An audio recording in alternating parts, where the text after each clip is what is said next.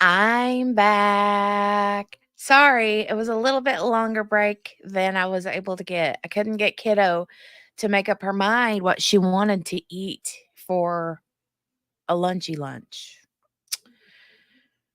I'm sorry I had to make you wait, Spins. I'm so sorry. Thank you guys for joining and running over here with me. You guys know you can't wait for the storm. The storm. Ay, ay, ay. Oh, my goodness, you guys. I also got the cutest little thing today. So, because because Big Kiddo doesn't have um what do you call it? Well, he doesn't have school the last part of the week. It's part of his IEP, which is an individualized education plan or whatever you want to call it. But because he wasn't at school Friday, today he got off the bus with my Mother's Day gift, and it was a cute little potted petunia in my favorite color little pot. The pot is like a teal turquoise with white polka dots. It's the cutest thing, and the little petunia is like a real soft, buttery yellow. It's so pretty. Oh, it made me so happy, and he loves it whenever he makes something for me at school. He gets off the bus with it, and he just got the biggest, smilingest face. It's the cutest thing ever. So, yeah, it was super, super sweet. And then I'd forgot all about it, I mean, I didn't even think anything about it. And then whenever he handed it to me off the bus, I was like, "Oh, it was so cute." Okay, let's go through. Hold on a second, I got a cough.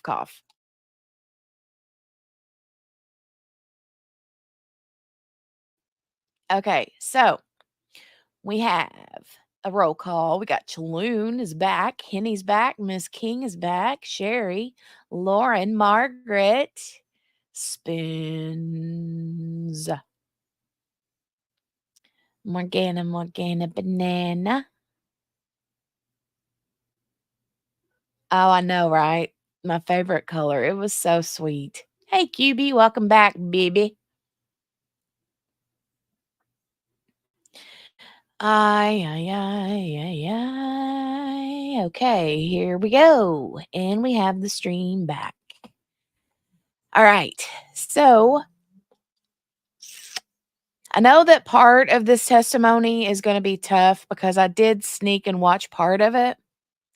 And I know that they brought in the anthropologist who um, does a lot of the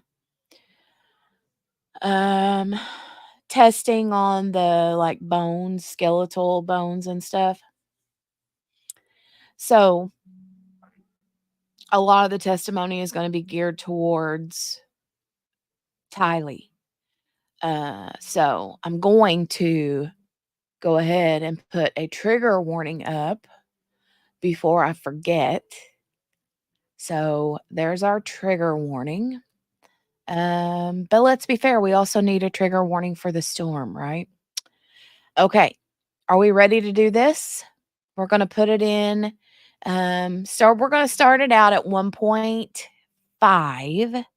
And if we need to back up, we will. And if it's like super like important, not that it's not all important, but if it's testimony that we, really want to give like full attention to, then I'll slow it down to normal, especially when we get to um the James and Elena story, which is where the storm comes in. And then also um some of the anthropology um evidence and stuff about Tylee. So, all right. Put a 1 in the chat if you have had coffee today. Put a 2 in the chat if you have had your favorite beverage other than coffee in the chat, Morgana, and put a 3 in the chat if you're thirsting to death because you haven't yet had anything to drink. Anything to drink. Hey, Lisa. Hey, hey, hey. Good to see you. I had to throw that number. Spins? Woman, you ain't had nothing to drink today? What? What? You have been up since way early today. You go get. I'm going to do what QB says. I'm going to say, drink your water. Drink your water. Well, wait a minute. See, now I'm doing that accent and the Boston accent. Water. Water. Drink your water. Yeah, you need to hydrate. Spins, ma'am. Chaloon, you two. What am I going to do with you two? You and Chaloon, you and Spins go sit in a corner and drink your water right now, or so help me. Okay, she just made her tea. She's drinking it. Okay, okay, okay.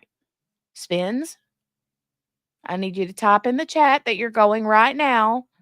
Hasn't Finch taught you anything yet? I mean, is Finch not good for anything if it don't even have a water tracker on it?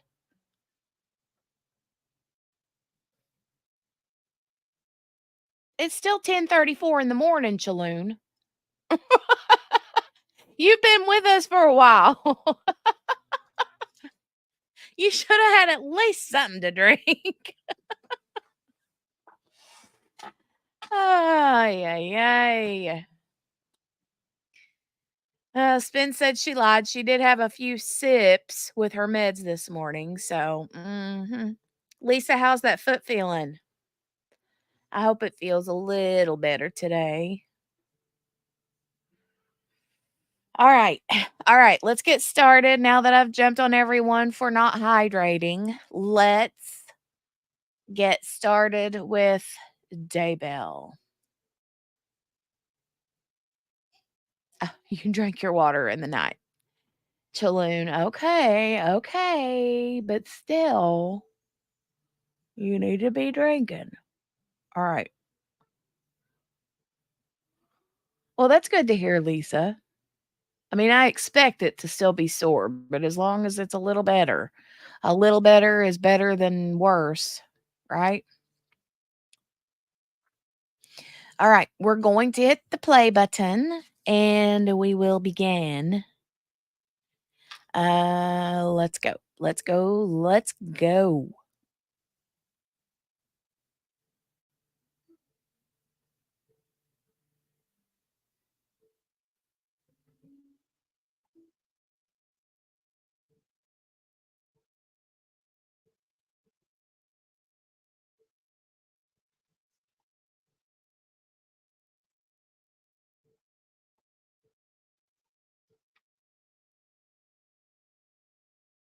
All right, please. Just sort of in session, or Stephen Voice, but I get. Thank you. Please be seated.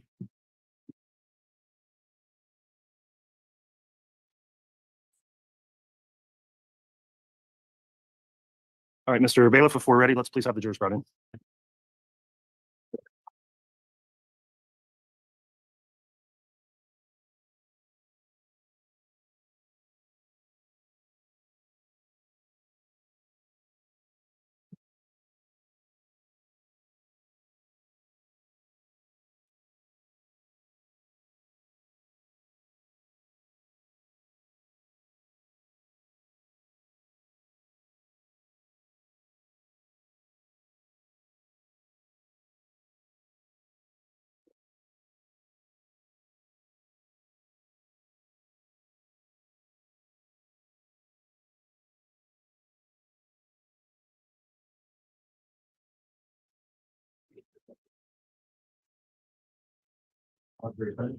Okay, thank you. Please be seated.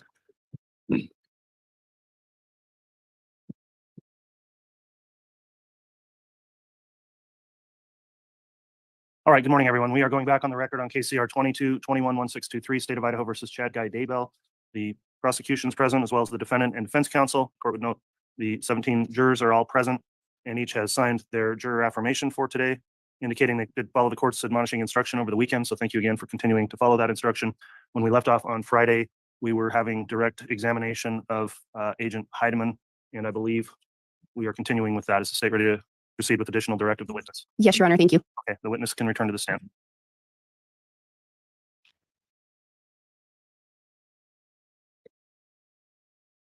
No.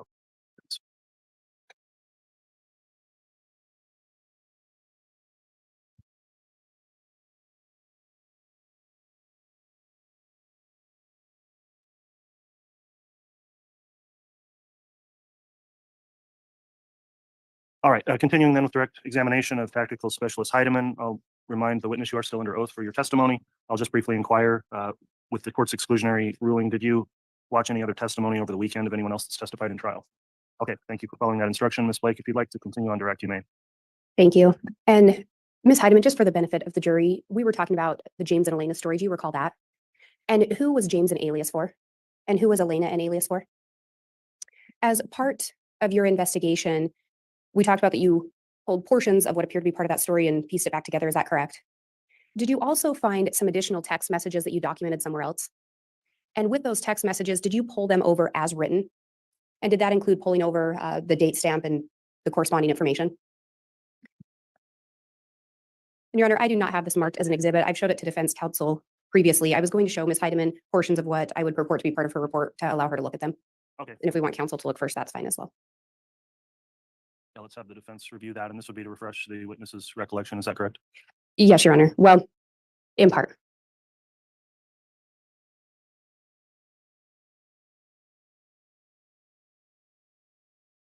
If I may have the witness shown those. Ms. Heidemann, do you recognize those 2 pages? Yes, I do. Do those in fact appear to be a portion of a report written by you? Yes, they are. And Your Honor, these portions, well, actually, I will clarify. Were these pulled from either the Lolly Time or the Lori for Style at iCloud? I believe these are from the Lolly Time. And Your Honor, we have previously stipulated to admit the contents of the Lolly Time iCloud account. And based on that, my intent was to simply have Ms. Heidemann read a few excerpts from these messages.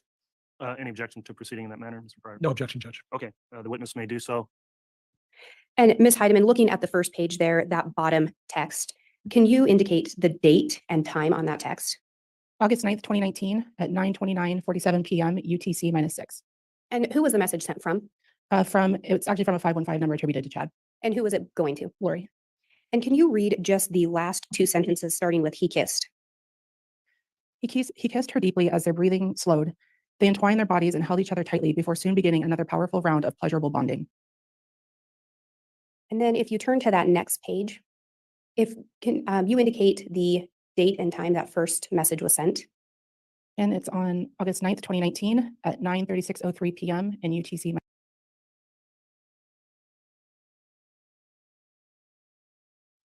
Okay, you guys, I'm going to slow it down because I'm not going to listen to the storm at 1.5. Going to listen to it at normal speed, and so are the rest of you.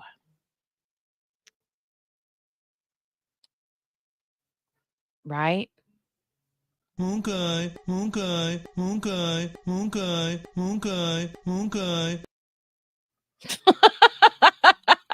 Sorry, that was on a loop. That was on a loop. I forgot to turn the loop off. Ay, ay, ay. Okay. Okay. All right. Okay. So normal speed. This is so gross. Okay, let's go. -6 time. And can you tell who it is being sent from and who it is being sent to? This one is from Lori to Chad. And could you read it into the record, including the emojis, please? That is pretty incredible. Fire emoji, fire emoji, fire emoji, fire emoji, fire emoji. The fire is definitely burning. The memories. Heart, heart, heart. I miss you way too much. You have to stop or I might explode. And then can you indicate the date and time on the next message? August 9th, 2019 at 9:38:27 p.m. UTC -6. And who did the message appear to be sent from and to whom was it going? Again, from Lori to Chad. And could you read the content into the record? The intensity of each encounter in my mind, one greater than the last. Oh my, fire emoji, fire emoji. Especially this last one. I've never loved you more, heart. It just keeps growing, kiss emoji. And then that next one, if you could indicate the date and time. August 9th, 2019 at 9:39:54 p.m. in UTC -6 time. And who did it appear to be being sent from and to whom was it going? From Chad to Lori. And could you please read it into the record? I completely agree. We were definitely in new territory in your bedroom. And then the following message? At this one, Date, sorry. Yeah, it's okay. On August 10th, 2019 at 4:38:08 p.m. in UTC -6 time. And who did it appear to be going from and who was it being sent to? From Chad to Lori. Can you read it into the record? Elena's magic hand has gripped the storm, and they stare into each other's eyes, barely able to breathe as intense waves wash over them.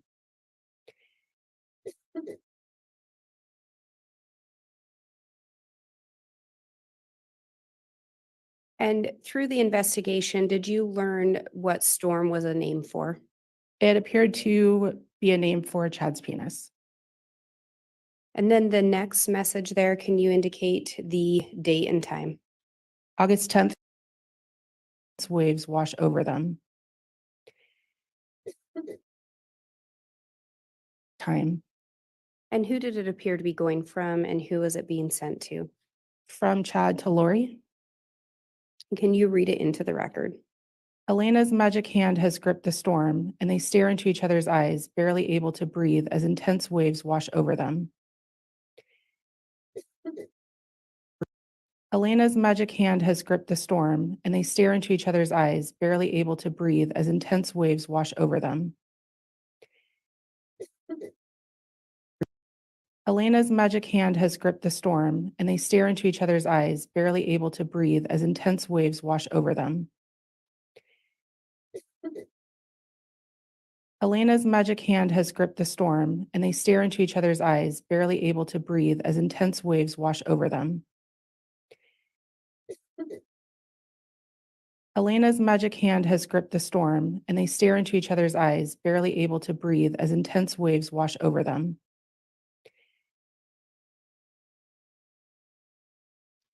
I just wanted to make sure y'all heard that, I mean, I just wanted to make sure, that nobody didn't hear that, The storm. Y'all had to know, right? Y'all had to know. Y'all had to know that I was going to have to play that multiple times. Right? One more time for good measure, and then we'll let it go. Elena's magic hand has gripped the storm, and they stare into each other's eyes, barely able to breathe as intense waves wash over them.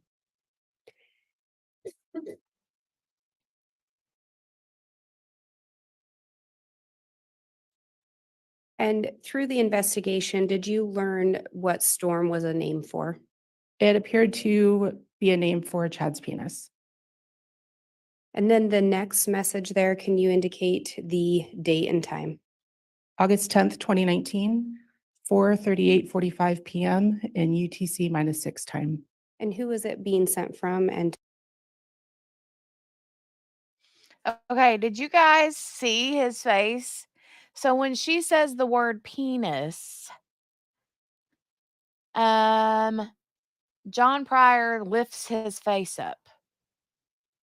And you see this kind of smirk cross Chad Daybell's face. One more time. One more time.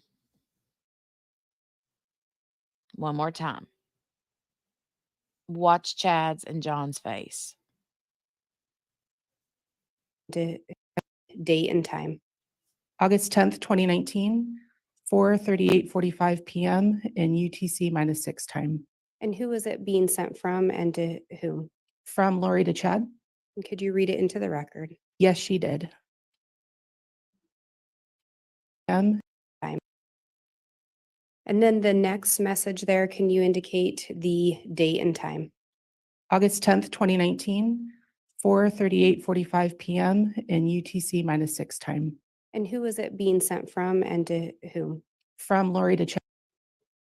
Or It appeared to be a name. you learn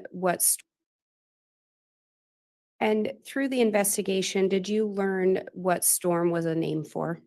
It appeared to be a name for Chad's penis. And then the next message there, can you indicate the date and time? August 10th, 2019, 4:38:45 PM in UTC -6 time. And who was it being sent from and to whom? From Lori to Chad?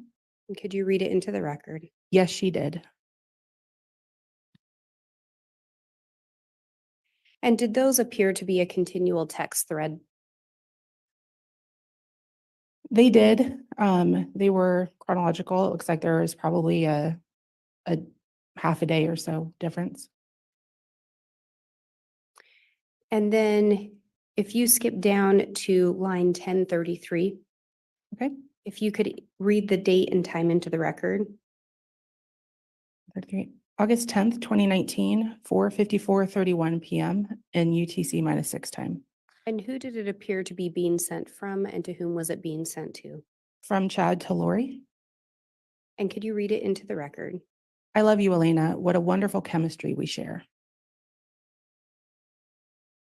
And then if you could read the next one, if you could indicate the date and time into the record. August 10th, 2019, 4:55:17 PM in UTC -6 time. And if you could indicate who it was believed the message was being sent from and to whom it was being sent. From Lori to Chad. And could you read the content into the record? I love you more. That's so hot. I just need you more than ever. Heart, heart. And then the last line there, if you could indicate the date and time into the record. August 10th, 2019 at 4:58:02 PM in UTC -6 time. And who did it appear to be going from and to whom was it being sent? From Chad to Lori. And could you read the content into the record? You are amazing. Please save that segment. I want to read it with you naked, then relive it all. And did those appear to be a text thread? Yes. And again, as part of your role in this, were you reading through the James and Elena to determine if it corresponded to real life events? I did. And did you in fact determine that there appeared to be some events in James and Elena that corresponded with what was going on with Chad and Lori? Yes. And again, in the James and Elena, when Chad and Lori would meet up, were there oftentimes descriptions of physical encounters as well? Yes. I have just a moment.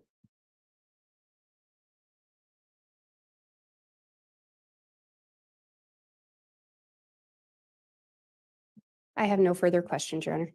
All right, thank you, Ms. Blake. And I would just indicate Ms. Heidemann still has those few pages. I don't know if council wants her to keep those. I'll have the bailiff retrieve those, please, and return those to you. Those weren't exhibits, so I'll have them returned to you, Ms. Blake. Thank you, Your Honor.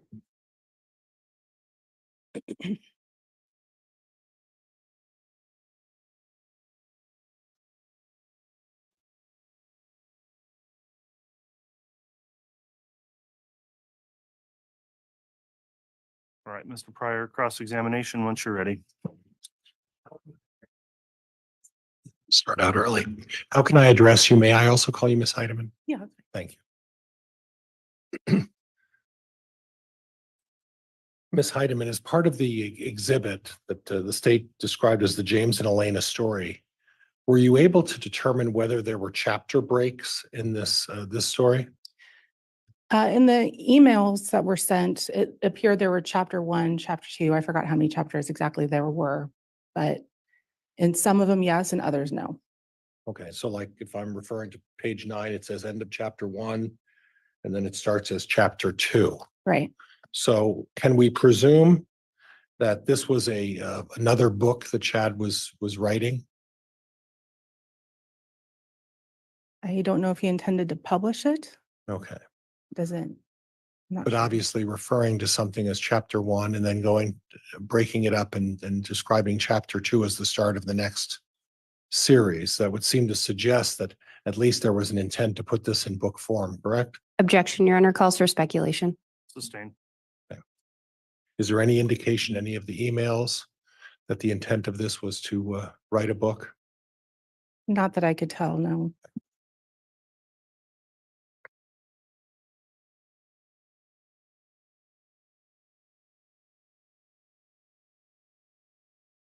Now, as far as the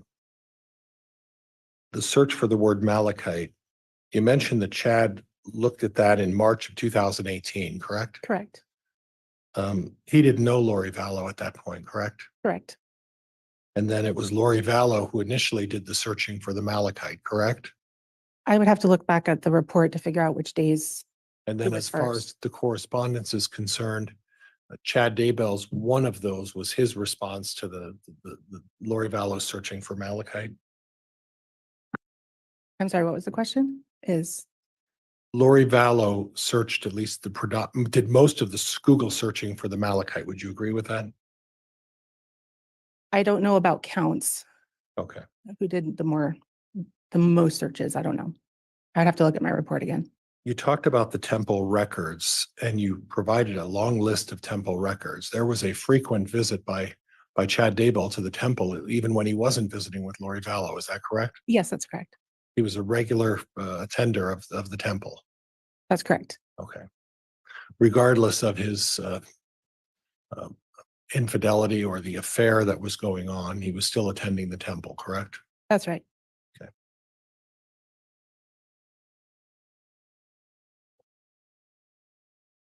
Did you come across any information that on one of the visits to the temple, when Lori and Chad were there, that other people had attended at the same time as Lori and Chad? It's possible that other people were there. Yes. People who they knew as part of a group. Did you see anything that suggested that? I only had the records for Chad and Lori's cards. You didn't happen to look at Melanie Gibb or anybody else at the same time who possibly could have been there? I did not have their records. No. Okay.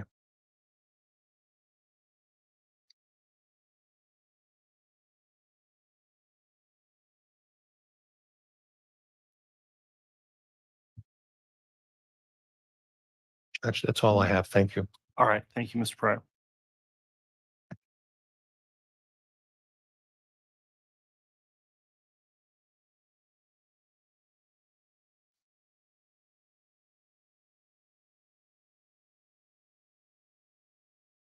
Ms. Heidemann, through your review of records, were both Chad and Lori looking for malachite? They were. Were those searches occurring when their spouses were still alive? Yes. Did Lori and Chad, in fact, end up married in Hawaii? They did. What type of rings did they exchange?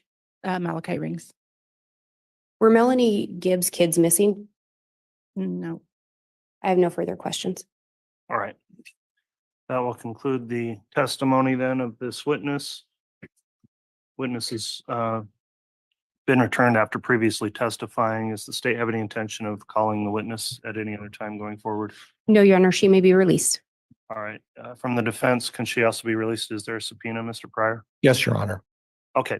Well, that'll conclude your testimony. Thank you for appearing and testifying. You may go ahead and step down, and you're no longer subject to the court's exclusionary order.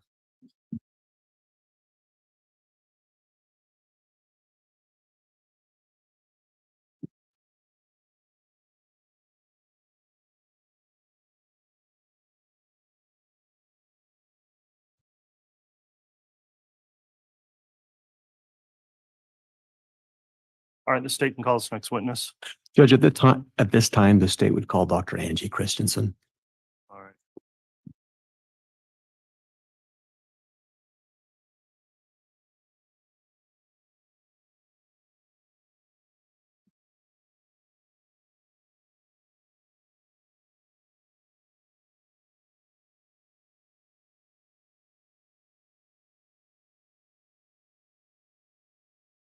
solemnly swear or affirm the testimony you're about to give will be the truth, the whole truth, and nothing but the truth. So help you God. Yeah.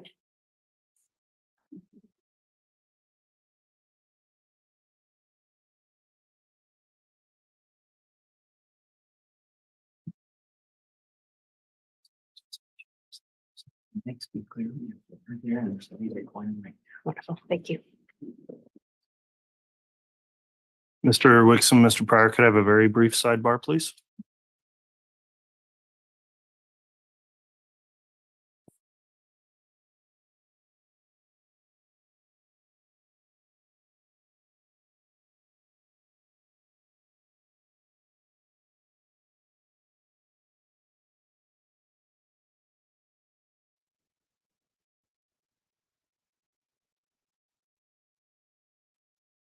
All right, thanks. The court had an inquiry regarding whether or not the exclusionary order would apply to this witness based on her potentially proffering expert testimony.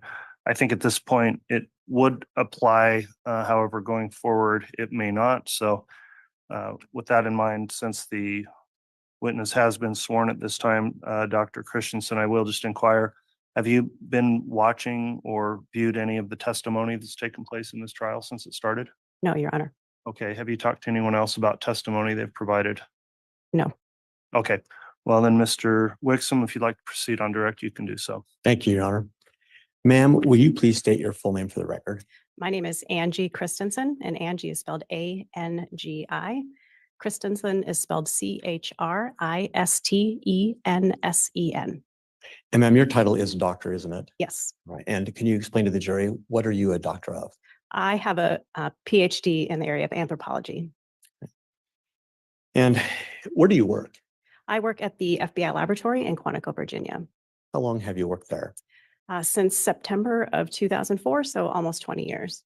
What is your job title and function at Quantico? I am a forensic anthropologist.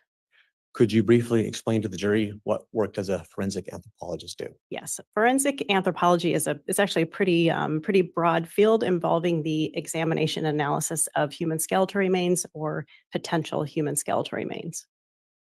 And what about your education? Could you tell the jury what your educational background is, please? Yes, I have a bachelor's degree, a master's degree, and a PhD, all in the area of anthropology. Where did you receive those degrees? My bachelor's degree I received from the University of Washington in Seattle, and my master's and PhD were both received from the University of Tennessee in Knoxville. Prior to the FBI, had you done any work in forensic anthropology? As a graduate student, I assisted with some forensic anthropology casework, but the FBI laboratory was my primary employment following my PhD. Do you have any certifications or specializations within your field? Yes, I'm board certified by the American Board of Forensic Anthropology, as well as the Forensic Anthropology Society of Europe. And do you likewise, have you published articles in your field? Yes, I've published a number of peer-reviewed research articles, as well as books and book chapters in the area of forensic anthropology. And are you acquainted with Dr. Bartelink? Yes. How are you acquainted with him? The field of forensic anthropology is relatively small. There are maybe 100 to 150 board certified practitioners. So my work overlaps with Dr. Bartelink frequently. We're also co-authors on one of the books that I previously mentioned. Do you consider him a colleague? Yes. And can you explain to the jury what role, if any, does a forensic anthropologist play in terms of supporting or helping an ME or a pathologist? So forensic anthropology is a complementary but different examination than forensic pathology. Forensic anthropologists specialize in the analysis of skeletal remains. So often a forensic anthropology examination and report will be a supplement to an autopsy report performed by a pathologist. And when you do work as a forensic anthropologist and you review skeletal remains, can you briefly explain to the jury what kind of a process does that involve for you? It depends on the nature of the skeletal remains and what types of questions are being asked. But generally speaking, the skeleton can be analyzed visually, microscopically, using x-rays, by taking measurements. And this is typically done to either aid in the process of identifying to whom the skeletal remains might belong or looking for any evidence of trauma that may have affected the skeleton. Before we go to the focus of this case, I'd like to invite you to explain to the jury some terms that you use in your field. Can we start with thermally altered? What does that mean? Thermally altered means that the bones have been damaged by some sort of heat or fire. And what types of things do you look for to determine or identify thermal alteration? Thermal alteration is evidenced on bones by the bone being discolored. So bone is naturally sort of a creamy white or yellow color. And when heat is applied, it will turn black and brown and eventually white. Burning also causes bones to become very fragile, so they often fragment or fracture very easily. And with that, can you explain to the jury the term biomechanically fresh state? Biomechanically fresh refers to a condition of bones that's similar to or in life, where you think of bones as being a very brittle material, but in fact, in life, they're somewhat flexible. Bones have a little bit of bend.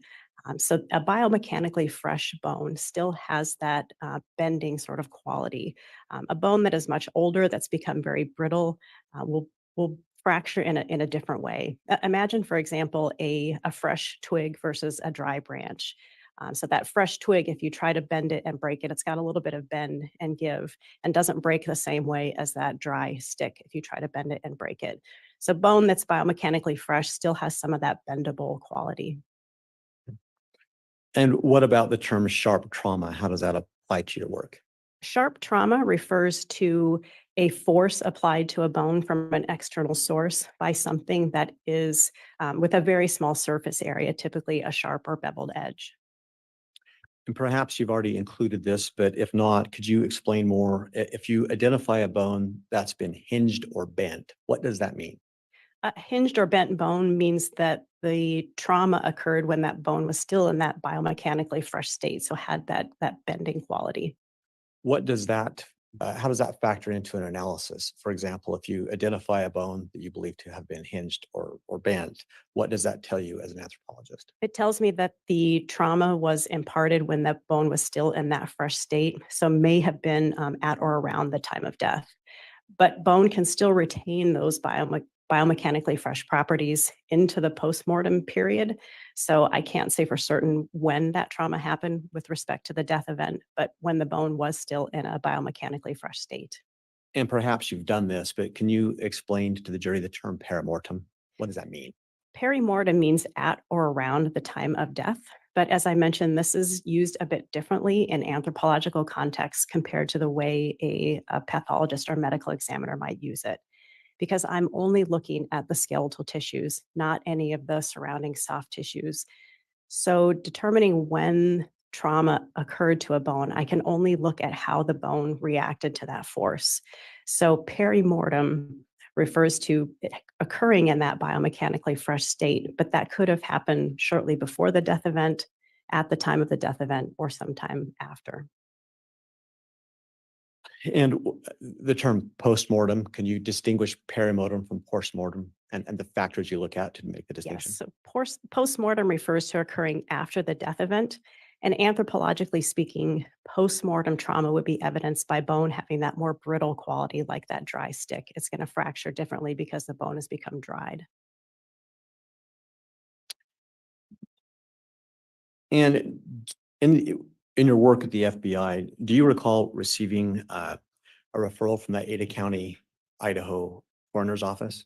Yes, And did that referral include remains from Tylee Ryan? yes, And it did, in fact, you do an analysis of Tylee's remains? yes, I did. Before we go into the details, can you just explain to the jury what types of things did you do to perform your analysis on her remains overall? Overall, I examined these remains visually, microscopically, by taking measurements, and by using x-rays.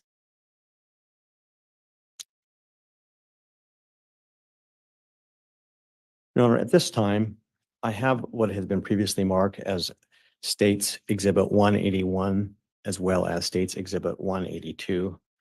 A copy has been provided to the defense, and I have two for the court. One as a courtesy, one as the actual proposed exhibit I'd like to offer up. They are stipulated to be admitted, Your Honor. Okay.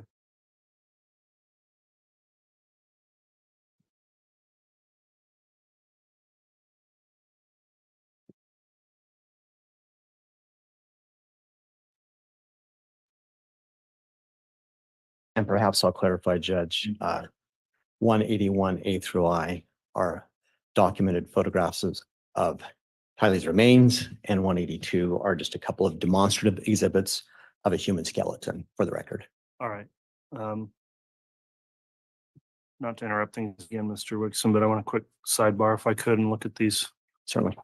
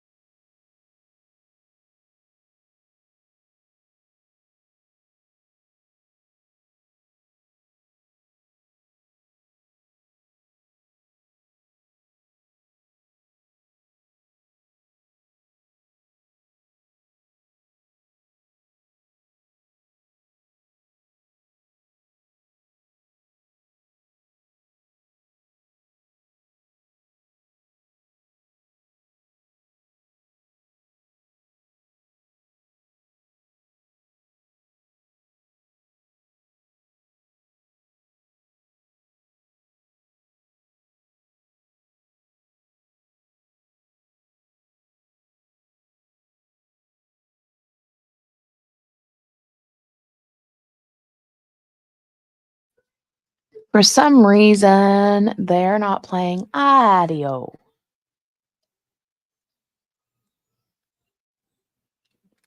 Come on, turn the audio on, folks.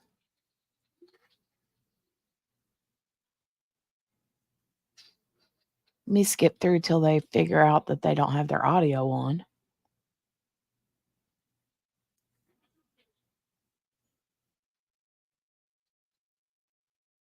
Good grief.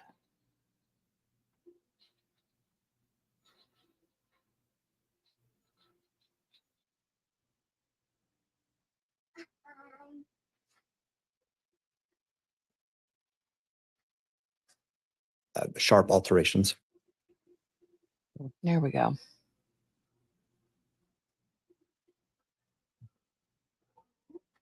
Nominate or hip bone.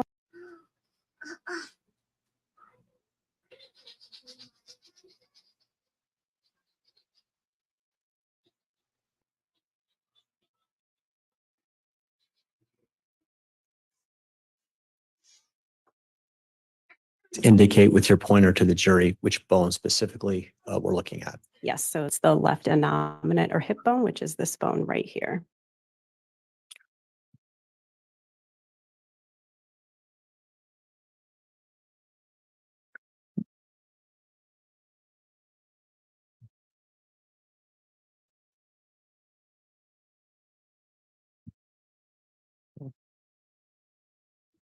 Actually, ma'am, did you make any type of determination as to what kind of force that may have created these different sharp alterations?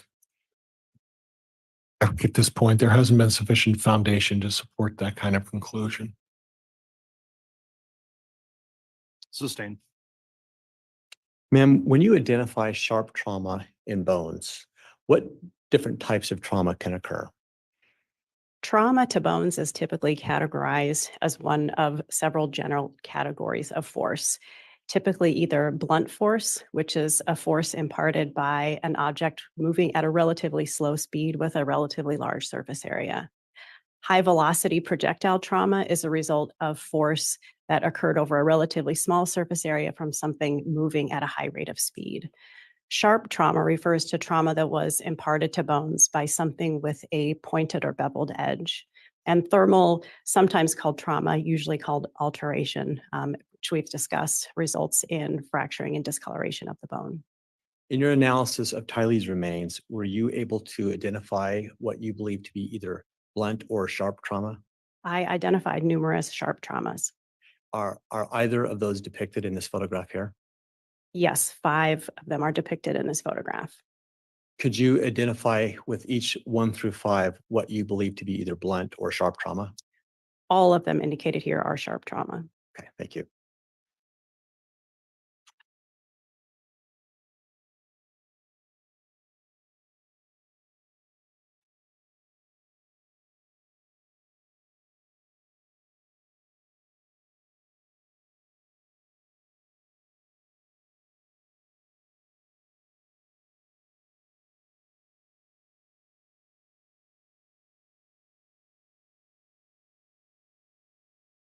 For the record, ma'am, I placed states 181D on the screen.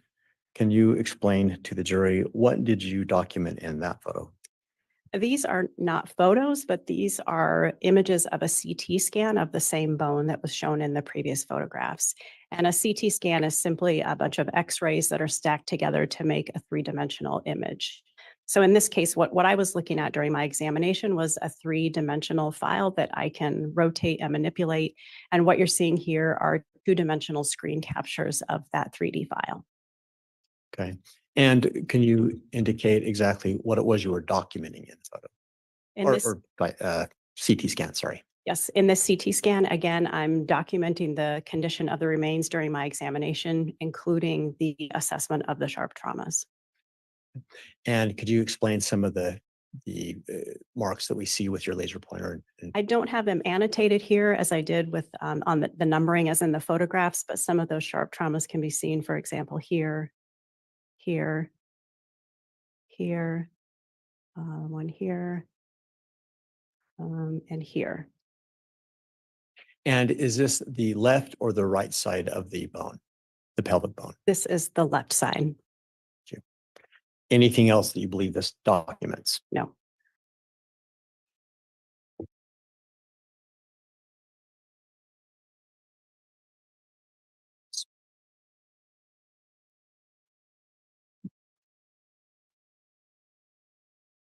For the record, I'm going to place on the screen states 181E.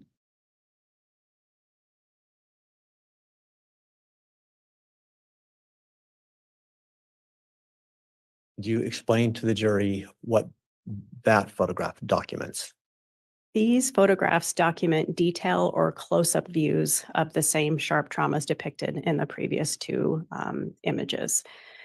So in this case, I do have them annotated so that they can be correlated to the overall picture of the bone. It also documents in these close-up views some of that bending or hinging of the bone that tells me it occurred when the bone was in that biomechanically fresh state. So when you indicate that these photos illustrate that the bone was in a biomechanically fresh state, is it correct that you still can't be certain whether it was post-mortem versus perimortem? Is that correct? Yes. So we classify that as perimortem trauma, being in a biomechanically fresh state, but I can't say for certain that that didn't occur sometime after the death event when the body was still biomechanically fresh. So it is consistent with both perimortem and postmortem. Is that correct? Yes.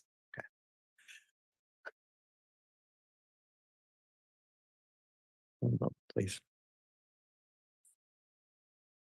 As you consider the different trauma versus thermal images and other things that you found in your analysis, particularly to this sharp trauma, is this anything that could have occurred naturally or from disease inside the body?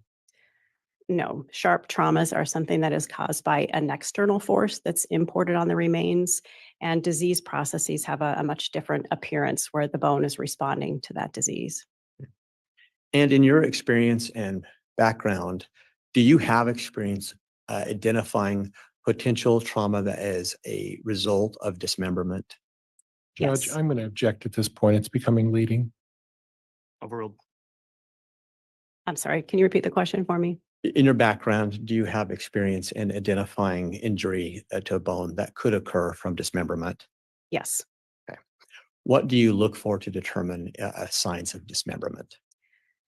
Typically, dismemberment will occur in that what we call perimortem, but typically shortly into the postmortem period, and usually occurs around the joints.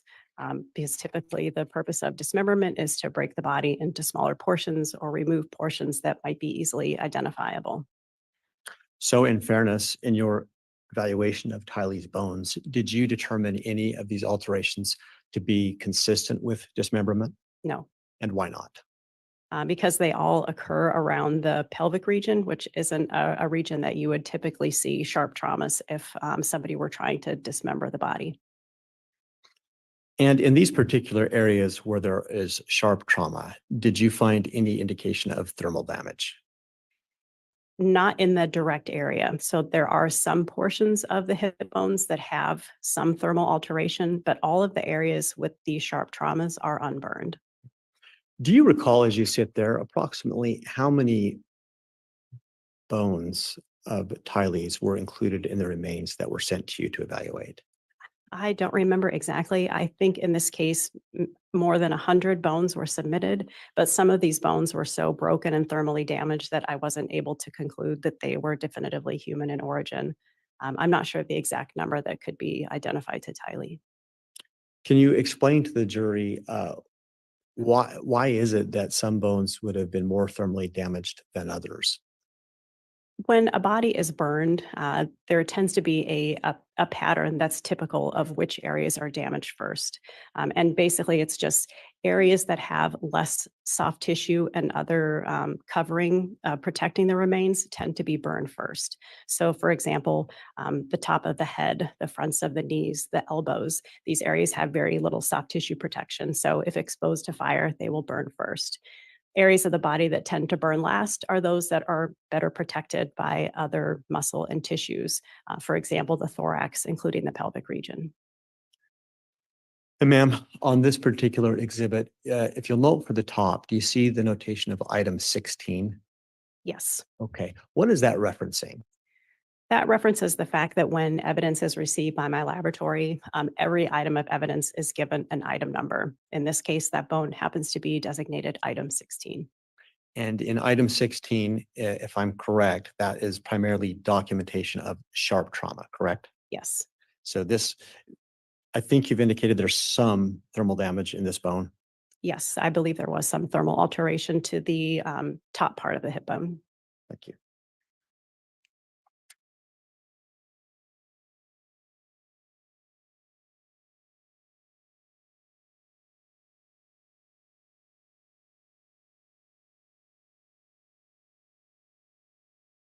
I've now placed on the screen what's been marked as State's Exhibit 182F.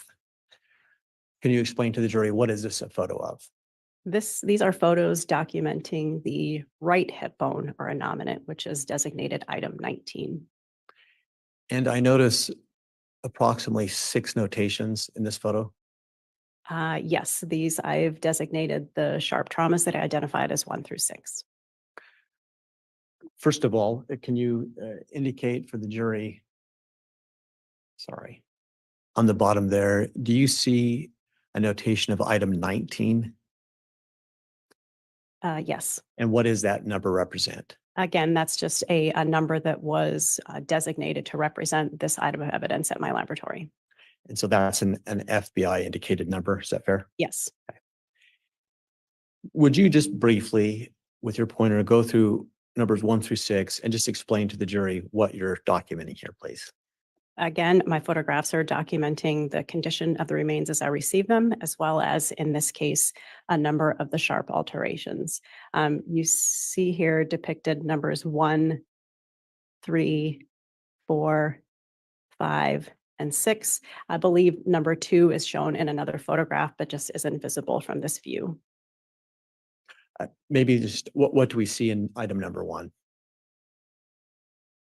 In the item 19 trauma number 1. Yeah, as you've got noted, are those annotations that you made on the photograph, 1 through Yes. 6? So I took these photographs and then I annotated it with these labeled numbers just to be able to clarify where the traumas were and to keep them consistent across photographs.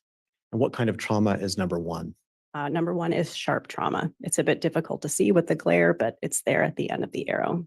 And you indicated that number 2 is not seen in these photos. Is that right? That's correct. And what is number 3? What type of trauma? Numbers 3, 4, 5, and 6 are all sharp traumas. Does this photo also depict any thermal damage? Yes, I think it's a bit difficult to see in this picture, but the anominate had some discoloration consistent with exposure to fire or heat on the top of the hip bone.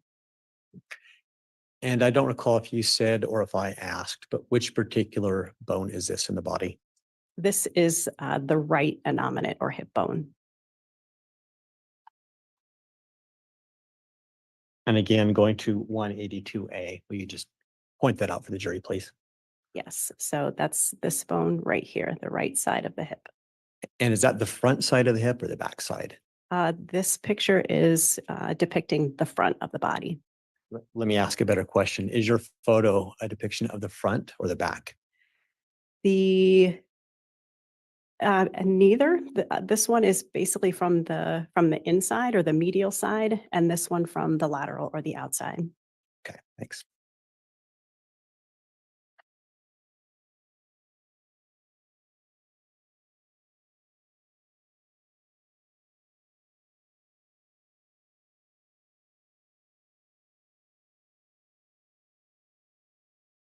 For the record, I've now put up 181G.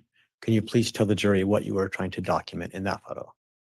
In this exhibit, the top photo is, one of the sharp traumas depicted in the previous pictures, sharp trauma number 6. And this one also documents that hinging or bending of the bone that lets me know that the bone was at a biomechanically fresh state. The images on the bottom are not photographs, but again, these are those 2-dimensional captures of the 3-dimensional CT scan that I created. And help us understand, what is it that you're capturing with CT scan that you don't from the photo? Why do you do that CT scan? It doesn't always provide additional information from the photo. Sometimes it allows me to see internal structures that aren't visible with the unaided eye. In this case, it helps me to make a 3-dimensional model that I can refer to at a later time, that I can incorporate into my notes, and that I can use to document the condition of the remains in addition to supplement to photographs. Okay. And if I could see correctly in the CT scan, there are approximately 5 notations, 5 numeric notations. They denote 6 of the sharp traumas, 1, 2, 3, 4, 5, and 6.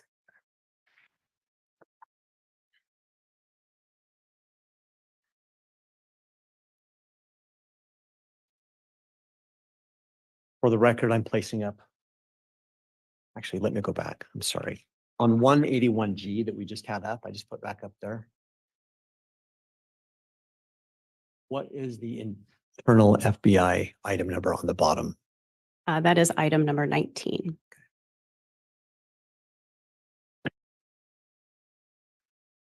Now I'm placing 181H on the screen. And let's start with, what's the FBI item number on this exhibit? This was designated item 17. What is item 17? Item 17 consists of the sacrum, or it's the bottom of the spine between the 2 hip bones in the back, as well as 4 of the lumbar vertebrae. And these remain attached by some of the remaining soft tissue and ligaments.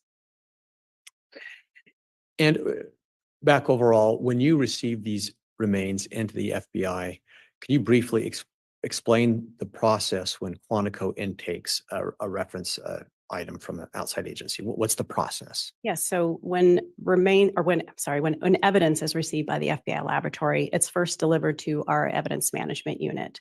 And in that unit, they inspect the packaging and the evidence to look for any damage. They cross-examine or look at the evidence compared to the accompanying letter requesting the examination to make sure that the evidence that they intended to submit was received by the FBI laboratory. The evidence management unit then creates what's called an examination plan. So they determine which units in the laboratory, which disciplines might examine that evidence and in what order. So for example, does it need a DNA examination, fingerprint examination, or anthropology?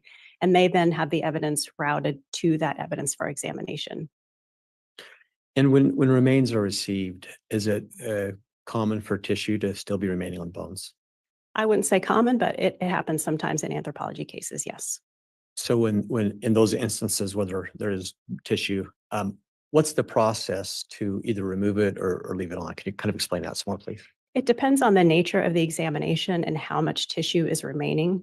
In this case, I didn't remove that remaining soft tissue because I felt I could see all of the portions of the bone that I wanted to see from my examination. If there's a lot of adhering tissue or soil or other debris that's obstructing my view of the bone surface, I might remove that material as part of my examination. And depending on what that material is and how difficult it is to remove, that might involve just taking a nylon brush to the bones. Sometimes it involves soaking the bones in water to loosen that attached material and then removing it later. So do you recall in either the bones in this exhibit versus the ones we've already gone through, did you have to do anything to remove tissue from the remains? I did remove tissue from some of the remains in this case. I believe portions of an ankle and foot had a lot of remaining soft tissue, and those I did remove, but I did not remove any tissue from the items that we have looked at so far. Perhaps it's obvious, but if in fact the ankle and foot did have more tissue, what, if anything, does that tell you about the burn pattern on the remains? Anything? I don't recall whether I saw any burning on those parts at this time. So back to this particular exhibit, in item 17, what does this document? This is documenting on the top there. You can see this is the condition of the remains as I received them. And the lower pictures are close-up or detailed views of a sharp trauma that I identified, which I marked number 1. And I'm sorry, I missed that. Which trauma did you identify as number 1? There was only one on the sacrum, which is here. And what was the nature of that trauma? This is a sharp trauma. Is there anything else that this photo documents? No. Placing on the screen states 181I.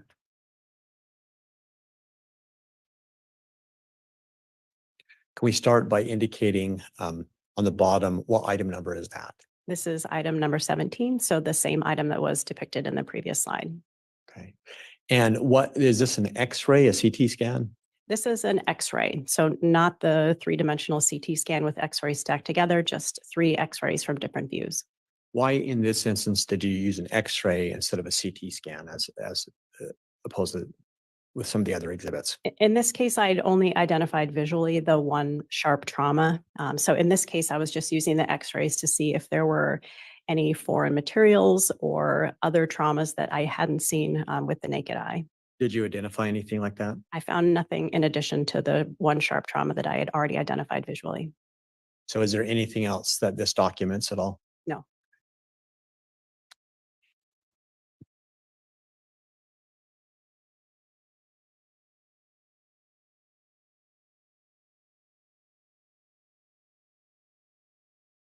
Now, when you received remains, and particularly in Tylee's case, did you prepare a report? Yes. And was that report inclusive of your findings of everything that you analyzed? Yes. And is that a report that you would then, excuse me, normally, and in fact, in this case, did you refer that back to the referencing medical examiner from Idaho? Yes. Okay.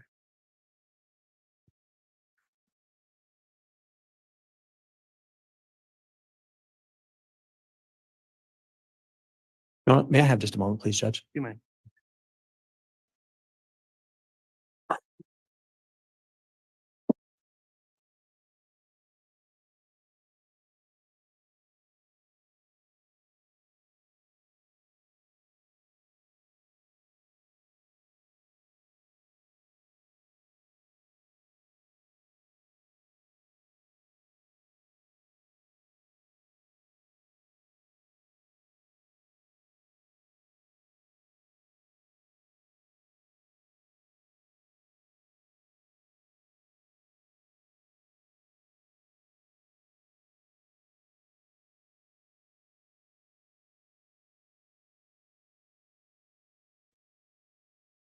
Your Honor, at this time, likewise, I have state's proposed exhibit 422. It is also admitted by stipulation, which for the record is the FBI lab report that I'd like to offer for admission.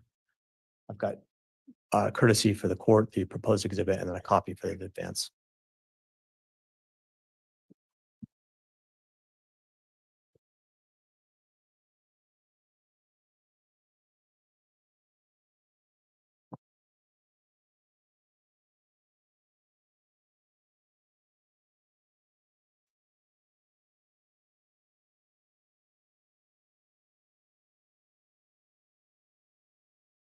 I'd Right, prefer- the court's considered this, Mr. Pryor, is 420. Is there any objection to the admission of 422? Judge, it's by stipulation of the parties. 422 is admitted. May I ask to have that handed to the witness if she doesn't have it? You just handed it to me. Thank you. Thank you. Ma'am, what is that? This is a copy of the laboratory report that I issued in this case. And does that report include the summary of your findings that you've just testified about? Yes. And is that the report that you forwarded to the Idaho ME? To Ada County Coroner's Office. Yes. And just the last couple of questions. In your analysis and preparation for your testimony today, did you also receive a report from a Dr. Bartelink, Yes, I did. the same doctor we referenced at the beginning? Yes, Did you review that report? I did. In that report, did you find anything that was Judge, I'm going to object at this point. There hasn't been sufficient foundation. Response, Mr. Wixom. Judge, I simply asked her if she'd been provided that report, and she said she's reviewed it. I suppose we could get the report and get the date, but All right, the objection's overruled. Go ahead. so you did in fact review that report? Yes. Okay. Did you find anything in Dr. Bartelink's findings that was substantially different than your own findings? No. And in fact, Dr. Barteling stated in his report that there were no substantive differences between our analyses. Did anything about what you saw in that report have any influence or change in the way you testified today affect your observations? No. Your Honor, at this time, I have no further questions. All right, thank you, Mr. Wixom.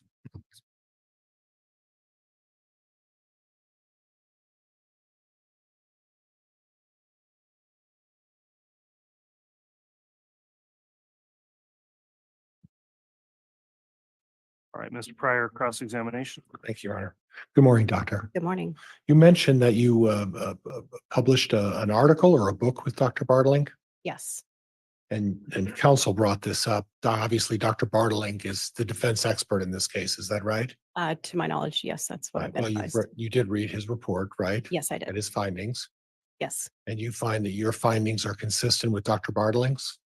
Yes. Our examination requests were somewhat different and our report formatting significantly different. But in terms of the substantive content of our analyses of Tylee's remains, there were no substantive differences. Now, one of the areas I'd like to delve into a little bit is is there a specialty within each of your occupations as a forensic anthropologist? Do you have a particular focus that differs from Dr. Bartelink's?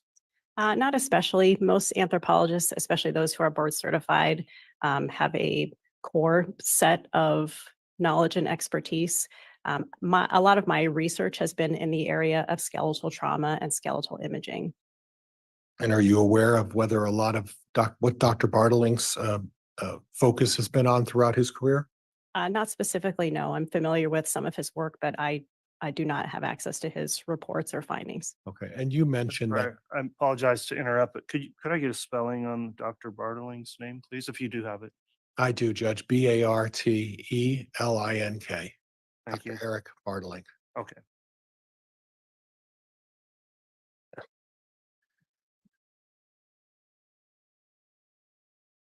And to your knowledge, Dr. Bartelink has all of the accreditation and all the certifications consistent with what you have as well. Is that right? I am aware that he is also certified by the American Board of Forensic Anthropology. Yes, And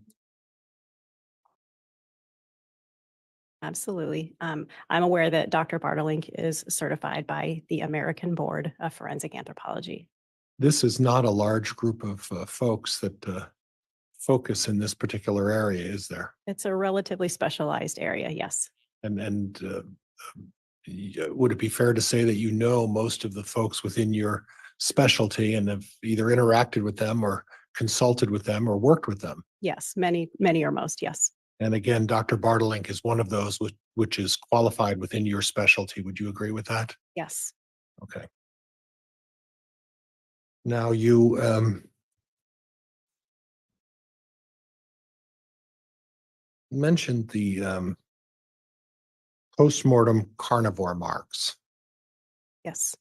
Can you tell me where those marks, when those marks were put on the body? Typically, carnivore scavenging is a postmortem activity. Okay. And when you say carnivore, we're not limited to um, wild or domestic, are we? We don't know what kind of animal may have done this, correct? No, carnivore refers to a meat-eating mammal, and there are a wide variety of them that would scavenge human remains. And we don't know exactly where the remains were at the time these carnivore marks were placed upon the skeletal remains. Is that right? No, I do not.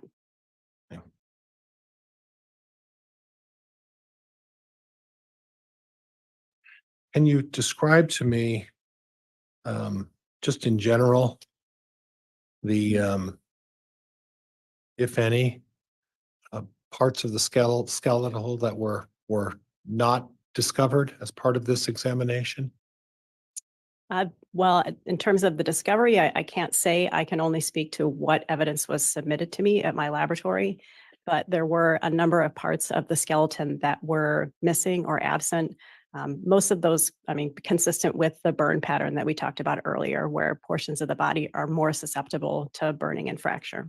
But you can say that those skeletal remains are missing as a result of the burning. They could be missing for a variety of reasons, correct? I don't know why they're missing. That's correct. Okay. What you do know is that at least portions of the bones had burn marks on them, correct? That's correct. And again, there were also portions of the body where there were no burn marks. Is that correct? That's correct. And when you talk about the um, the trauma that was inflicted on the body, you don't know when that was done, correct? I can tell that it occurred when the bone was in a biomechanically fresh state, but precisely when that happened relative to the death event, no, I cannot. Okay. Judge, I have nothing else. Thank you. All right, thank you, Mr. Pryor. Any redirect, Mr. Wixom? Very briefly, Judge. Very well.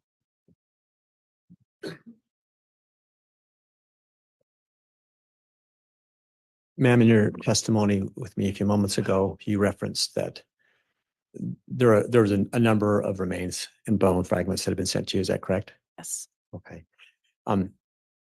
Were there among those many bones some that had been severely damaged thermally? Yes, there were a number of bones and bone fragments that were so thermally damaged or thermally altered that I was not able to tell whether they were human or not in origin or which part of the human body they might have come from. And in fact, were there bones that you could tell were human in origin that had been more severely thermally damaged than what we've shown the jury? Yes, there were other parts of the skeleton that were identifiable as human that weren't pictured here today. Do you recall as you sit there, what were some of those other bones? I don't recall. If I might be able to review my case notes, I could tell you, but there were parts of the body that were more thermally altered. More thermally altered. Thank you. Your Honor, I have no more questions. All right. That'll conclude the examination then of this witness. Is she going to remain under subpoena from either side?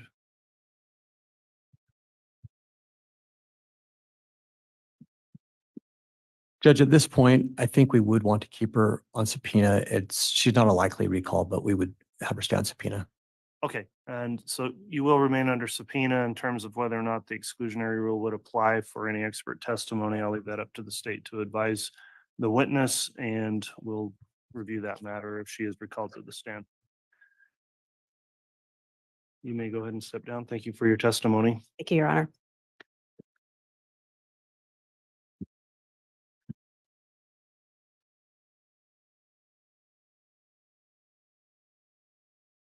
Let me ask, is the state requesting to start with another witness at this point, or perhaps take the mid-morning recess a bit earlier than usual now that there's a break right now? And Your Honor, our next witness is probably going to be pretty quick.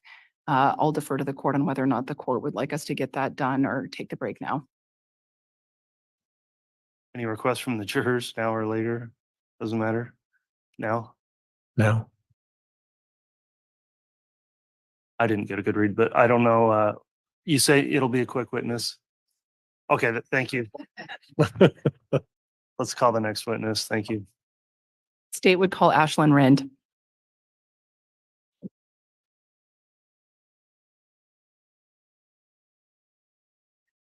Your Honor, I'm being told that this witness stepped out to use the restroom. And I apologize. Sorry. Well, let's go ahead and take the mid-morning recess with that then. Thank you, everyone. All right, please.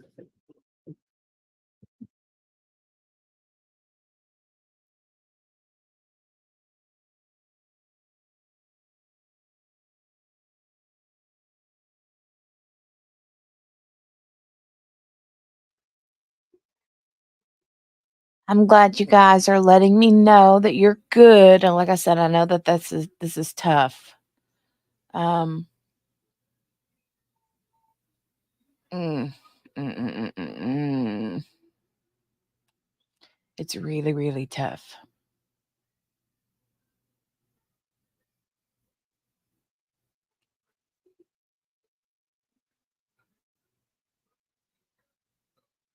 Oh, I caught part of this, Henny. I remember that, yeah. Tylee's friend coming up next.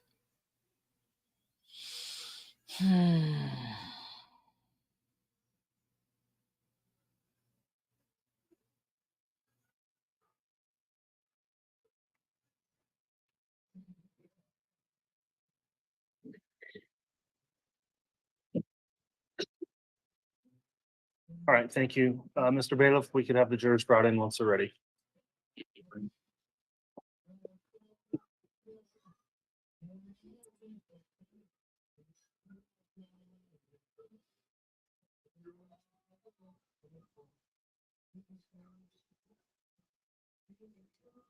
Thank you. Please be seated.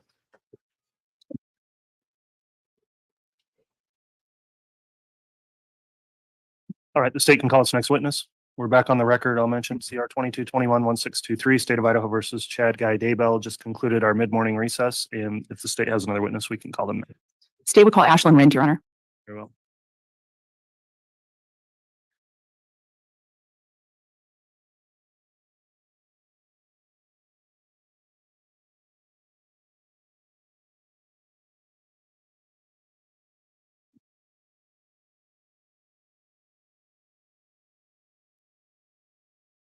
Or affirm the testimony you're about to give will be the truth, the whole truth, and nothing but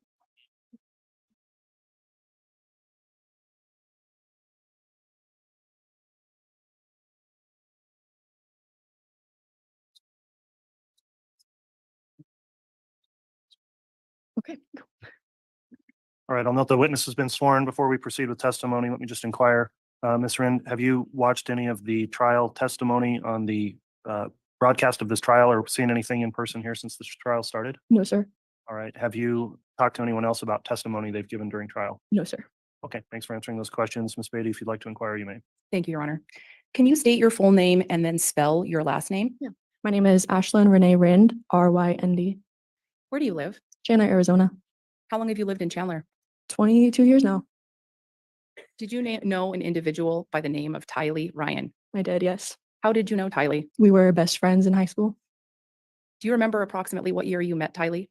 I want to say 2016 is when I met her. And what high school did you attend with Tylee? Perry High School. Perry High School. And that's in Chandler. Yes, ma'am. What kinds of things would you and Tylee do together? We would go on drives together, talk about just teenage things, you know, our high school boy drama with friends, what was going on in her life, what was going on in mine. We would just spend a lot of time together, just hanging out like at home and stuff. Did you feel like you knew Tylee pretty well? Very well, yeah. Did you ever go to Tylee's house in Chandler? Yes. About how often would you visit Tylee at her house? Frequently, I would even say once a week, maybe twice a week even. And in visiting Tylee at her house, did you ever meet any of her family members? I did, yes. I met Charles, I met Lori, JJ, I met Alex before too. And could you just briefly describe kind of what you observed about Tylee's relationship with JJ? Almost maternal in the sense that she was always there to make sure he was cared for. First priority was making sure his well-being was always taken care of, and she would be next. And tell us who Alex was. Alex was her uncle, and he was also, I want to say, Lori's brother, but just another family member who was around for Tylee and would be there in case like Lori or Charles wasn't there. About how often did you interact with or see Alex Cox? Not as often. I would say maybe 6 months of the year I would see him. Not saying like I'd see him 6 months. Once every 6 months might see him. Okay. Did you make any observations about the nature of his relationship with Tylee? Friendly. It seemed very much the normal teenage to uncle relationship. They joked around a lot, had a good relationship there, and I know he offered her a place to stay when she needed it. Did she feel comfortable with Alex from what you could observe? She did, yeah. At some point, did Tylee move away from Chandler? She did. She moved to Idaho in 2019. I remember moving to Texas before that too. And let's start with when she moved to Texas. Do you remember approximately when that was? In 2017 or 2018 during my junior year of high school. And just to be clear for the jury, when she moved to Texas, did she come back to Chandler at some point? She did, yes. She came back for a short period of time, and then I want to say maybe 6 months later, it was, we're going to go to Idaho.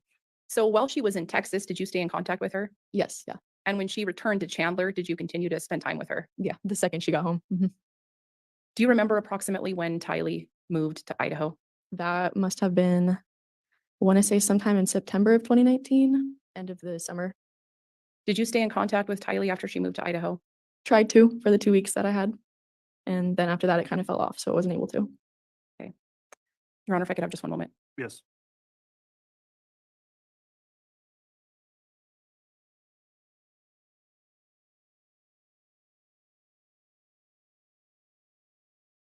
And I have no further questions for this witness. All right, thank you.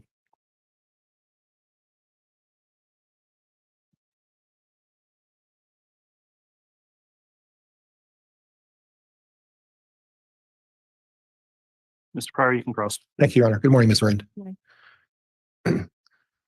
Ms. Rind, you mentioned that Alex was around, you maybe saw him every 6 months or so. Every so often, I say that roughly as an estimate. He was a truck driver, so with his work and with my schooling, I wasn't able to always see him. So the opportunity to observe him is when he was in town occasionally, and you saw, would you say it was a handful of times that you saw Alex interact with Tylee? Essentially, yeah, I would. Less than 6 times? In my experience, yeah, maybe more than that, just because she was living with him, so I would see them interact when he was home at that point. Okay. Now you described, and you recall getting interviewed by Officer Wright from the FBI. Do you recall that? I don't recall the name, but I do recall being interviewed by a couple of agents. And you talked a little bit about the close relationship that Tylee had with JJ. Mhm. And in that interview, you described that it was, and you said it again today, that it was a very maternal relationship. Mhm. And that the two of them were very close. And you were aware of JJ's special needs, correct? Mhm. And would it be fair to say that JJ relied on Tylee for a lot of his basic needs? I would say he wasn't relying on her, but she was there for him. I don't think JJ really was like, this is who I rely on. He was going for anybody who was going to provide for him. But Tylee would always be the one to show up. Okay. And she was a strong support system in his life. Yes. And should she be gone, he would notice that. I mean, he depended on the regularity of seeing Tylee as part of his support Your Honor, system. I think I would object. We're calling for speculation on the part of JJ at this point. Sustained. Needless to say, as part of his support system, what you observed, he relied on her as part of the support system in his life. Would you agree with that? I would agree with that. Okay, Judge, I have nothing else. Thank you. All right, thank you. And Your Honor, I have no redirect, and this witness is excused from her subpoena. All right, is she under any subpoena from the defense?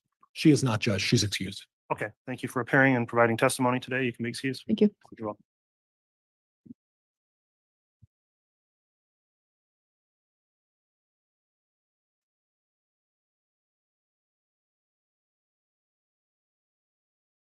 State can call its next witness.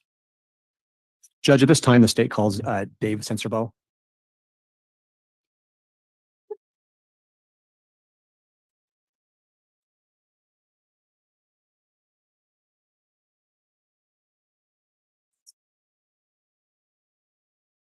I swear or affirm the testimony you're about to give will be the truth, the whole truth, and nothing but the truth.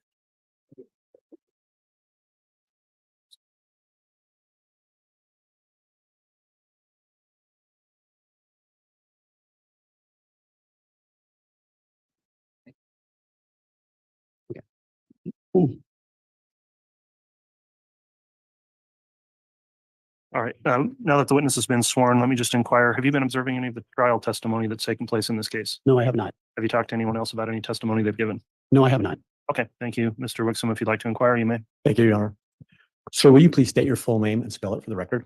My name is David Sincerbeau, spelled Sincerbeaux. And are you currently working? I am retired from the Idaho State Police, Okay. And when did you retire? February of last year. What did you do for the Idaho State Police? I was a forensic chemist, primarily did controlled substances, but also did fire debris cases, How long did you do that work? for 26 years. Prior to doing that for the state police, where did you work, if anywhere?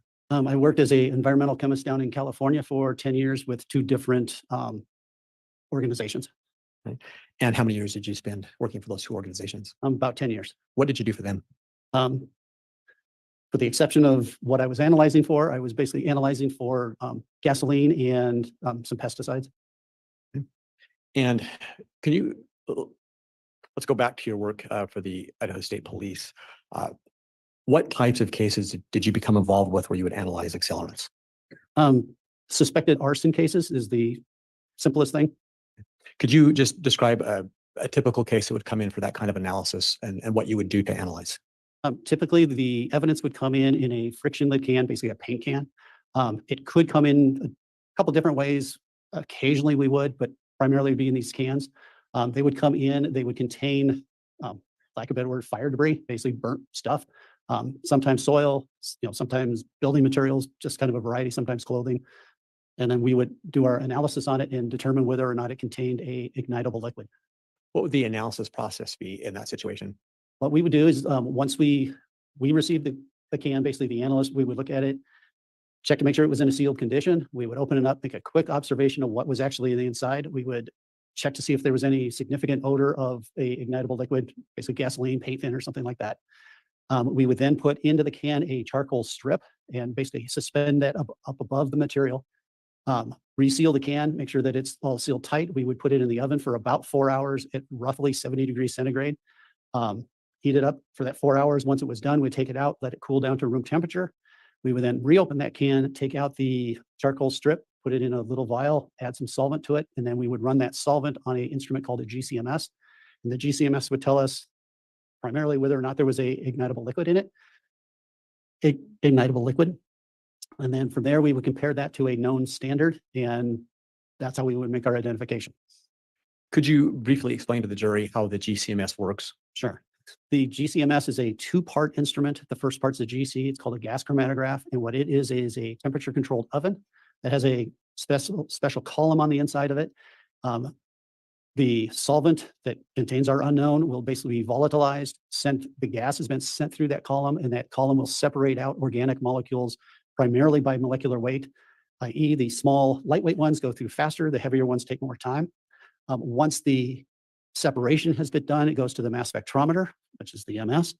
And that will basically, as the compounds come out, it bombards it with a set of electrons. The electrons will then blow that compound apart. It collects then all of the fragments. The fragments are indicative of what the compound was. And what we do, if we were actually to identify a specific compound, is we take the retention time, how long it took to come out of the column, and what its fragmentation pattern looked like. For fire debris, we don't do that very often. We tend to look at the overall pattern, and then we look at classes of compounds that are petroleum-based. So basically, and that's what our ignitable liquids can be. Thank you.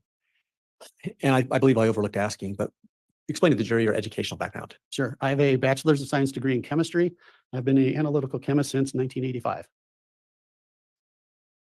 If you reflect back over the years of your work for either the state police or your prior employers, approximately how many cases do you think you've been involved with where you've had to try to identify from fire debris what the accelerant was? Cases probably between 50 and 100, probably closer to the 50 end. And Do you recall working on a case involving Tylee Ryan? Yes, I do. Is that something that came in 2020 to your agency? Yes, it did. And what was referred to you in that case? There was a friction lid can that came in. And do you remember who the referring agency was? I do not off the top of my head. Do you recall if it was law enforcement? Yes, it was. Do you recall what you were being asked to evaluate from the referring agency? They had a request for looking for the presence of an ignitable liquid. What did they specifically send you that they asked you to evaluate? What was on the inside of the can? Yes, sir. The inside of the can contained some decomposing flesh and some basically debris. There's some other like dirt and sticks and stuff like that. And what, in fact, did you do with the material they sent you? Like I talked about, I identified kind of what it looked like. I then put it in a charcoal strip, put it in the oven for 4 hours, and then took out the strip, analyzed it with my GCMS, and came up with a conclusion. Did you determine what things were inside of the can specifically? Yes, I did. What was that? It contained gasoline, and it also contained what appeared to be some compounds that are indicative of decomposing flesh. So the material inside of the can had decomposing flesh? Yes, it did. And you determined through your analysis that it also had gasoline? That is correct. Do you recall if there was anything else in the container that you received in addition to the flesh? There was some debris and some soil. So when you did your analysis, was it possible or is it possible to determine where the gas vapor was coming from the debris versus the flesh? No, there's not. It's just there was gasoline in that can.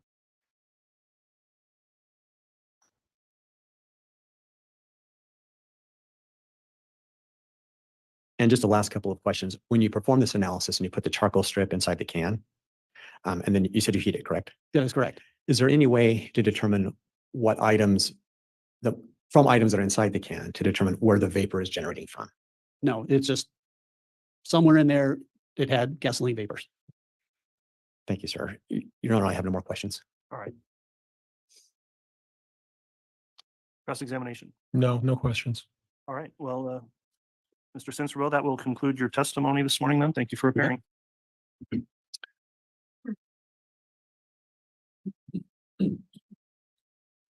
Margaret, ma'am, you'll be fine as long as you don't nose your whistle I your apologize. I don't know if I heard the court determine if he should be released or not. into the I mic. actually did not make that determination. Is he going to be recalled? He will be released from the state, yes.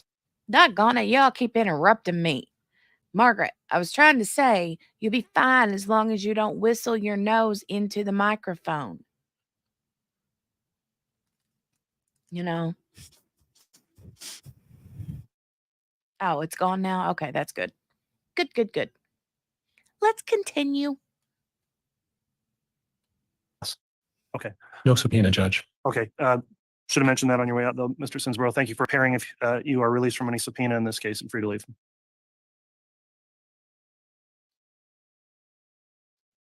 All right, the state can call its next witness. The state would call Detective Chuck Insidas. Very well.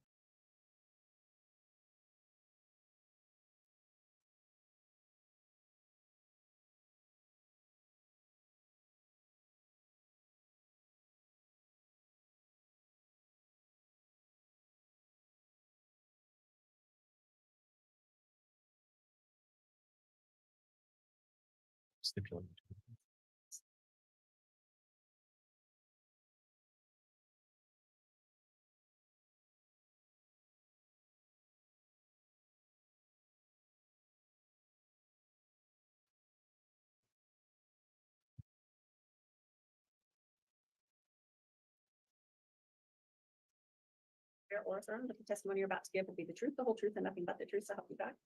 Thank you.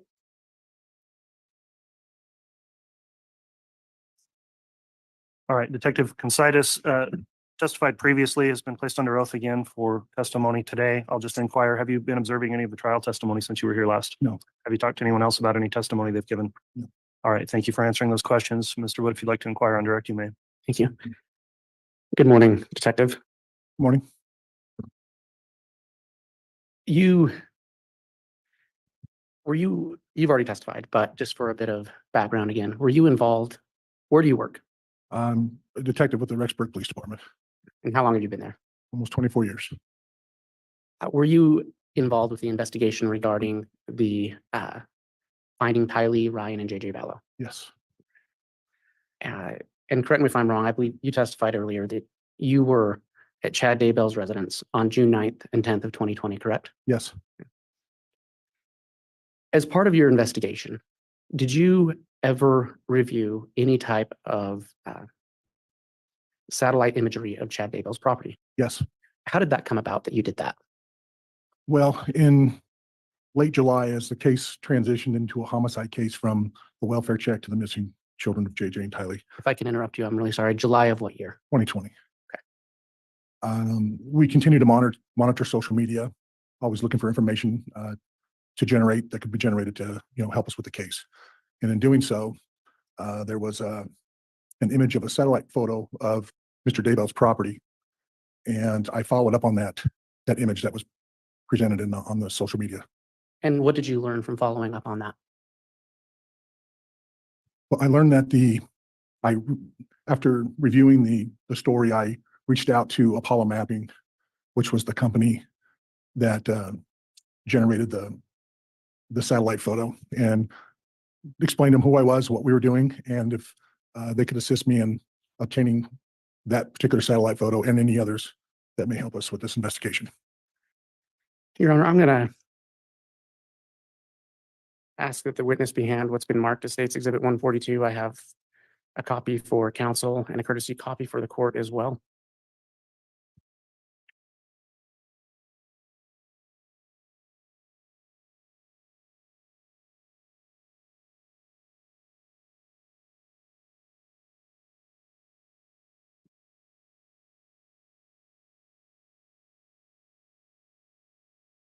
Your Honor, I would note that this is a business records affidavit from Apollo Mapping, and as such, I believe that this Exhibit 142 and its subparts comes in by way of stipulation.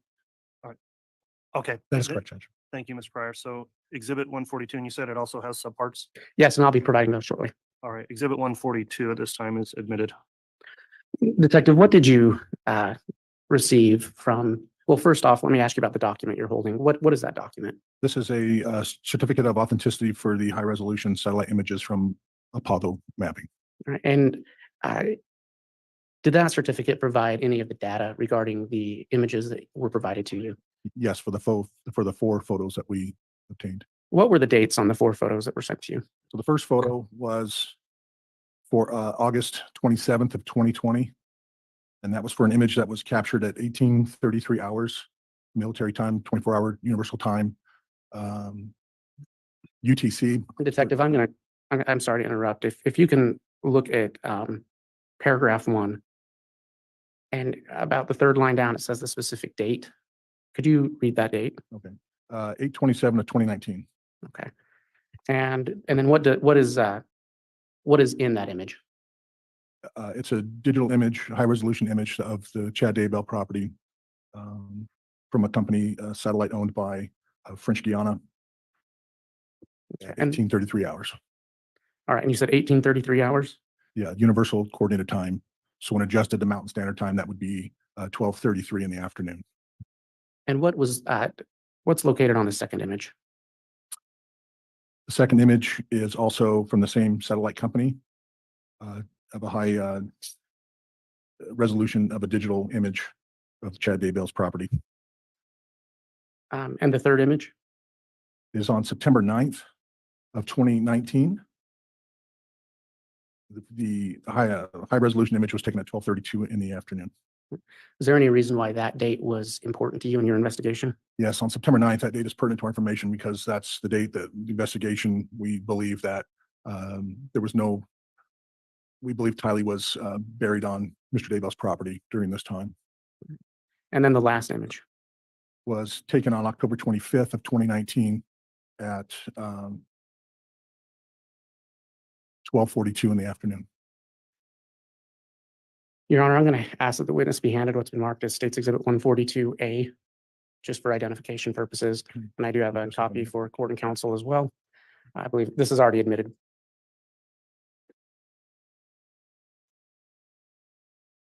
(142A).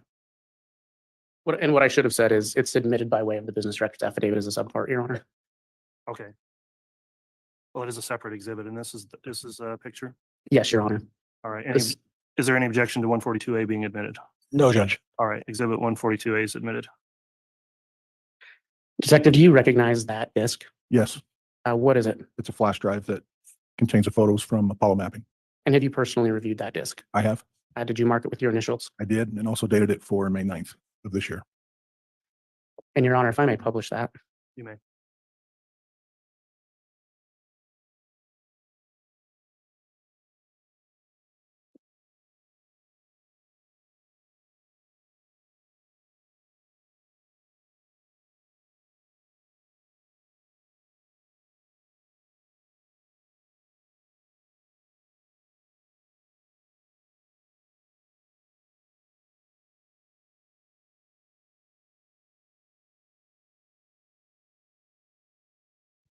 Detective, do you recognize this image?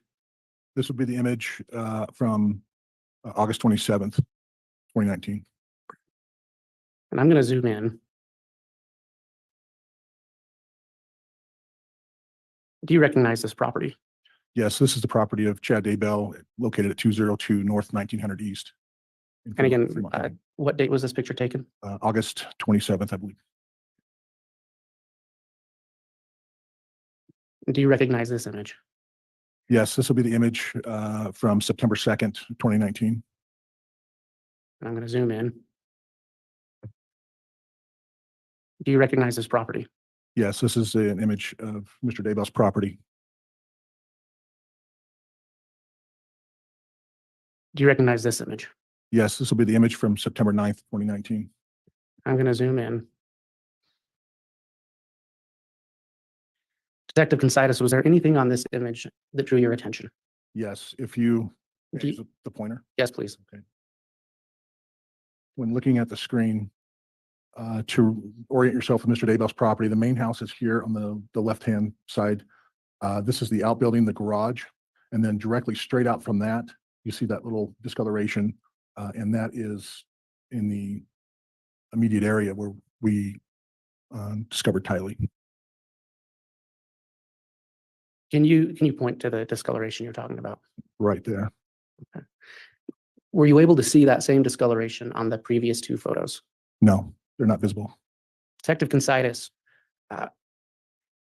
on the days of June 9th and 10th, did you personally aid in removing Tylee Ryan's remains from Chad Daybell's property?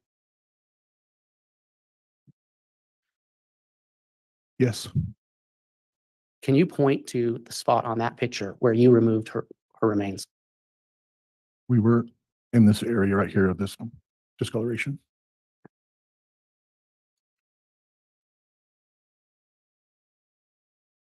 Detective, do you recognize this photograph? Yes, this is an image taken October 25th, 2019 of the Daybell property.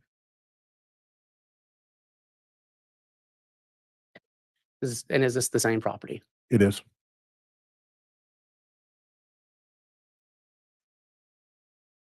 Your Honor, I have no further questions at this time. All right, thank you. You go ahead and. All right.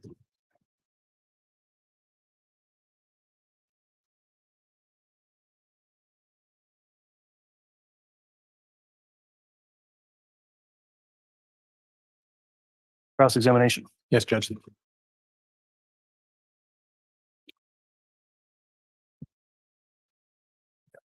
you go. Mr. Bailiff. Judge, I have exhibits 43 and 44 that are admitted by way of stipulation of the parties. Okay, they're offered by stipulation. Have they been formally admitted in the record yet? Not yet, Judge. Okay, has the state reviewed exhibit 43 defense? Any objection to it being admitted? And on 44 as well, any objection? Those are both admitted. Just needed 44. She can put up 44 or 43, excuse me. And Judge, I can start until I get those back. Okay. Officer Considas, as part of the investigation, you were provided a number of images from Apollo. Is that right? Just the four. And my understanding, when the image was up there, you pointed to an area that was close in location to the fire pit. Is that right? It was probably in my guesstimation, 10 to 15 yards from the fire pit.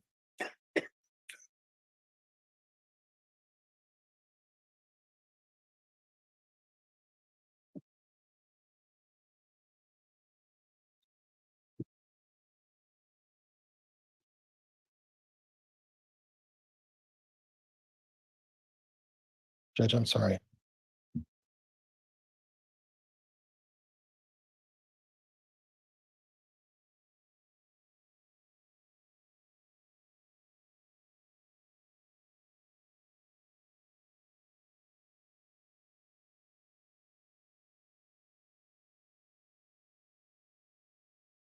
I could just have a minute, Judge. Yes, go ahead. And if you need any technical assistance, we might be able to help.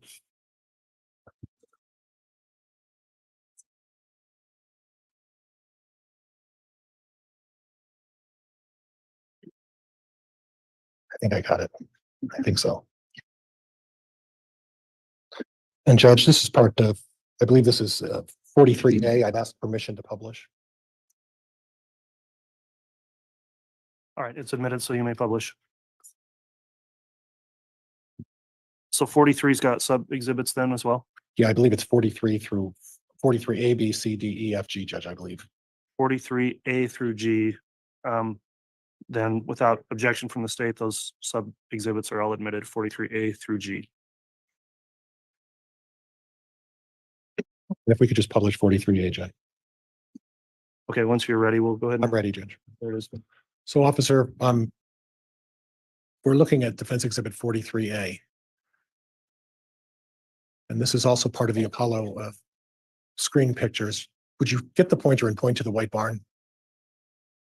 To the white bar? The white barn that's Oh, the white barn, I'm sorry, yes. White barn. I Right. probably didn't say that very clearly. That's fine. Right. there. Okay. And then if you go to your right, there's a small brown hash or darker hash mark there, right? That one, do you know what that is?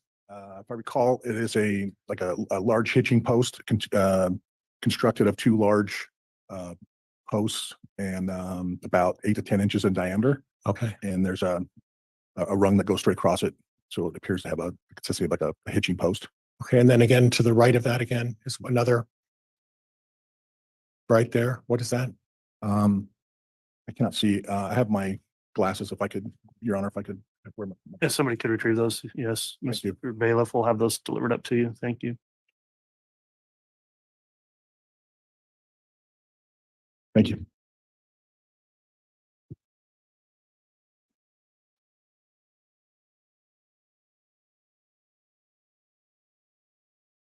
Okay. And then again, you were on the second mark with the pointer. This outer, Yeah, that one. What is that?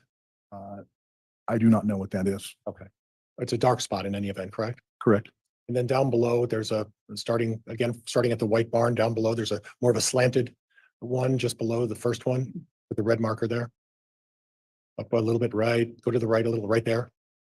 This item right here, Yes. that is a standalone section of fence. I believe it's constructed of wood, has 4 or 5 rungs on them. It's probably 8 to 10 feet long, if I recall. Okay, and then to the right of that is a whitish looking thing. What is that? This is the fire ring. Okay. And that's directly in relation to the white barn. Is that correct? Correct. If you were to extend this line out straight, You go into the fire pit. And then to the right of the fire pit is another mark of some kind. Do you know what that is? I do not recall what that was. And all the way to the far right out in the pasture area, there's something out there as Out well. here. Yes, I wasn't out on that part of the property. I can't speak. And then just south of the fire pit, Ms. Pryor, can you pull the mic up a little? I'm closer? sorry, Judge, just south of the fire pit, it appears that there's some sort of foliage. Is that correct? Correct. And it appears that it's at least casting a shadow. Does that appear to be the case? Yes. Okay. And Judge, I'll unpublish this one. Okay.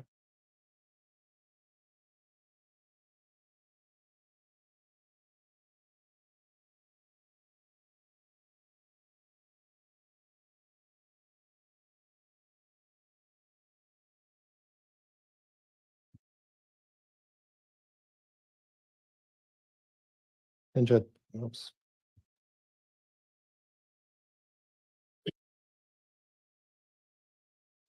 Judge, I'm going to ask to publish 43D. Very well.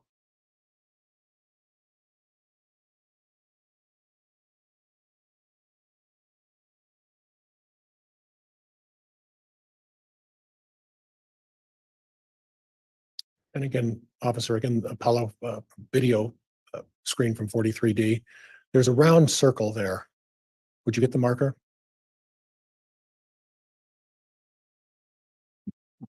you have the red marker? Yes, And would you point to the round circle, which is just north of the tree, or would be, would be north, The- that right there? the fire ring. You previously identified that as the fire ring, is that correct? Correct. And again, that's directly adjacent to the white barn.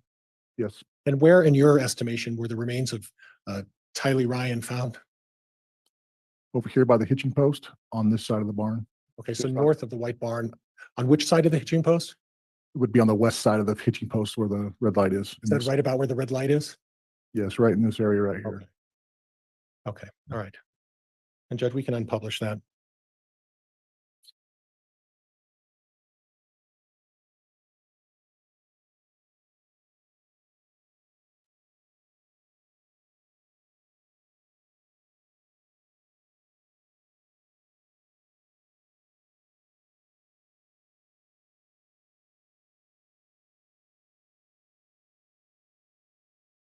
And again, Judge, I'm going to ask to publish 44A. Okay, it can be published.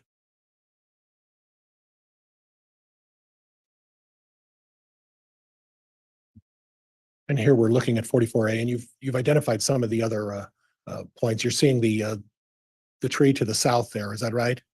The large tree out in the pasture? Yes. Would you put the pointer on that for me? Are you talking about this one or this one The here? one, that one right there. This one here. Yeah, that's the tree. Where would the fire pit be in this particular position? Fire pit would be right in this general area right here, Okay. And then where would Tylee's remains have been found? right here in front of this hitching post. Would it be to the left, or when you say in front of, would you mean to the left of that hitching post? So if you're standing in front of if you're standing looking in front of the hitching post, looking at the barn, it would be just off at a slight angle. Okay. Off at it, like at a horizontal or a sliding angle, like a 90-degree angle? No, not a 90-degree angle. I would, if you're looking at a clock, maybe the 1 or 2 o'clock position. So if you're able to put a pointer on that to the best of your ability. Okay, thank you. And that's the hitching post. And again, it's winter time, so we're unable to see the fire pit at this point. Is that right? Yes. Okay. And although with the white background, we're able to identify the more distinct structures that are over in that area. Is that fair? Yes. Okay. Okay, Judge, and we can unpublish this.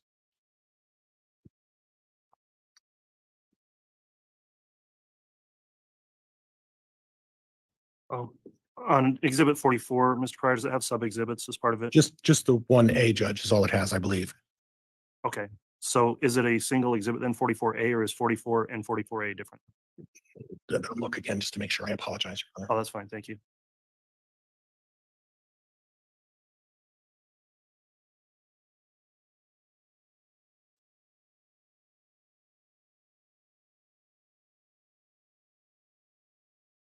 Judge, there's a 44A, or a 44, which is a FBI investigation report.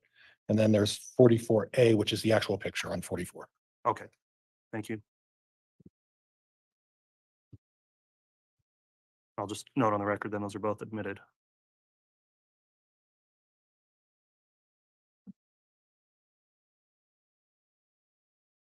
Now, officer, as part of your investigation, you were able to determine that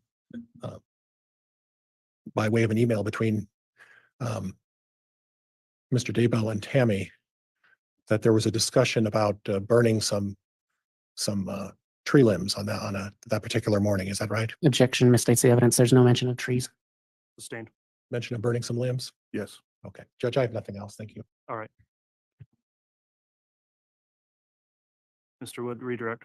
Just briefly, and if I can be handed exhibit 142 again. Yes, you may.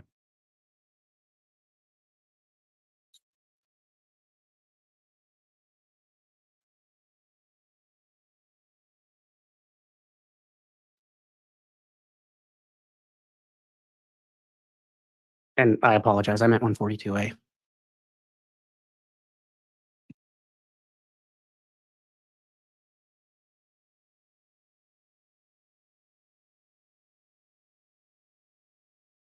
And may I publish? Yes, you may.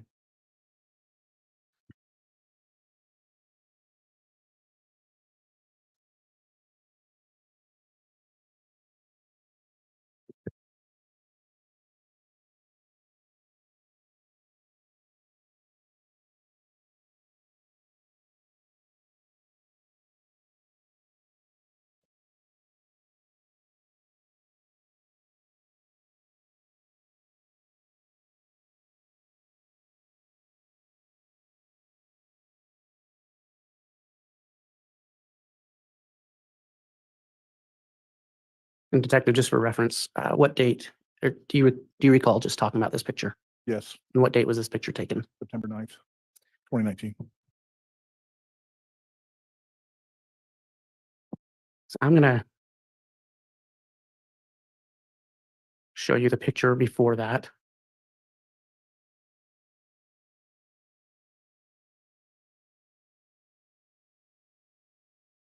And what date was this picture taken? September 2nd, 2019.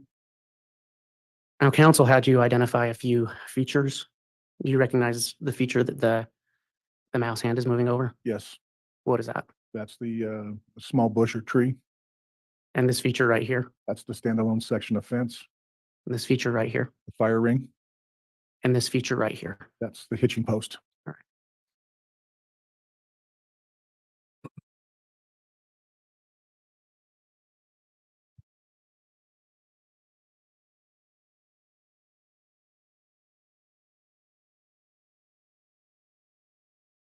And on this image, there's some clouds that seem to obscure some of it, correct? Yes, Do you recognize this spot right here? What feature is in that area? the hitching post. Did you see this discoloration in the previous two pictures? No, And just again, can you point out where you helped remove Tylee Ryan's remains from Chad Daybell's property?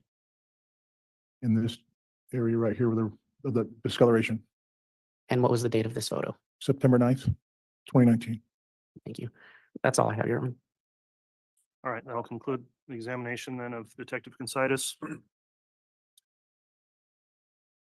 Is there any intent to recall the witness from the date? Your Honor, just out of precaution, we are keeping all of our law enforcement on subpoena in case there's a need for them to testify. So we will not be releasing Detective Considas today. All right, Detective Considas, then you'll remain subject to the court's exclusionary order, so please don't view any other testimony that may take place in case you're recalled. Thank you.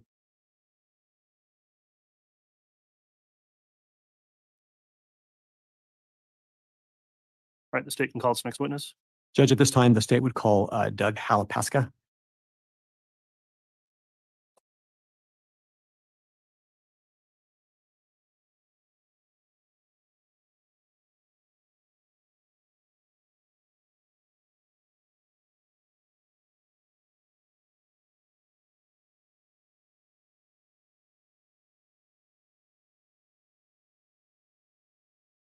Swear or affirm the testimony you're about to give will be the truth, the whole truth, and nothing but the truth, so help you God. Thank you.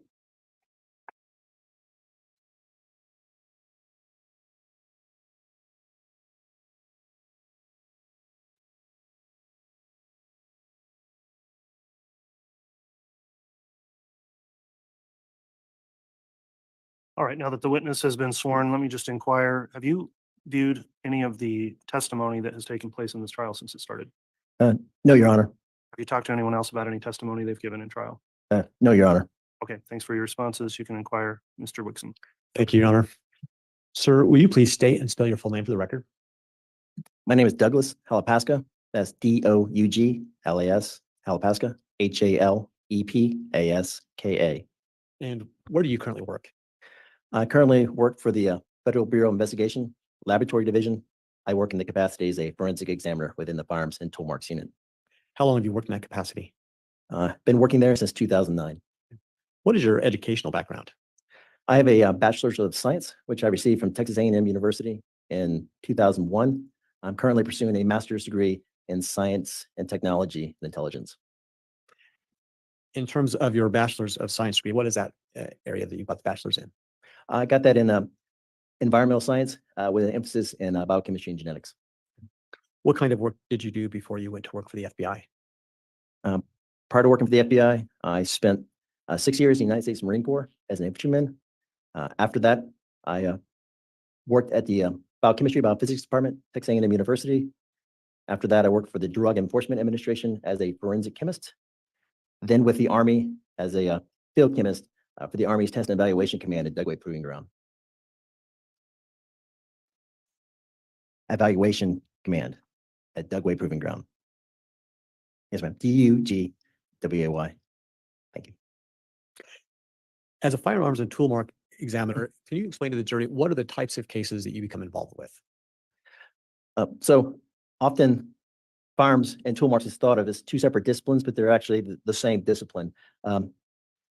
Within the discipline, you could think of a tool as nothing more that when two objects come into forceful contact, the harder of the two is going to mark the softer.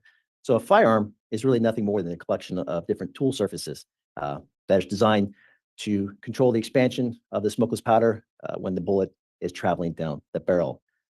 The majority of the cases I work concerned firearms tool marks.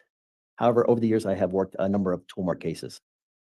When you say a number of tool mark cases, what do you mean by that as opposed to firearms? Well, as I said, firearms identification is the same thing as tool mark identification, but where I'm working a case where no firearms are involved, it's just straight hand tools. And when a case is referred to you, do you receive cases from outside agencies outside of the FBI? Yes, I do. When a case is referred to the FBI and it eventually reaches you, can you explain to the jury what is the intake process from the FBI before it gets to you? The evidence often arrives via FedEx. Sometimes it's hand delivered by a law enforcement official. The evidence arrives at the laboratory at the Evidence Management Unit, EMU. And from there, that evidence is processed into the laboratory. The EMU unit, basically what they do is they just inventory the evidence. They ensure that the contents of it in the container are there. They enter that information into the laboratory's evidence management system known as Forensic Advantage. And then from there, they generate an evidence sampling plan where the evidence is basically run through the different disciplines within the laboratory. At some point, do you recall having a case referred to you from the Ada County Coroner's Office in Idaho in regard to remains for a Tylee Ryan? Yes, I do. And in fact, internally, was that case referred to you for tool mark analysis? Yeah, that is correct. Did you perform a tool mark analysis? I did. Before we talk about that, are there any specific terms that you might want to take a moment and explain to the jury before we begin to talk about that work? I would. There are a number of terms that I'm going to use over. They're specific to my discipline. The first being as I told you, a tool and a tool mark are basically going to objects come into forceful contact. The harder to is going to mark the softer object. The softer object is going to receive the tool mark. There are two types of tool marks: impressed and strided. An impressed mark you can think of as if I were to take a hammer and slam it on this surface, there would be an impression of the working surface of that hammer head. That force will be applied perpendicular to the surface. The next tool mark is a strided tool mark.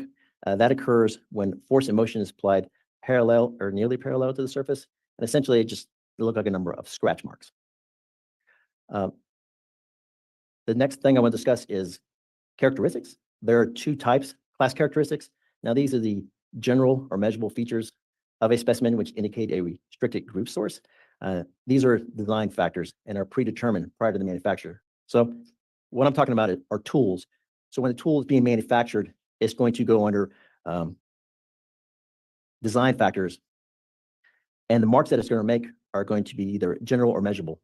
An easy way to imagine it is if I had two types of screwdrivers, a Phillips and a flathead, and I were to strike that flathead screwdriver onto a surface, I'm going to have a general feature of a rectangle. Now, when I'm talking about the working surface, I'm only talking about that portion of the screwdriver, which is going to be used to do the work, the torquing.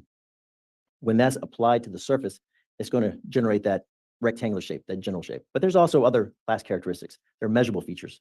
So I would also be able to measure the length and width of that impressed mark on that surface.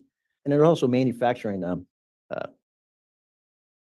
factors or characteristics that would be transferred into that tool mark, such as was a screwdriver tip made using a milling, a broaching, that kind of thing. If I were to take that Phillips, strike it into the, make an impression with that, it's going to generate a plus mark. So with these class characteristics, I'm able to actually differentiate different source populations. So if I had an impression made with a Phillips, it's going to make the plus sign, the flathead, the minus. So I'll be able to differentiate the different class characteristics in the different source populations. The next characteristic is the individual characteristics. These are the rapid and random imperfections that are occurred during the manufacturing process of the tool itself. They are totally incidental. Manufacturers do not intend for those to be implanted onto the tool surface. And it is these individual characteristics which are used to source or attribute a tool mark back to a particular tool. Thank you. Your Honor, at this time, the state has pre-marked the state's proposed exhibit 180A through 180L. I have proposed for the court, a courtesy copy for the court and one for the defense. They are offered per stipulation. We'll be moving for admission of those. Those exhibits are pictures of the remains of Tylee Ryan, very similar to the ones we've seen in the last case, the last witness, I'm sorry.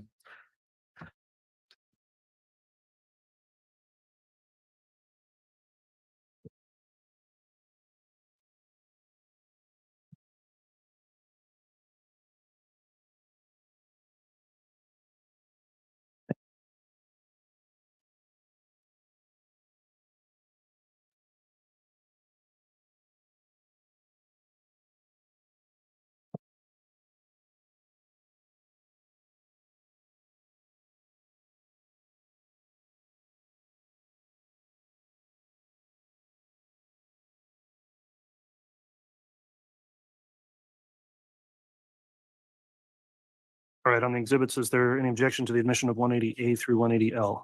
All right, No objection, Judge. each of those is admitted. In terms of publishing, I have a brief sidebar again with counsel, sorry.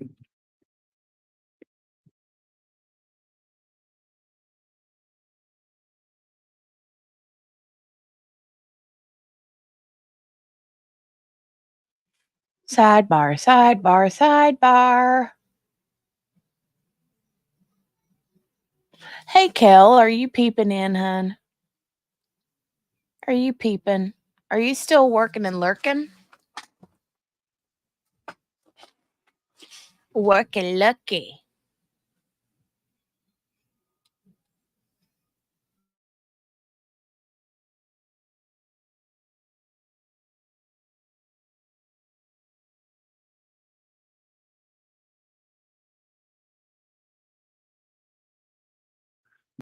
Brief break before the lunch hour, so we'll take care of that at this time, and I guess as quickly as we can get that rearranged, we'll come back on the record.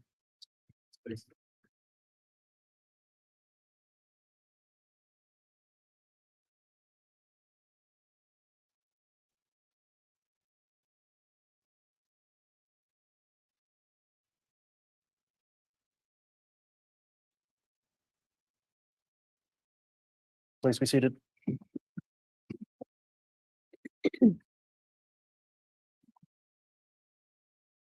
All right, we are back on the record. The exhibits proposed 180A through L have been admitted, and Mr. Rickson, we discussed how these would be published also. Just to clarify, they won't be shown on the overhead projector nor broadcast in any way on the court's live stream. The jurors will be able to view those as well as the parties and you, Mr. Wixom, on this monitor here. So thank you for accommodating the request to organize the courtroom. To accomplish that, if you'd like to continue with direct, you may. Thank you, Your Honor. Before I begin my questioning again, I also have what's been marked as state's proposed 423, which is a written FBI lab report generated by Mr. Halapeska that I tend to admit by stipulation to the court. I've got one for the defense and two for the court. All right, and I believe, Mr. Pryor, you've seen this and there's no objection from the defense. Is that correct? There is not, Judge. I don't need a copy, Judge. I've got a copy. Thank you, but there's no objection. It's by stipulation. Okay, thank you. The court will take its courtesy copy. Thank you, Mr. Bailiff. Exhibit 423 is admitted.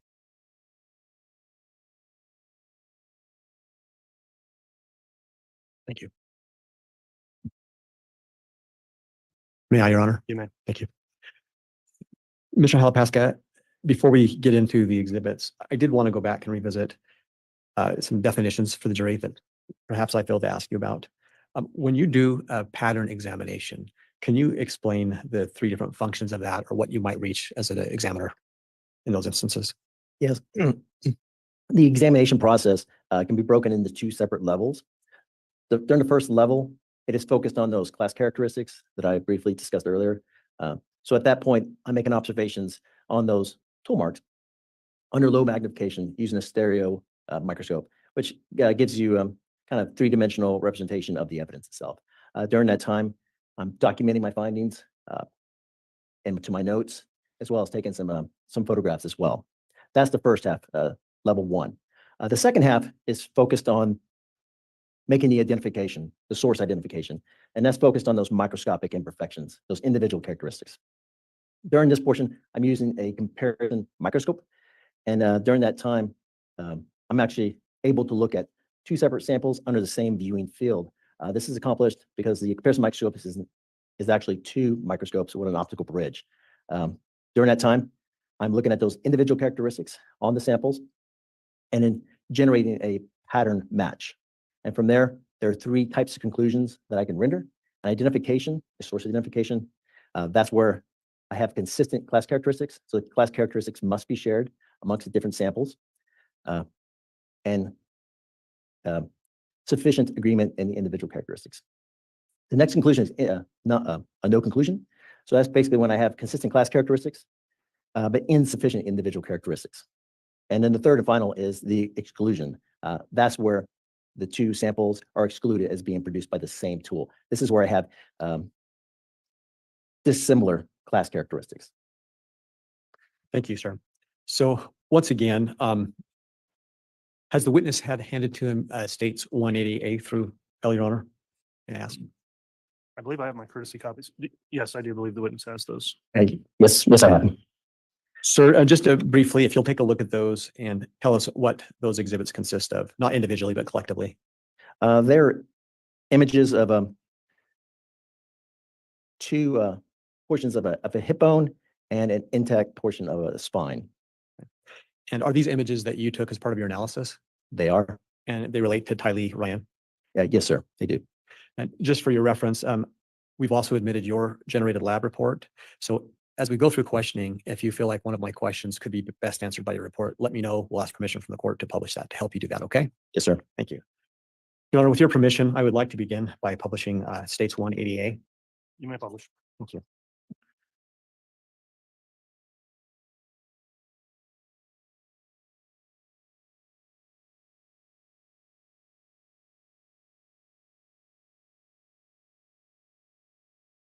May I just confirm if that's being seen on the screen by the jury as well as the witness? Thank you. Do you mind rotating it Which direction? that way? Yeah, that's helpful. Thank you. Sir, will you please explain what is in that photograph? This is a portion of the hip bone, and what we're looking at is tool marks that have been generated onto that hip bone. But I also want to talk about some other terms I didn't mention earlier. They're action types.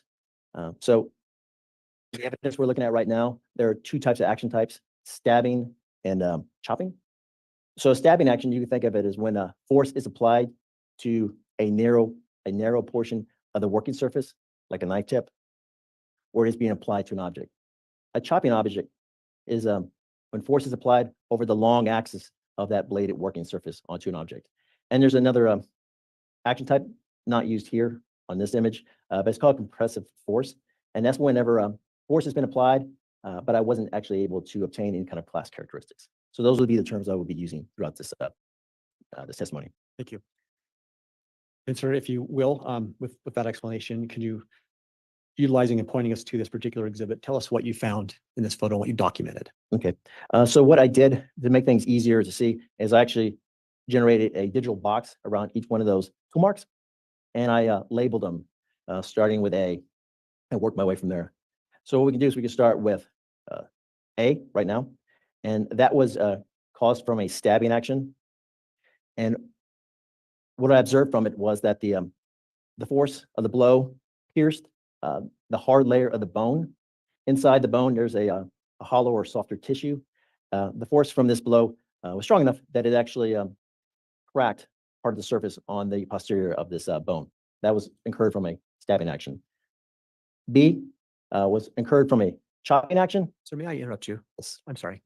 But if we'll just do this one by one. On one, you indicated to the jury just now that was a stabbing action that you determined? Yes, sir, it was. Okay. And can we be clear, is that something that you can conclusively testify to, or is it simply consistent with a stabbing action? Yes, it is consistent with a stabbing action. And at this point in time, were you able to make a determination as to what kind of tool mark may have made that stabbing? Judge, I'm going to object without some additional foundation. Same. In looking at that particular alteration, what analysis did you do, if any, to help identify if in fact you could tell what tool mark made that stabbing action? During the examination process, I collected those class characteristics I referred to, so I was taking some measurements. When I moved on to the second portion of the analysis, looking for those individual characteristics, I wasn't able to identify any of those individual characteristics. I took it a step further in my analysis, and I used some casting material. Casting material is a silicone-based compound. Kind of looks like a small caulk gun, and what it does is you administer it over that tool mark. It dries, and you remove it, and from there, it will pick up the tool marks. In this case, I conducted 2 castings of that area and obtained no individual characteristics. From my analysis, I just concluded that it was consistent with a stabbing type action. But within my report, I talk about some tools that could have produced those stabbing type actions. What tools do you believe would be consistent with those types of stabbing type actions? Judge, I'm going to object. This calls for speculation. There hasn't been sufficient foundation for him to be able to make that determination. I am going to sustain that at this point, Mr. Wixom. Without getting into what your conclusion was, what did you do to look at and consider before you made your conclusion as to what kind of tool would have made that stabbing action? Oftentimes, in order to make those determinations, we will make test marks. So an examiner will observe that tool mark. And from there, from my training experience, which I didn't have an opportunity to talk about earlier, I had 2.5 years of training, I concluded that it was consistent with a stabbing type action. In order to make those test marks, you want to use a comparable media. Fortunately, at the laboratory, we have some bones. I tried to replicate those tool marks. Wasn't able to replicate the same kind of tool marks. The bones that I was using were desiccated, they were dry. Where this bone here was still soft, it was still moist inside. So the way it interacted with the tool is different. But from my training experience, as well as taking some of those test marks, I concluded that this was consistent with a stabbing type action. And did that analysis help you determine what you might believe, what kind of tool might be consistent with that stabbing action? Judge, again, okay. I'll withdraw this question. Objection. You That's can another answer. question. He answered yes. Oh, and what tools did you determine might be consistent with that? mark? Judge, I'm going to object at this point. Again, calls for speculation. It's clear that he can't make that determination. I'll overrule the objection. I think it's subject to cross, obviously, but I think there's been sufficient foundation at this point based on the expertise he spoke to allow for the answer. So you can re-ask the question, or he can answer if he remembers. Thank you. Sir, do you remember the question? Yes. You answer, please. So the tools that were consistent with producing this type of mark was from a single-bladed knife or a comparable tool. But however, other possibilities could not be ruled out as far as producing that stabbing type action. And I assume that's because your finding was that it's consistent with, that's why other things couldn't be ruled out. Is that fair? The fact that when I was making my test marks, I didn't have comparable media to replicate those same tool marks.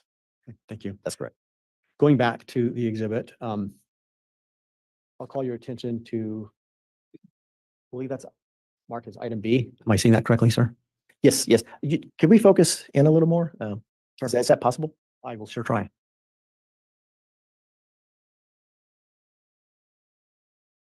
That's good right there. Thank you. Can you tell us what item B is showing us? B is another tool mark. This one was consistent with a chopping type action. This is where the force applied onto the bone occurred over a longer axis of the working surface of the tool itself. Can you help the jury understand how do you identify that as a chopping action? It's where the force is applied. So when I'm looking at that tool mark, I can see that the energy that was delivered to it was consistent. So when I was looking at this under a stereo microscope, I can see a lot more detail. And unlike the first one, was the stabbing type action, where that force was applied at a very narrow point, and you can see where other portions of the bone were kind of carried into that injury. Where for B, the chopping action, I can see where the force was consistent throughout the base of the injury. Actually, the force of the blow didn't actually cut through that first hard layer of bone. And did you perform analysis on that mark to help you identify what you believe might have been the tool mark used to create that? Yes, I did, to try to determine what kind of tool was used. And briefly, what was the analysis that you did specific to that question? The tools that I rendered were, it was a cleaver or a machete, a hatchet, or other similar bladed tools. When you say rendered, what do you mean by that? Oh, that was just a tool that was that's consistent with producing this type of damage. So is that in fact what you determined from that mark? It was one of those types of tools that, Yes, it was. And at this time, no tools were administered, or I'm sorry, submitted. At this time, I was only looking at the bones. So when I'm generating a report, I'm also casting kind of a wide net so that the investigators who are actually conducting their work basically have more information to work with as far as trying to recover different evidence items from the scene.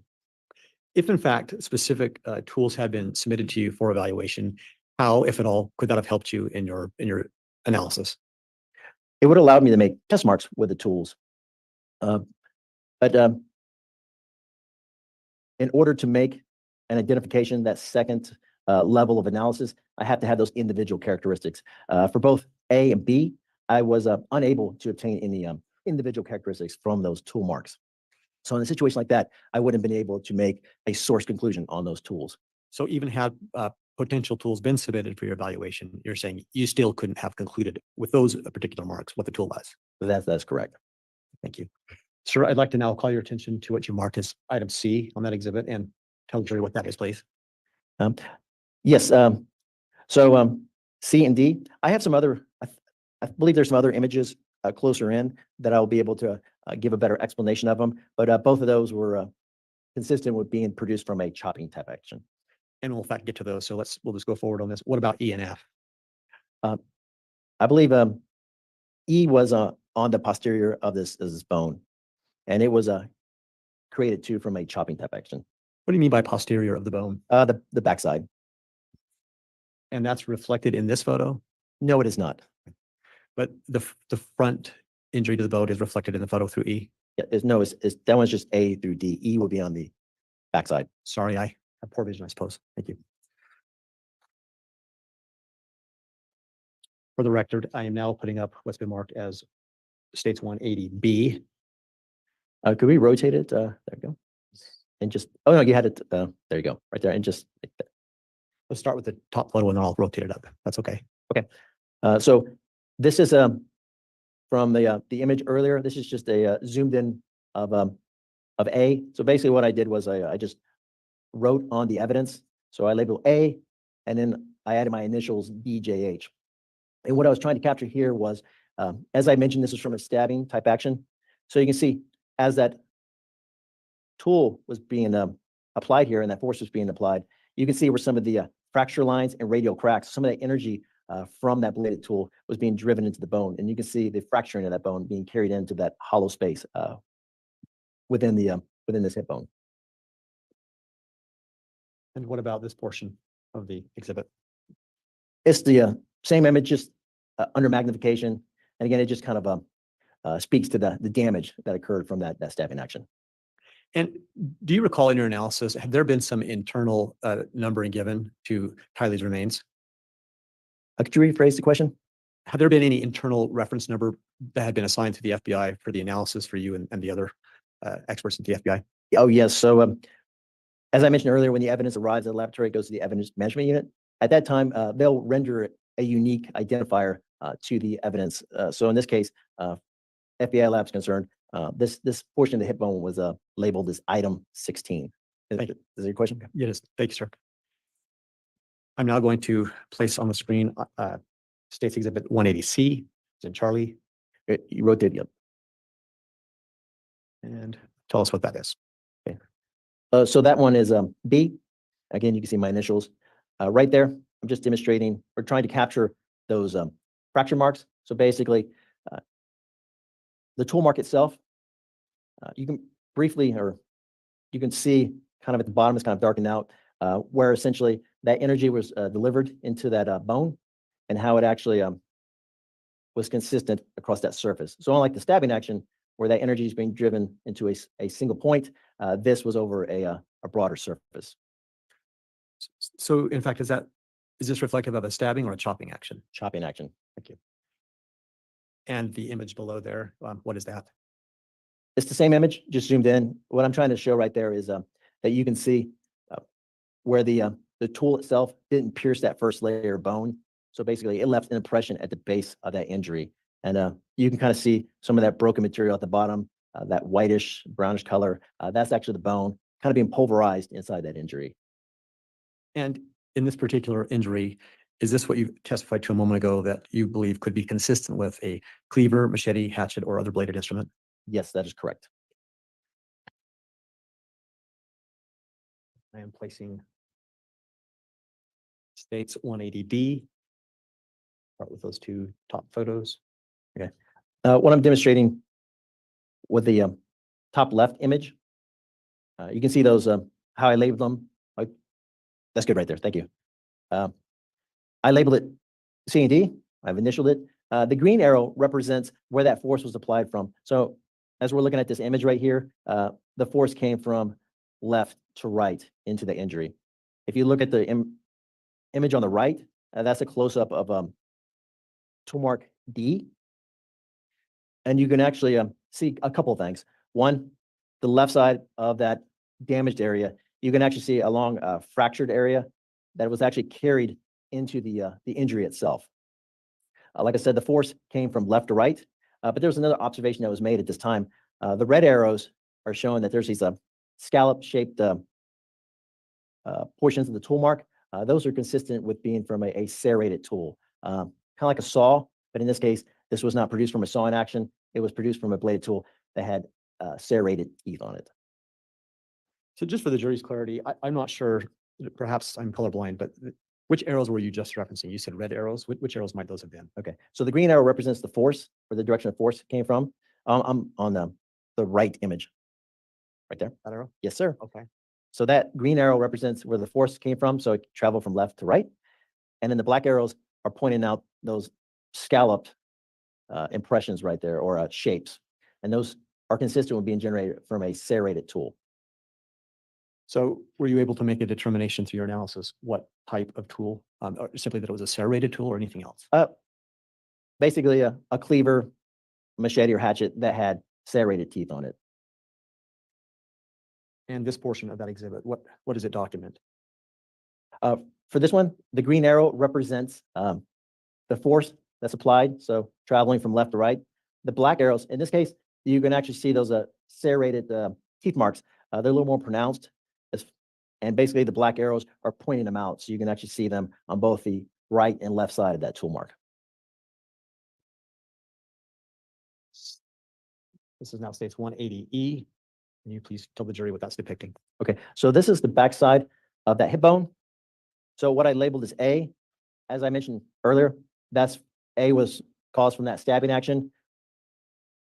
When that stabbing action occurred, enough energy was transferred into it that it carried through that first hard layer of the bone into the soft material, and it actually caused a fracturing of the backside of that bone material. And you can actually see that right there with that dark impression where the part of that hip bone was cracking.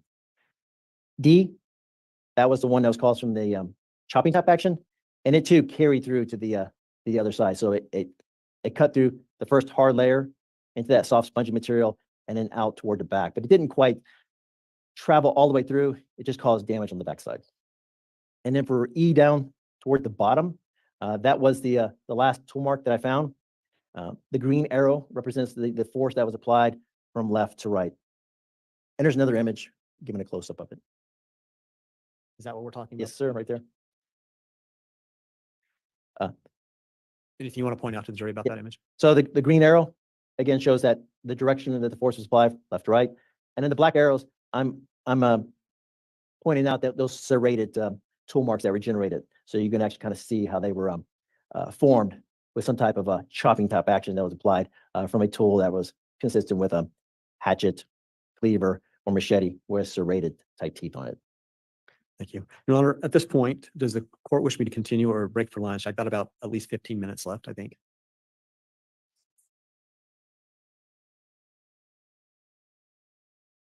Okay, we did have a request to delay the lunch break slightly because of our food situation, so let's go ahead and continue on, Mr. Wixon. Thank you. Thank you. Sir, with respect to this portion of the bone, it looks like there's at least 3 points that you identified where the stabbing action penetrated through the bone, or almost at least in one instance. There were two instances. That was for tool mark A and D, where the damage traveled through the bone. Is that particular part of the bone relative to other bones? Is it a thicker part, a stronger part, a weaker part? Tell us more about that. My experience with working with this was it was pretty thick material, but I don't necessarily know if I have enough experience to really opine on that. Is that outside your scope? Yes, sir. Okay, thank you. Now I'm putting on the screen the state's 180F. Can you please tell the jury what that depicts? This is an image of an intact spine. So the tool mark that I located on the spine was, you can see it in the box toward the base of the spine. I labeled it as A. So basically I just started the lettering over since this was a new evidence item, and the laboratory issued the unique identifier for this piece of evidence as item 17. And right there, it's difficult to see in the image, but that tool mark is actually at a much lower elevation. So the bone at the base of that green arrow is substantially higher in elevation.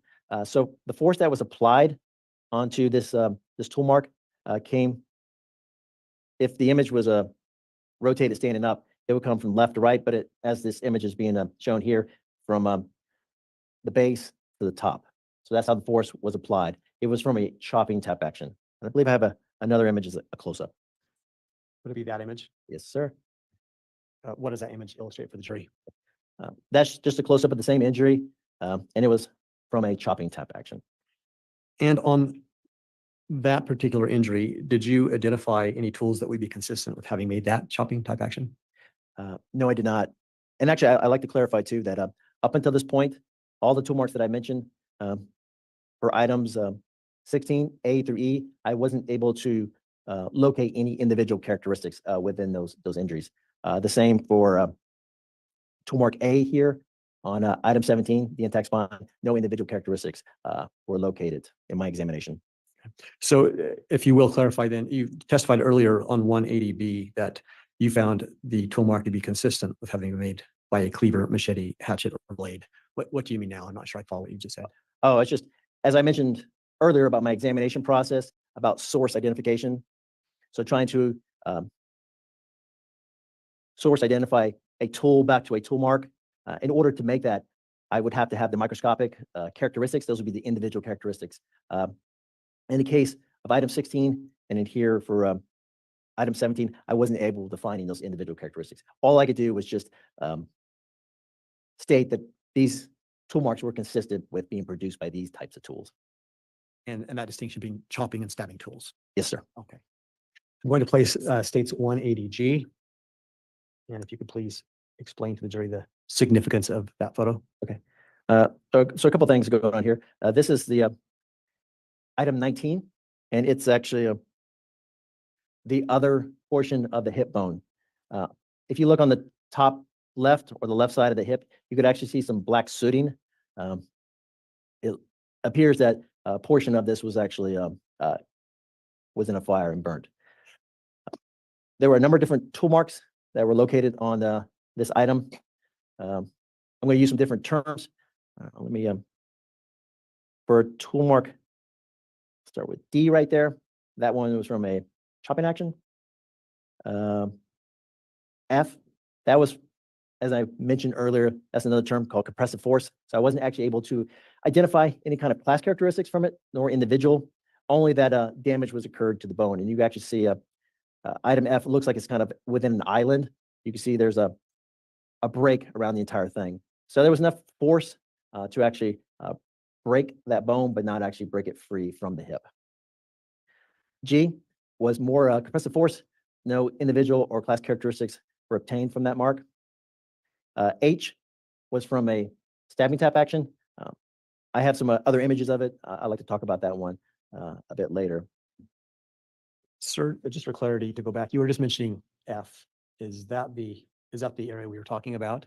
Yes, sir, it is. And that injury was a result of compressive force? Yes, sir. And can you explain that again? What does that mean? Oh, so compressive force was applied with chopping and stabbing. It's just I use that term to mean that the same force was applied. I was just unable to obtain any class characteristics. So the tool itself, when it imparts those general measurable characteristics, in the case of F and G, no class characteristics were transferred.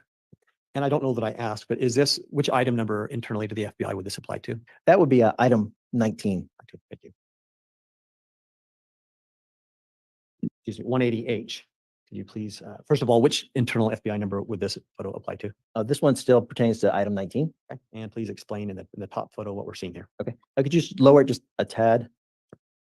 Okay, that's perfect right there. Thank you.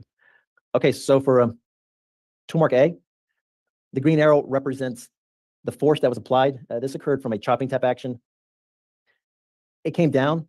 It's difficult to see, but that chopping action stopped. The elevation at the base of that box is a lot higher. So the force that was applied to it wasn't able to cleave to that bone.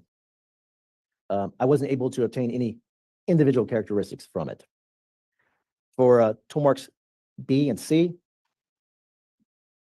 I labeled these as fractures. I wasn't able to obtain any kind of class characteristics nor individual characteristics, only that some force was applied and it actually fractured the bone. Perhaps even the same blow that was applied to the bone at B and C may have been from a single blow. And it actually cracked or shattered the bone at this point and caused the damage for both B and C. And are these photos just more close-ups of the B and C we were just talking about? Yes, you can see on the left side, my green Sharpie. So you can see that's where those fracture points occurred. And then the one on the right is just a close-up of one of those fracture points.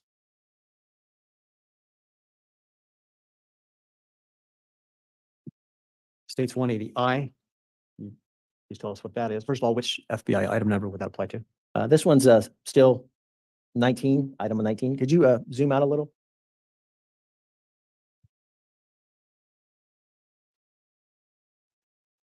Okay, so that's good right there. So this is from toolmark D. This was from a chopping tap action. You can see the green arrow there. That's where the force came from. So the force came from, as the image shows it, from kind of the bottom left up.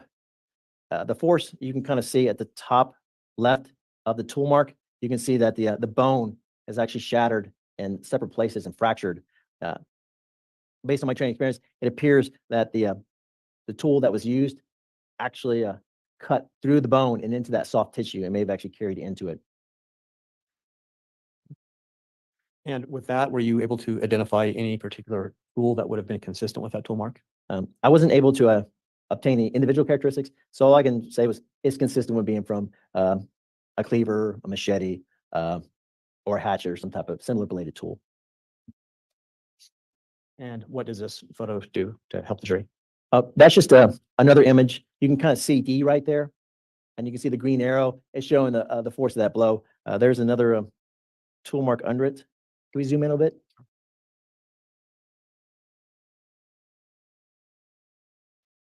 Would it be possible if I could review my notes real quick?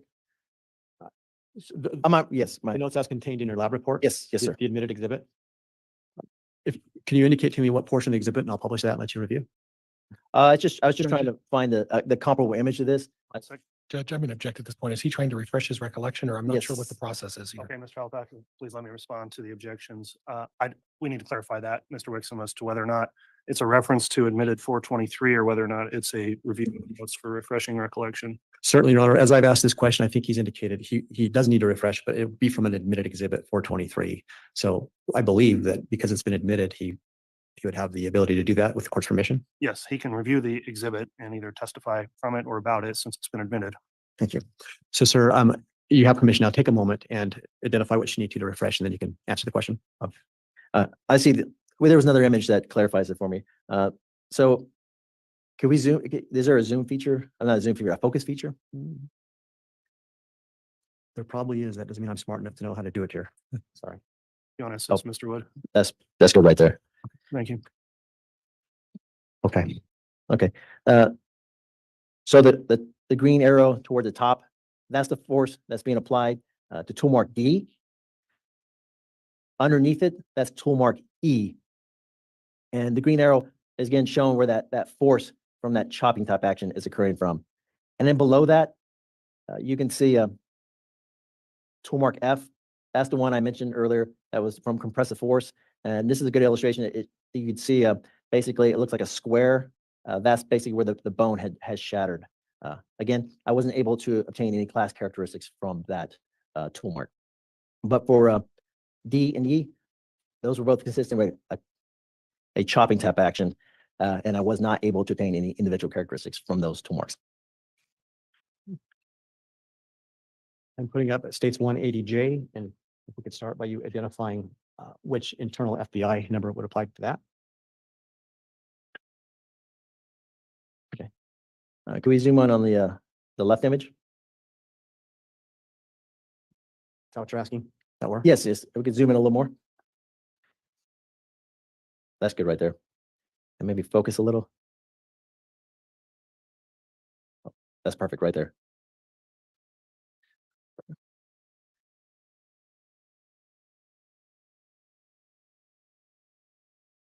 This is still item 19, and these are tool marks H and G.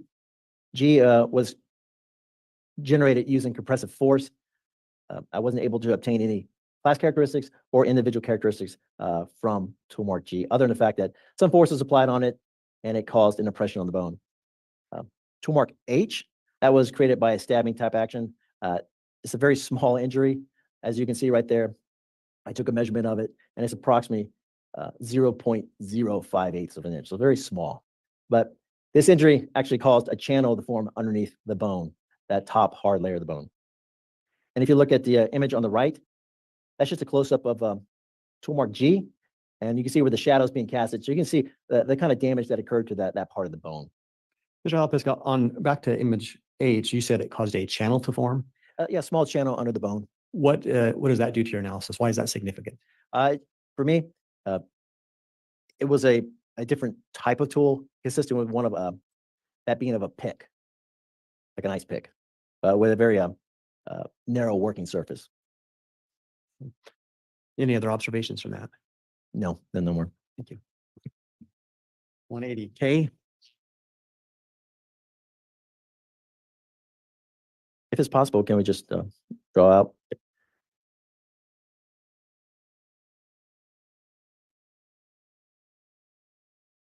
I created this this image because I just wanted to reflect the totality of the tool marks.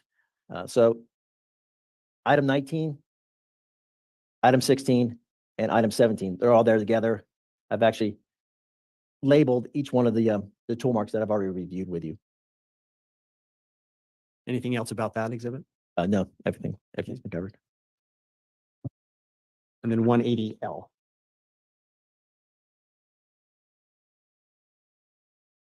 This is the backside of those same items, item 16, 19, and 17.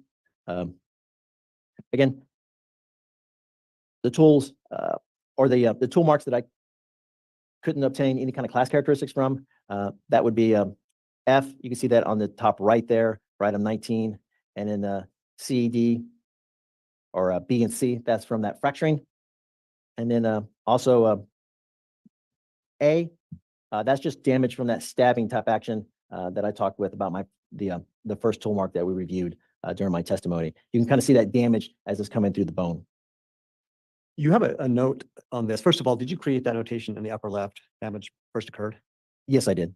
What are you telling us there? Why is that significant? So, and I failed to mention D there. So if you see A in the middle of item 16, if you look to the left, you can see D, and it has that asterisk there. I was just trying to show that damaged area is related to damage that occurred on the front side of the hip bone. But at the same time, enough force was applied that damage could be observed on the back side of that bone. So is it fair to say from this exhibit, this is the backside of the hip bones? Is that correct? Yes, the backside of the hip bone and the spine. Okay. So do the majority of the tool marks occur from the backside of the hip bone or from the front side? Most occur from the front. Just one moment, Your Honor.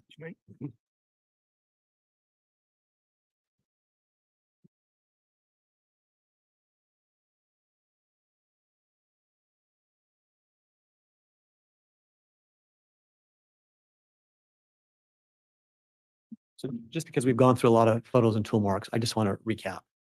With respect to any of these tool marks, and I'm done publishing, Your Honor. Okay. With respect to any of these tool marks, it sounds like some of the items as testified to, you believe came from a chopping force. Is that right? That's correct. Only 2 of the tool marks that I mentioned came from a stabbing type action. The majority of them came from chopping type action. And the chopping, you're saying, are consistent with the cleaver, machete, those types of Yeah. tools. And similar bladed tools. That is correct. And with respect to the stabbing, if I'm correct, you did not identify any particular tools that those would be consistent with. Other than a single bladed tool or similar type for 16A. And then for the other tool mark, I believe it was on item 19. That was from a type of a tool similar to like a pick. And just a last question, again, assuming you had been provided reference tools to assess, what types of things would you still not have been able to determine even if you had those tools provided to you? If I had the tools, I would have been able to make test marks, which would have been helpful in narrowing down the tools. However, since I was unable to collect any individual characteristics from either of the bones, I wouldn't have been able to conduct a second level of examination, which is on the microscopic marks, which allow me to identify a tool mark back to a particular tool that I would not have been able to do. Just one more second, please, Judge. Yes.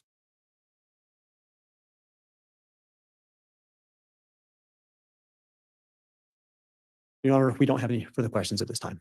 All right, counsel, let me have a brief sidebar just regarding scheduling here momentarily.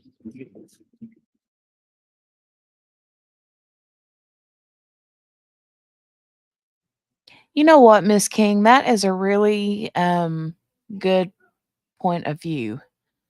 You're right. I didn't think about that.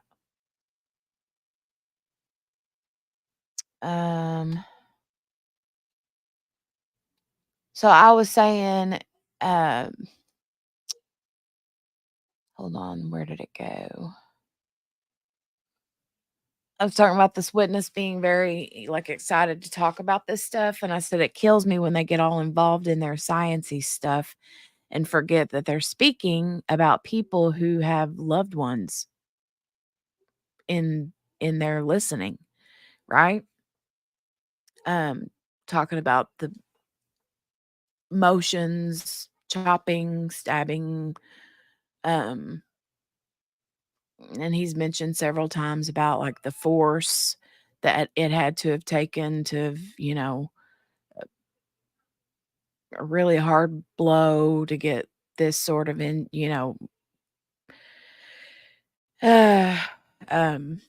marks on the bones and stuff. And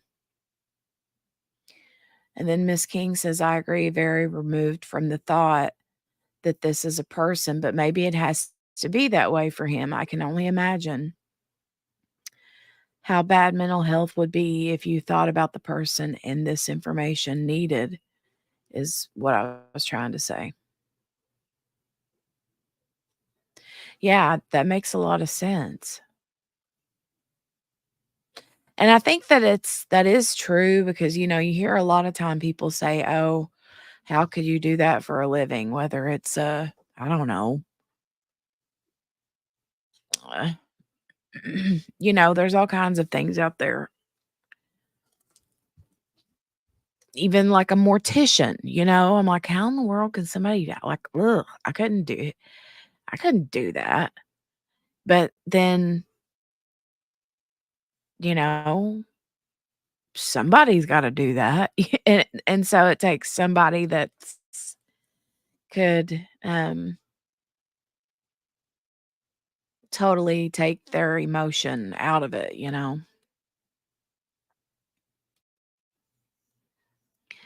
Very much. Very much.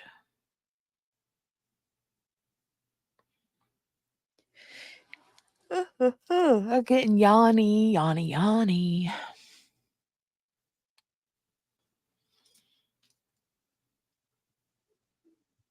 All right, thanks, counsel. That will conclude the direct. There was some delay that occurred today with our lunch. So at this time, discussing with counsel, I think it just makes sense. We'll go ahead and allow for cross at this time.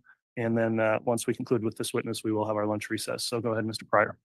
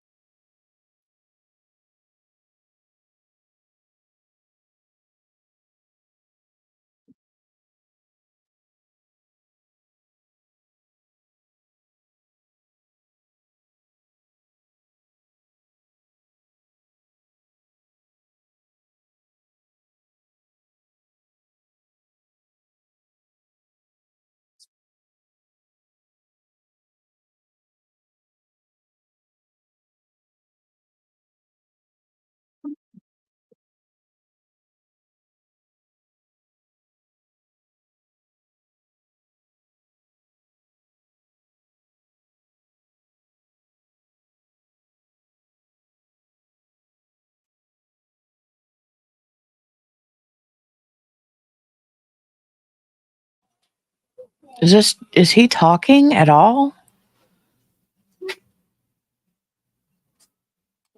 What is he waiting on? Or I can't hear anything.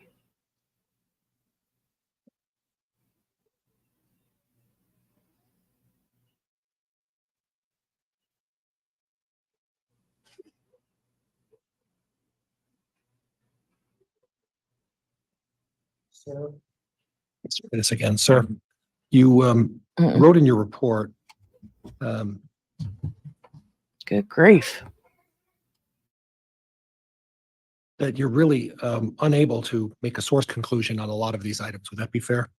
That's correct. I wasn't able to make any source determinations. And let's clarify what you mean by source determination. A source determination is when using the tool marks that I'm able to identify the tool marks back to a particular tool. And how does individual characteristics play into that? That they're critical. Without the individual characteristics, it's not possible to render a source determination. And in this case, there were no individual characteristics as well. Would that be fair? No, that is correct. There were no individual characteristics. And then class characteristics, define that again for me. Class characteristics are those general or measurable features of a specimen. Class characteristics are determined prior to manufacture. They're design factors. And these are the characteristics that are used to generate different populations. So they're the first half of the examination process. Different varieties of potential tools. Would that be a simpler way to put that? They allow me to actually put the different tool marks into different populations. Okay. That is correct. And you put in your report that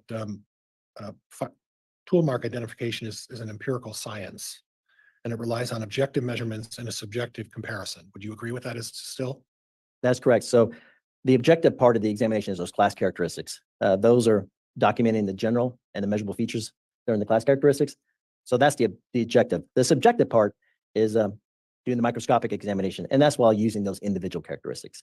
And again, I was never actually able to get to that part of the examination process. So when you say you weren't able to get to individual characteristics, part of your analysis basically stopped at the objective, and you really couldn't make any distinctive determination of exactly what caused any of these marks. Wouldn't that be fair?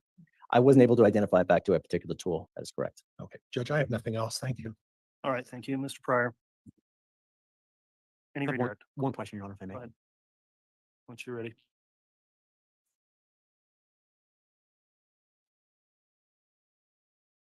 So, sir, in your analysis, is there any question that some kind of tool was used to injure Tylee and her bones? Absolutely.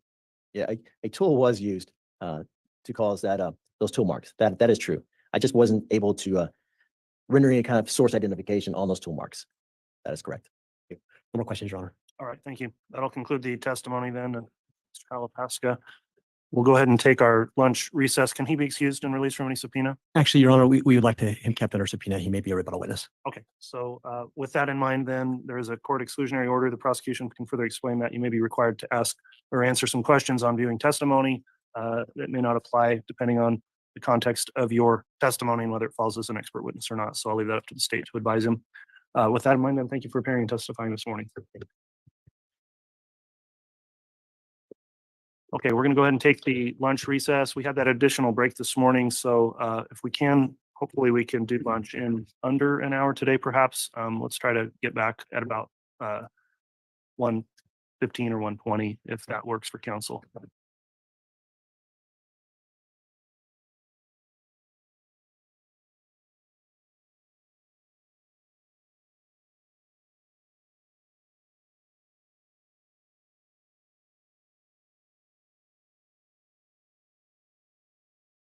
Lance.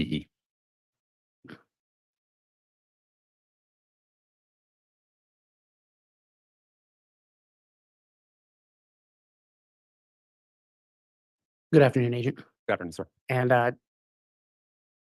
a reminder, can you restate your name for the record? Yes, sir. It's Nicholas Balance spelled Ballance. And an agent is the proper Yes, sir. That's fine. title. Okay, all right. If you could just, you've testified already, but if you could briefly remind the jury what your occupation is. I'm a supervisory special agent with the FBI, and I'm assigned specifically to a group known as the Cellular Analysis Survey Team, or CAST. All right, and just briefly again, what does CAST do? CAS briefly is looking at records that are maintained by a provider and then placing those records onto a map. It's kind of the most general sense of what I do whenever I'm doing an analysis. And Your Honor, if I may, publish from 156. You may. So Agent, just briefly, when you were here last time, we discussed a couple of dates, September 9th, September 23rd, and a few other things as well, correct? Yes, sir. Okay.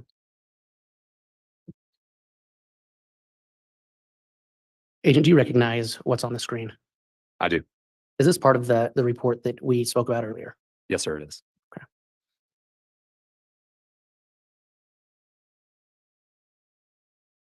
And does this report also cover dates throughout October? It does, yes, sir. Okay. And some other dates as well, correct? Yes, sir. Can you describe what the jury is seeing on slide 58 and why it was important to your investigation? So this was a receipt that was provided to me that was associated with a telephone number 401-569-8260 that had a bill to name listed as Boyd Dial. And why was the name Boyd Dial significant to you? I saw that as the subscriber across numerous telephone numbers that were later attributed to Chad Daybell. So when you see the name Boyd Dial, do you associate that with Mr. Daybell? Yes, correct. And what is the date on this point of purchase information? You can see it there at the top right. Don't know if the pointer is showing on the white, but it's the October the 8th, 2019 at 2:56 p.m. And are you aware of what this is a receipt for? I would defer to AT&T for the specifics, but I've definitely seen them before associated with changes made to an account. Okay. And if you can inform the jury, what's significant about slide 59 in your investigation? So this is showing a return from TracFone, which is a company that provides wireless service. They just are what's known as a mobile virtual network operator, meaning that they don't have towers. So they rely on one of the larger providers that have a cellular infrastructure in order to carry calls on their network. So one of the things that we can obtain from TracFone is what's called point of purchase information. So if you were to go to Walmart and purchase a TracFone, they would have the information associated with that purchase and certain pieces of information associated with it. So as an example, this is the point of purchase information for the telephone number 334-744-4205. And then as you look across the information that's provided from TracFone, you'll see that the merchant was Walmart, which would be where it was purchased from. You can see the amount, which is going to be the cost associated with the phone. And then over on the far right, you can also see the time associated with the purchase. On the bottom, you'll see the actual address of the Walmart where it was purchased, as well as the phone number associated with that Walmart. And then TracFone point of purchase information, the time is stored in Eastern Standard Time. So because of that, since this purchase was made in Rexburg, Idaho, I had to deduct 2 hours, which went from 1724 to 324 as the actual time that the purchase was made. And you mentioned the phone number for which this point of purchase information is associated with, correct? Yes, correct. And can you read that number again? Certainly. It's 334-744-4205. Are you aware of who that number is associated with? Yes, that number was attributed to Alex Cox. Agent, we spoke before about the homerjmaximus@gmail.com account. Can you briefly remind the jury who that account belonged to? Sure. The Homer J. Maximus at Gmail, actually the account information listed Alex Cox as being associated with that account. And then also one of the things that I spoke about previously was that the location history would be associated with a device on that account. And so all the location history that was found on the Homer J. Maximus at gmail.com account was associated with the Alex Cox number ending 9120. And on slide 60, what is the jury seeing here? So here, this is the address associated with the previous slide that showed the point of purchase information, the Walmart that's located in Rexburg. And then it is location information that was stored by Google associated with Alex Cox's account.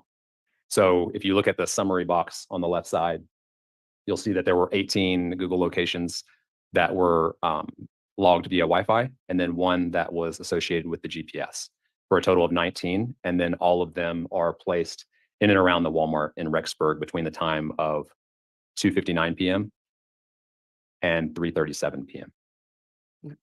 There is a blue box in the upper right-hand corner. Can you read that? Yes, this says does not include all activity between 2:59:59 and 3:37:02. Only locates with 100 meters or less margin of error are depicted. And if you can just briefly remind the jury, what is the margin of error when we're talking about these location hits? So the center point of where each one of those blue Wi-Fi locations is, and then on the bottom left where the GPS is, the margin of error is basically 100 meters out in a circular pattern from the center point of where those icons are on the map. So each one that's listed has different margins of error associated with it. But what I did was I only looked at during that time frame 100 meters or less for the margin of error. And why is it that you only looked at location hits with the margin of error of 100 meters or less? That was the number I chose kind of at the beginning of this case, just to ensure that anytime we had locates, the precision would be based on a objective number versus just kind of picking what margin of error I wanted for a specific day.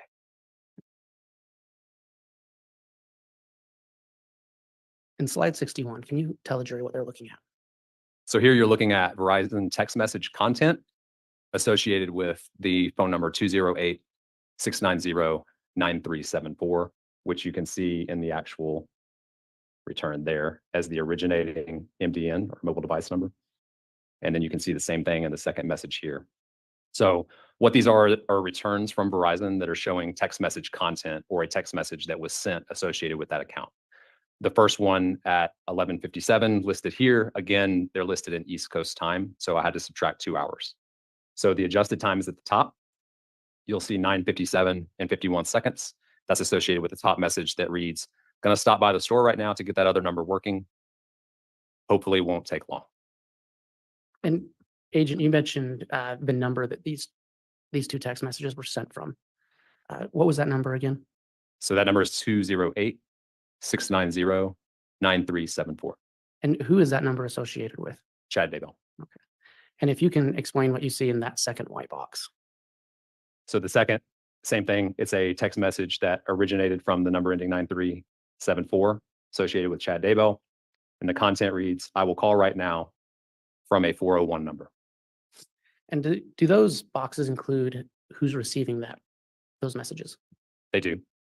So if you look below, you'll see the terminating MDN. And so both of these messages went to 808-755-5452. And are you familiar with who that number is associated with? I am. Who is that? That's associated with Lori Vallow. Okay. And so what we have is a message saying he will be calling from a 401 number, correct? Yes, that's correct. Can you explain to the jury what they're seeing on slide 62? So this is going back to looking at how I would map interactions with a cellular network. And just to refresh, since it's the first one in a couple weeks, you can see my legend at the bottom left will show the telephone number and who it was associated with. And then the mapping to the right will show in the blue, the specific number ending in 8260 associated with Chad Daybell. And then the 9374 number also associated with Chad Daybell, just in the green. And then you see the call boxes that are pointed to the specific tower and sector that was being used for that interaction and the information associated with it. So for the 8260 number, you see an interaction at 1027, which was an outbound call to 808-755-5452, which is associated with Lori Vallow. And then you also see the other phone ending 9374 associated with Chad Daybell receiving an incoming call from a number that I don't recognize. So I'm going to go back one slide. Well, actually, I'm going to call your attention again to the blue box in the middle of the screen. It's an outgoing call with the 401 number, correct? Yes, sir, correct. Okay. And just again, if you could just briefly summarize what it says here on the second box.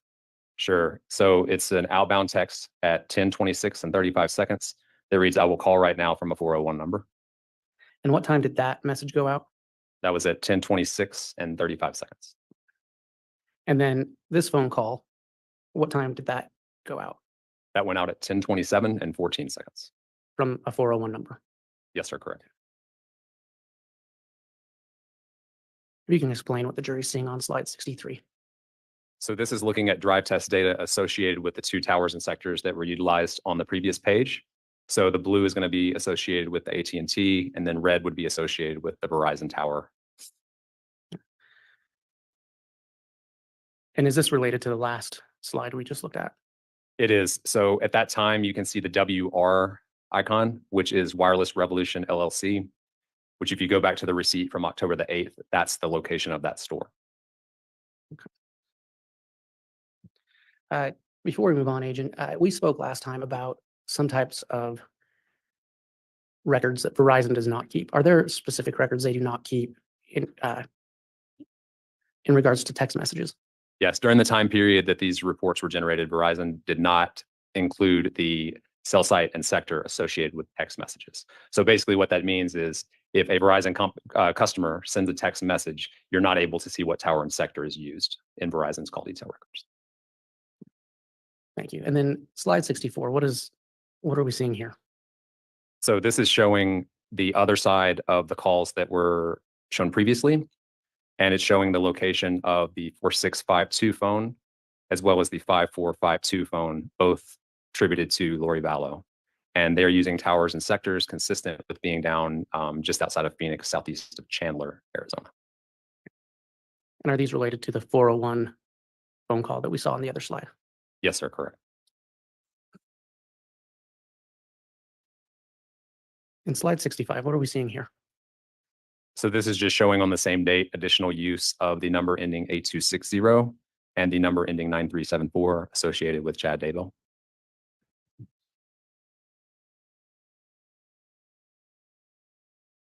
And on slide 66, what are we seeing? The same as previously, just additional use. This is between 1:11 p.m. and 2:22 p.m. of the 9374 phone and the 8260 phone, both associated with Chad Daybell. And in this box that I'm moving the mouse over, can you go down through and tell the jury what's going on in there? What devices are communicating with which device? Sure. So if you're looking at the top box, again, under the white, it's not very clear, but the first is an incoming call that was received at 1:11 from the 4652 phone associated with Lori Vallow. So Lori Vallow is calling into the 8260 phone associated with Chad Daybell. And that call is 513 seconds, which is about a little less than 10 minutes. And then you see text messages being exchanged between the 8260 phone associated with Chad Daybell and the 4205 number associated with Alex Cox. I mean, what is the date that these exchanges were taking place? That's October the 9th between 1:11 p.m. and 2:22 p.m. And Agent, I know it's hard to see on the big screen, but if you can look on your monitor, this label here, what is that? So that's going to be the Rexburg, Idaho Temple. And so is that location consistent with the call records and cellular data for the incoming and outgoing for that 401 number? Based on just looking at this page, I would say yes, but I also did the drive testing as well. So that would be a more clear indicator versus an estimate. Okay. And the red box, what is that detailing? So that's associated with a Verizon tower, and that's 3 calls made by the 9374 phone associated with Chad Daybell.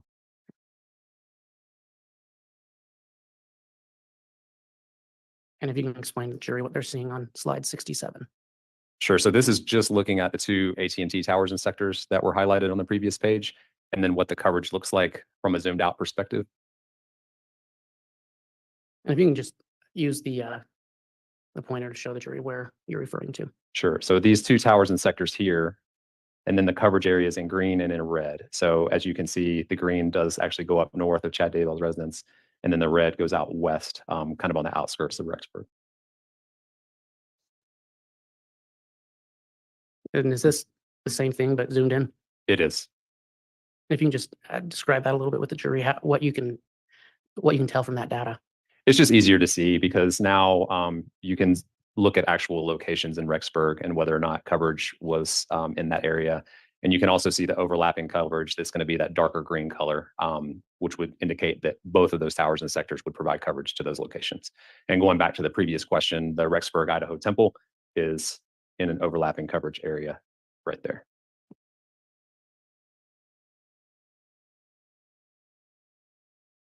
And what is the jury seeing on slide 69? So the previous slides were looking at AT&T coverage. This is looking at Verizon coverage. Only one tower and sector was used during the time frame previously. So this is just showing what the Verizon coverage looks like for that tower and sector. And is that relatively in the same area? Yes, it is. That tower's just southeast of Rexburg. And on slide 70? Just another zoomed in view to where you can see actual locations within Rexburg that tower and sector would provide coverage to. On slide 7, and again, if you can tell us the date of the information on this slide and then describe what the jury's seeing on slide 71. Sure. So we're looking at October 9th of 2019 between 12 o'clock and 29 seconds and 1:23 p.m. And what is the data that's being displayed? So this is all the Google location history during that time.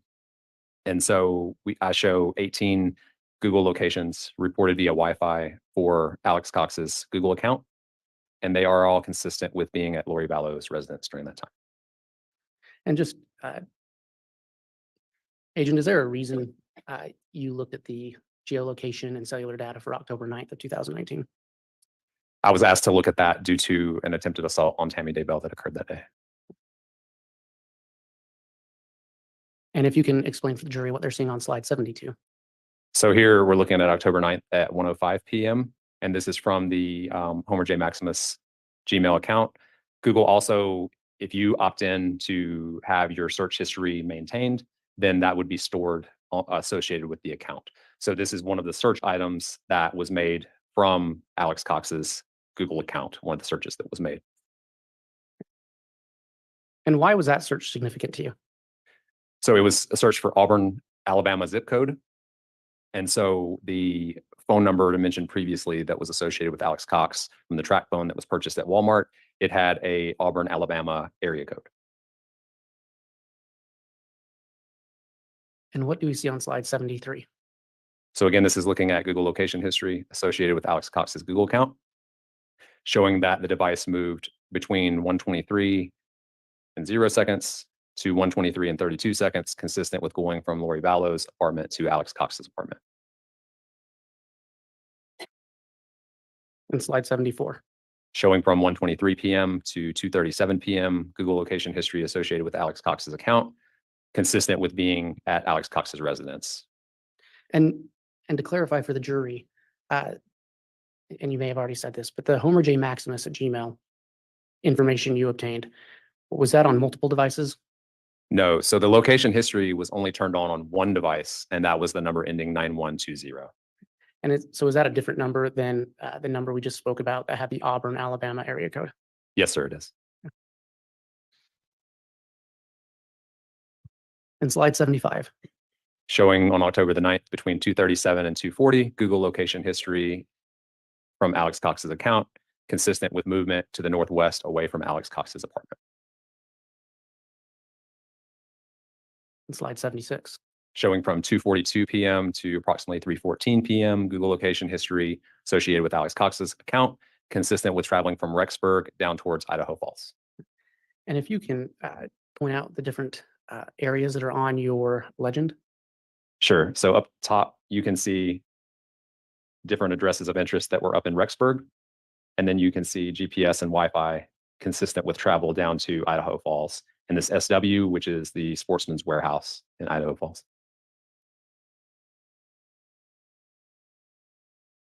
What do we see on slide 77? So this, again, is Google location history associated with Alex Cox's account on October the 9th between 3:42 and approximately 4:12 p.m., consistent with being in the area of the Sportsman's Warehouse. I mean, what city was that Sportsman's Warehouse in? That was down in Idaho Falls. And what do we see on slide 78? So again, this is showing on October the 9th from approximately 4:47 to 5:56 p.m. Google location history associated with Alex Cox's account. The first at 4:47 is showing around Highway 20. I think that's 1900. I forget the name of the road, this north-south there. But consistent with traveling from that intersection up towards the area of Chad Daybell's residence, and then also consistent with going east from Chad Daybell's residence back over towards Highway 20. And so, and just to be clear, is it the timeline Can you just point at the different boxes, the different times? Sure. So we have at 4:47 PM, the first location that I spoke about, continuing northbound 4:49 PM, up in the area of Chad Daybell's residence at 4:51. And then these two over here by Highway 20 are at 4:55 and 4:56.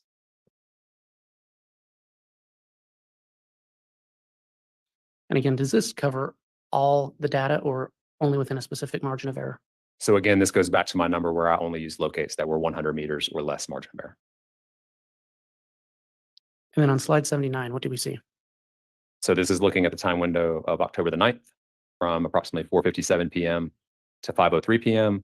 Google location history associated with Alex Cox, the first being at 4:57 in the area of Highway 20, and then consistent with going westbound, and then another one that is south of that at 5:03 PM.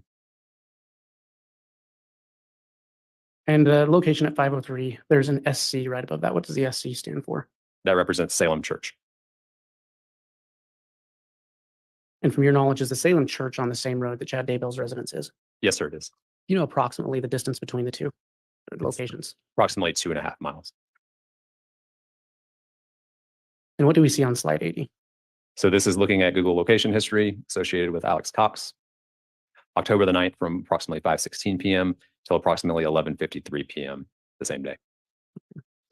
And so does that device appears to be stationary? Yeah, that's the device associated with the number ending 9120, consistent with being in the area of Alex Cox's apartment. Until 11:53 at night. Yes, correct. Can you tell us what we see on slide 81? So this is looking at cellular interactions between the 8260 number associated with Chad Daybell and the AT&T network, utilizing two different towers and sectors that both provide coverage to the Daybell residents. And then looking at starting at approximately 5:28, text messages that are exchanged between the 8260 number associated with Chad Daybell and the 4652 phone number associated with Lori Vallow, as well as text messages exchanged with the number ending 4205 associated with Alex Cox.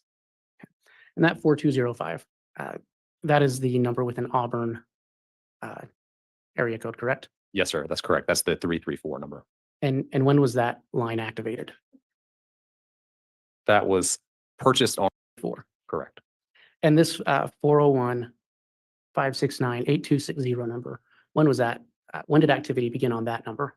The activity for data exchanges on the network began on October the 8th, but the first text message was on October the 9th.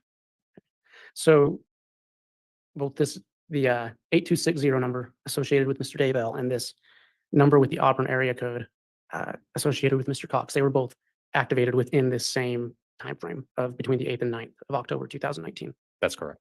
Okay. If you can go to this box and describe the activity that's going on there between the numbers that are shown. Those are 4 outbound texts sent from the 8260 number associated with Chad Daybell to the 4205 number associated with Alex Cox. 713, 2 at 713, 1 at 835, and then 1 at 843. Okay.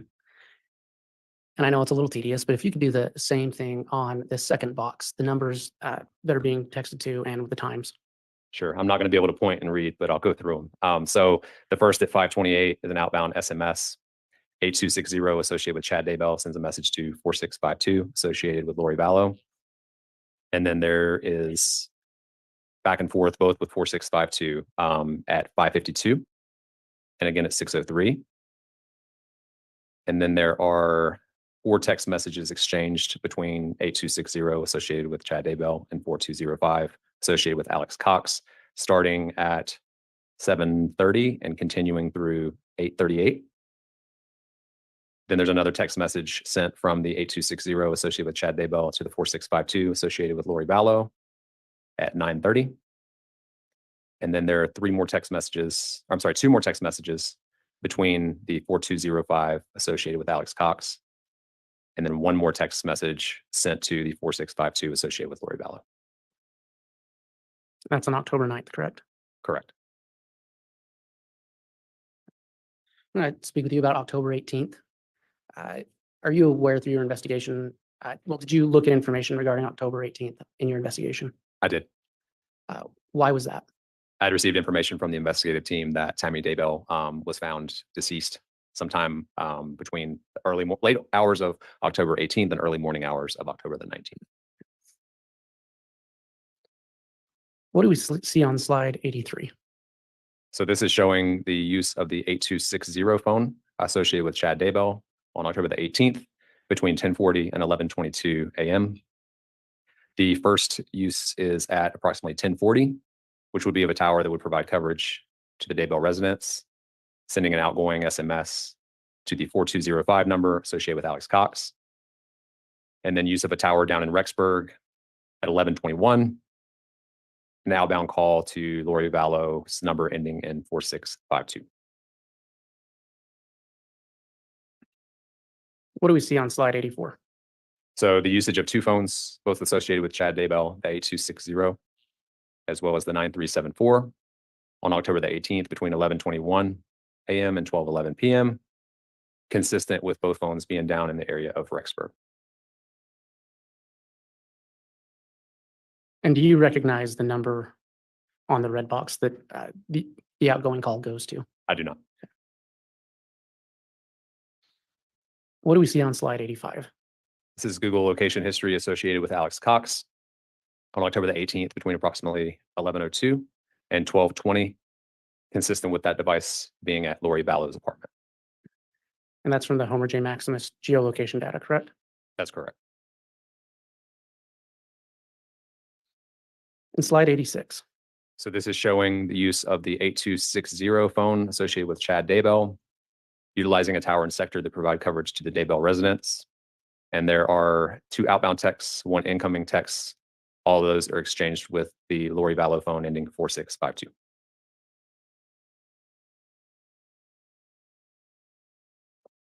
And on slide 87, what do we see? So the same thing, the 8260 phone's interaction with the AT&T network, utilizing two different towers and sectors that provide overlapping coverage to the Daybell residence on October the 18th between 1:36 p.m. and 8:54 p.m. And so these are all, there's one voice call and the rest are text messages. And the two numbers that those exchanges are occurring with are the 4652 Lori Vallow phone and then the 4205 Alex Cox phone. And in this second box, it looks like there's one with that Alex Cox phone. What time was that at? So I see an 8:44 and outbound text to the 4205 Alex Cox phone. If you can tell us what we see in slide 88. So again, this is going to show interactions between the 8260 phone and the AT&T network, the 8260 phone being associated with Chad Daybell, utilizing two different towers and sectors that both provide coverage to the Daybell residence. And these are going to be all text messages back and forth with the 4205 number associated with Alex Cox. And I understand it's a bit tedious. In this first box, can you read the times of those messages? Sure. So we have 9:35 and incoming from the 4205 associated with Alex Cox. Is it okay if it's all right with the court? I'll just say whether it's an incoming or outgoing since they're all associated with the 4205. There's no objection. That's fine with me.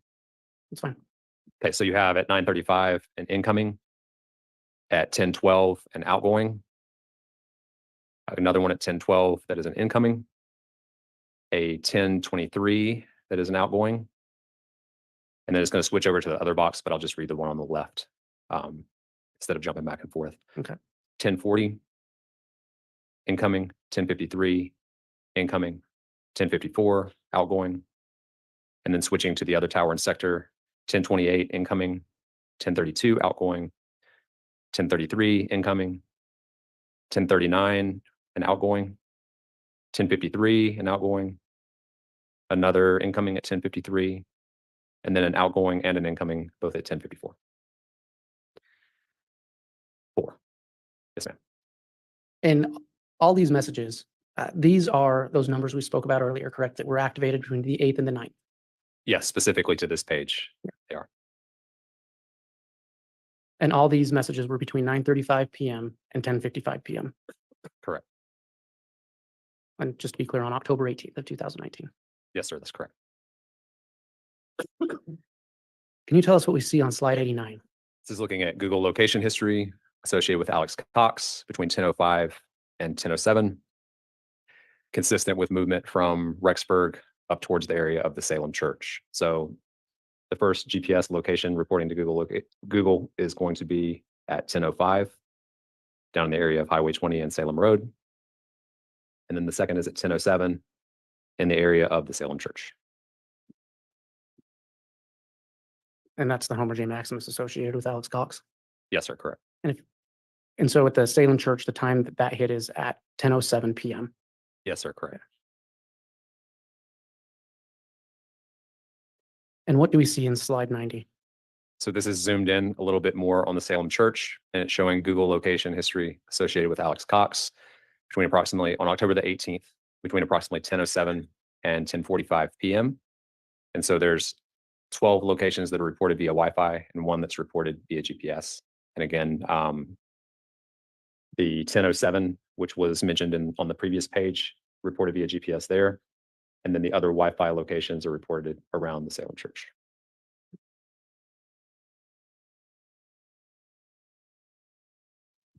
And can you tell us what we see on slide 91? Sure. This is looking at interactions between the 8260 phone associated with Chad Daybell and the AT&T network, utilizing a tower and sector that provides coverage to the residents, the Chad Daybell residents, excuse me. And there are 3 outbound text messages that are sent to the 4652 phone associated with Lori Vallow.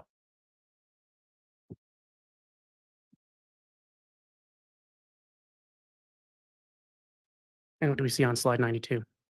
So this is associated with the 9120 phone attributed to Alex Cox, an interaction with the Verizon network, making an outbound call to the 4652 phone associated with Lori Vallow, utilizing a tower and sector that would provide coverage kind of southwest Rexburg. And that call is approximately, it's 977 seconds. So approximately 16 minutes and 17 seconds, if I did my math right. So that's a call from a number associated with Alex Cox to a number associated with Lori Vallow. Yes, sir, that's correct. And this is down in the general Rexburg area. Is that correct? Yes, sir. And so just for timing, I'm going to go back 2 slides. What was the last known time that the Homer J. Maximus account was located at the Salem Church? That was at approximately 10:45 and 26 seconds p.m. And this device on slide 92 that we were just talking about, that phone call to Lori Vallow, that device the phone call was made from, the 9120, that's the device associated, that's the device that you obtained Homer J. Maximus information from, correct?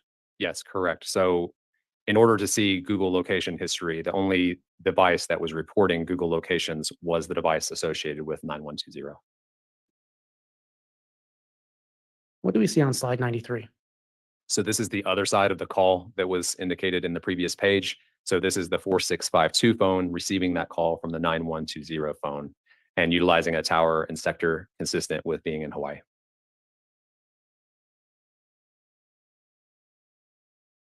And slide 94. So this is showing Google location history starting at 11:54, and that Google location history again is associated with Alex Cox's account. Starting October 18th, approximately 11:54, and continuing through October the 19th at approximately 12:09 a.m. Consistent with travel from Rexburg down towards Idaho Falls.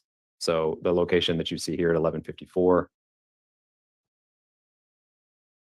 is consistent with being just south of Rexburg, and then the location at 12:09 in the morning the following day is consistent with being just north of Idaho Falls. And an agent, based on the information you're aware of, what day was Tammy Daybell reported dead? So that would have been sometime between the late hours of October 18th and the early morning hours of October the 19th. Turn your attention to October 22, 2019. Are you aware of any event that took place that day? Yeah, I believe the investigative team had informed me that that was the date of Tammy Daybell's funeral. And what do we see on slide 96? So this is showing use of the 8260 phone associated with Chad Daybell, as well as use of the 9374 phone, also associated with Chad Daybell on October the 22nd, 2019, between 1:46 p.m. and 4:17 p.m. Those are both on 2 separate networks. 8260 is associated with AT&T, 9374 is associated with Verizon. But all of the usage is consistent with being in and around the area just outside of Provo. I think it was Springville, if I remember correctly. Okay. And in those blue boxes, the number, the 8260 number associated with Mr. Daybell, what number is he communicating with? So those are all text messages, both inbound and a couple of outbound with the 4652 phone associated with Lori Vallow.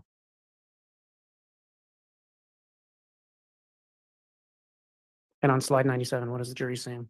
So this is just a repeat of a lot of the information that was on the previous page, zoomed in to show that both the AT&T network, which is indicated in blue, and then the green, which is the Verizon network, are both providing coverage in and around the area of the Evergreen Cemetery, as well as the Holiday Inn. And the 401 or the 8260 number associated with Mr. Daybell, who was that communicating with? Again, it's a repeat from the previous, and it's showing communication with the 4652 phone associated with Lori Vallow. Agent, were you asked with looking at any other cellular data information in this case? I was. And what was that? I was asked to look at the usage of Tylee Ryan's phone and any time that it was used in a similar area that the Lori Vallow phone was used. And did you find times when that occurred? I did. I found several instances. What do we see in slide 99? So this is showing use of the 4652 phone associated with Lori Vallow and the 9612 phone associated with Tylee Ryan, using towers consistent with being out in northeast Kansas. And just for clarity's sake, through your investigation, are you aware of the last known sighting of Tylee Ryan? I was. And when was that? That was in September of 2019. In slide 100, what are we saying? So this is looking at October the 16th. This is usage in Rexburg of both the 4652 phone associated with Lori Vallow and the 9612 phone associated with Tylee Ryan between 12:26 and 12:35 p.m. And so is the purpose of this slide just to show that Tylee Ryan's phone is still getting used? Yes, correct. And again, slide 101. This is showing just usage of Tylee Ryan's phone on October the 24th at approximately 6:29 in the morning on the outskirts of Phoenix, Arizona. And 102, what are we seeing there? This is showing two separate days. So it's showing the 4652 phone associated with Lori Vallow being utilized on November the 5th, 2019, using a tower and sector consistent with being in Hawaii. And then use of the 9612 phone associated with Tylee Ryan on November the 4th at approximately 10:15, utilizing a tower and sector that would provide coverage out in Hawaii. And again, is the purpose of this just to show that Tylee Ryan's phone was in the same general location as Judge, Lori I would Vallow's? object at this point. It's testifying, counsel's testifying. Sustained. What was the purpose of this slide? This was basically just to show if Lori Vallow's phone and Tylee Ryan's phone were consistently together after she was believed to be deceased. And on slide 103. This is again use of the 9612 phone associated with Tylee Ryan on December the 15th at approximately 12:25 p.m. and using a tower and sector out in Hawaii. And we actually, slide 104, we briefly went over this on the last day you testified, other than the last date, which was October 15th. Can you tell us about what you found on October 15th? So again, this was just looking at any times that the Google account associated with Alex Cox had location information consistent with being in the area of the Chad Daybell residence. And so this was showing that on October the 15th between 1:41 and 1:52, 6 locations reported via Wi-Fi consistent with being in the area of the Chad Daybell residence. And again, did you limit what margin of error did you limit those searches to? Those were still based on 100 meters or less of margin of error. And Your Honor, at this time I have no further questions. All right, thank you, Mr. Wood. Once you're ready, Mr. Pryor, No questions, Judge. All right. That will conclude the testimony then of Agent Balance. Is he going to be recalled potentially again? Your Honor, we'd keep him under subpoena, potential rebuttal, but we don't plan on calling him again. Okay, well, you are still subject to the exclusionary order then, Agent Balance, since you are potentially going to be recalled or under subpoena still. So for that reason, I'll advise you not to observe any future testimony of this trial because it is being live streamed and available to the public. Yes, Your Honor. All right, thank you for coming in to testify, Dan. Thanks, sir. Your Honor, if we just have a brief sidebar. Yes.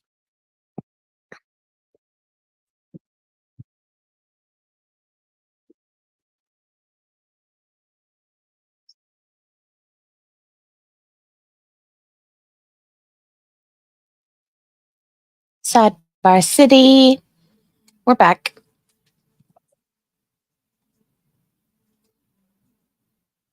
This day is about done.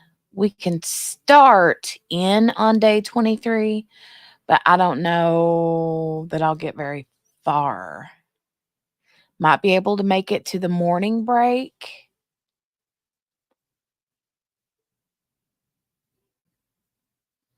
The state would just note at this time, we normally take a break during the day, and rather than do that, we would just propose that we end early today and pick back up in the morning.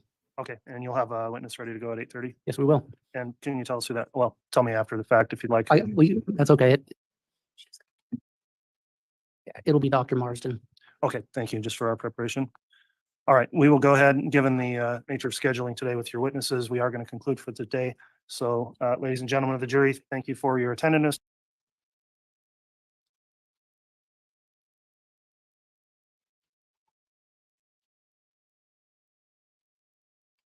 Okay, let's go to day Pet Cemetery. 23. Ooh, they're still going. Wowzers. They're still going, you guys. Holy cow. All right, let me make it big screen. We then receive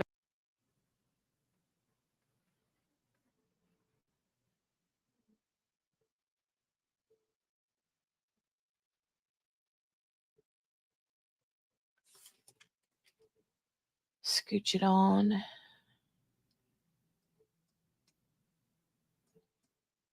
Thank you. Please be seated. All right. All right, please, just for this session, Stephen Boyce, back here. Thank you. Please be seated. Bailiff, if we could have the jurors brought in, please.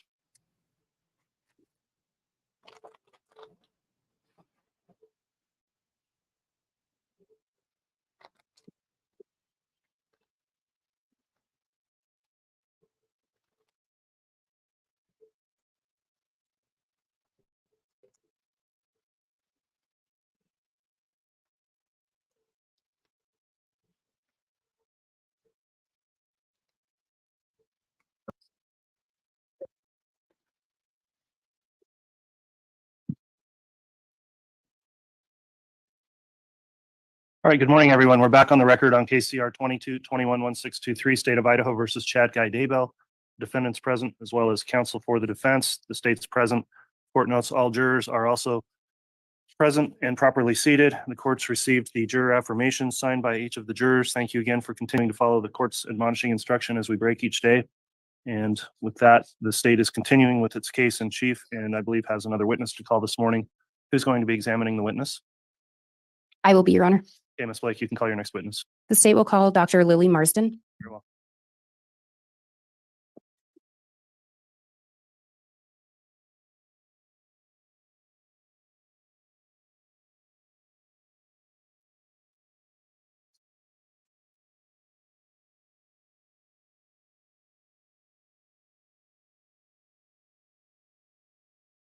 Testimony you're about to give will be the truth, the whole truth, and nothing but the truth to help you God.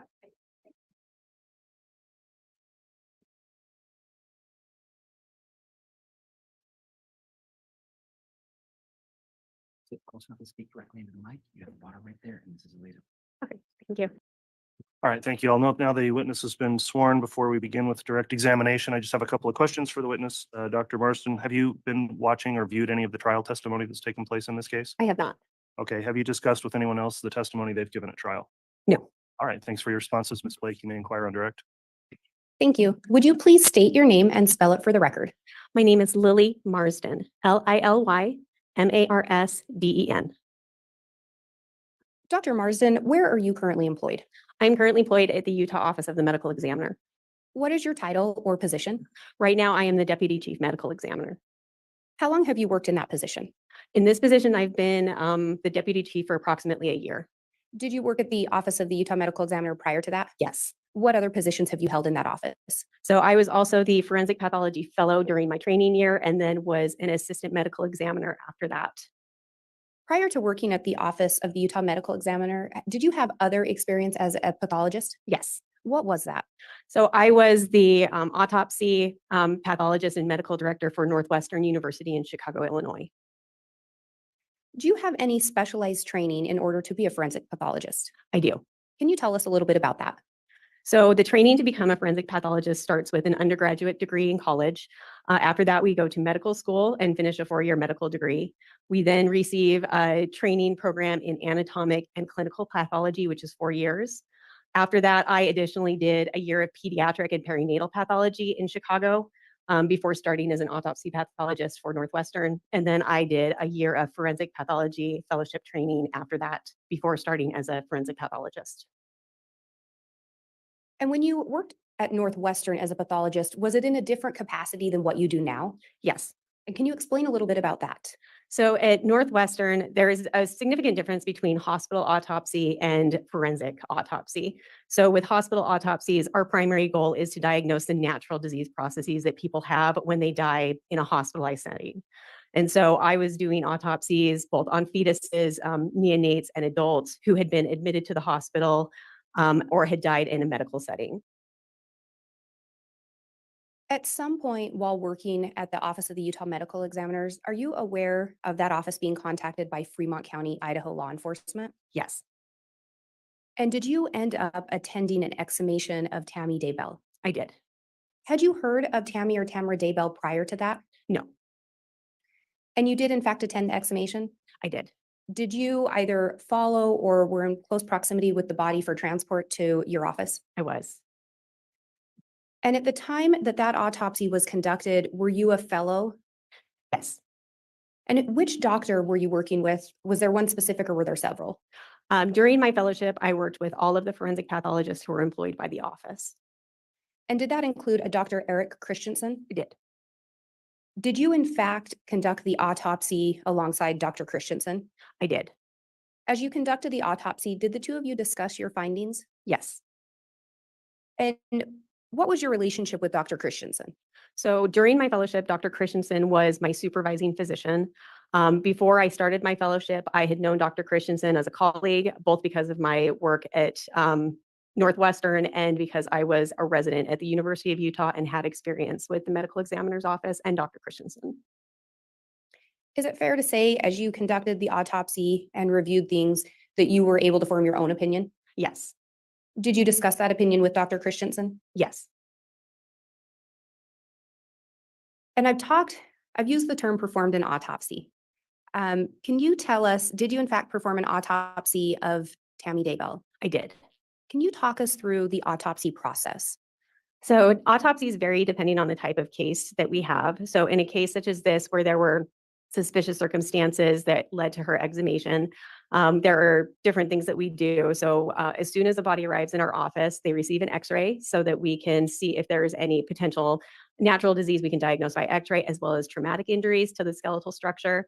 After we review the X-ray, we can perform an external examination of the body. This is to, again, document any potential natural disease processes that we may be able to see from the outside, as well as any traumatic injuries that may have been inflicted or sustained on the body.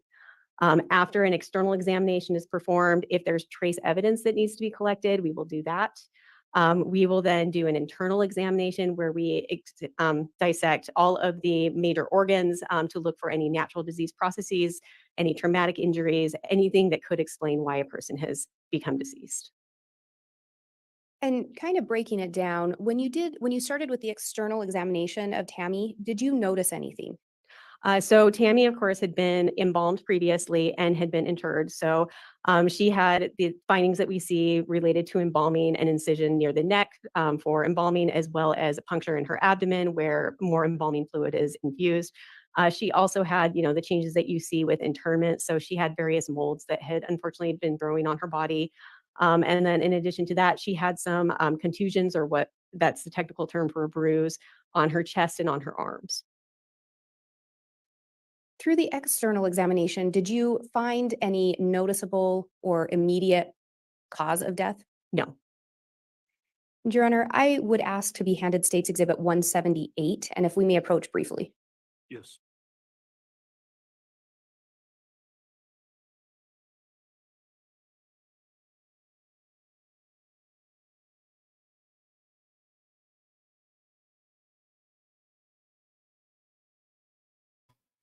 Hey, Spins, I don't know if I can promise that about the no more storm references. I don't know that I can promise that, ma'am. That's asking a lot.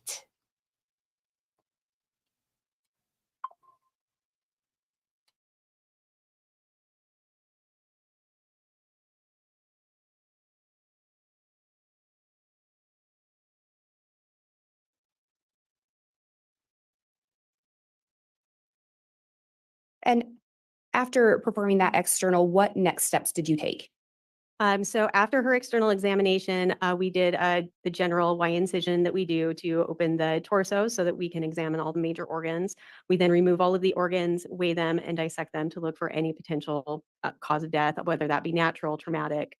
And then we open the head, we do an incision through the scalp that can be easily hidden, and then open the skull cap to remove the brain, which is then placed in a fixative so that it can be dissected at a later date more thoroughly so that we're not rushing.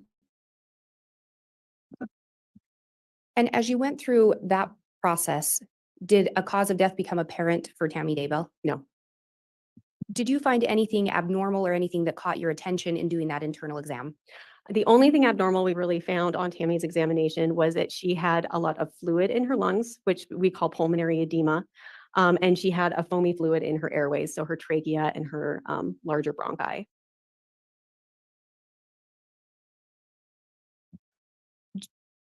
What could possibly cause pulmonary edema?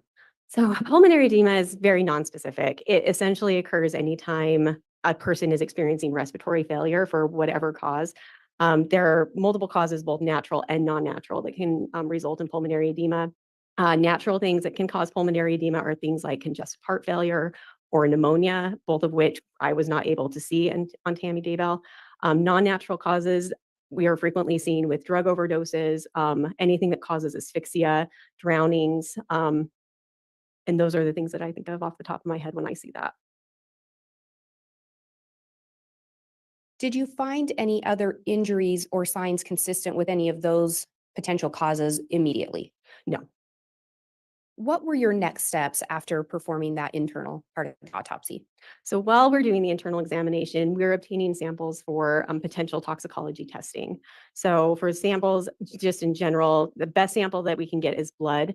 Unfortunately, in somebody who's been embalmed, most of the blood has been removed from the body in the embalming process and replaced with embalming fluid, which is a mixture of different volatile compounds like formaldehyde, alcohol, methanol.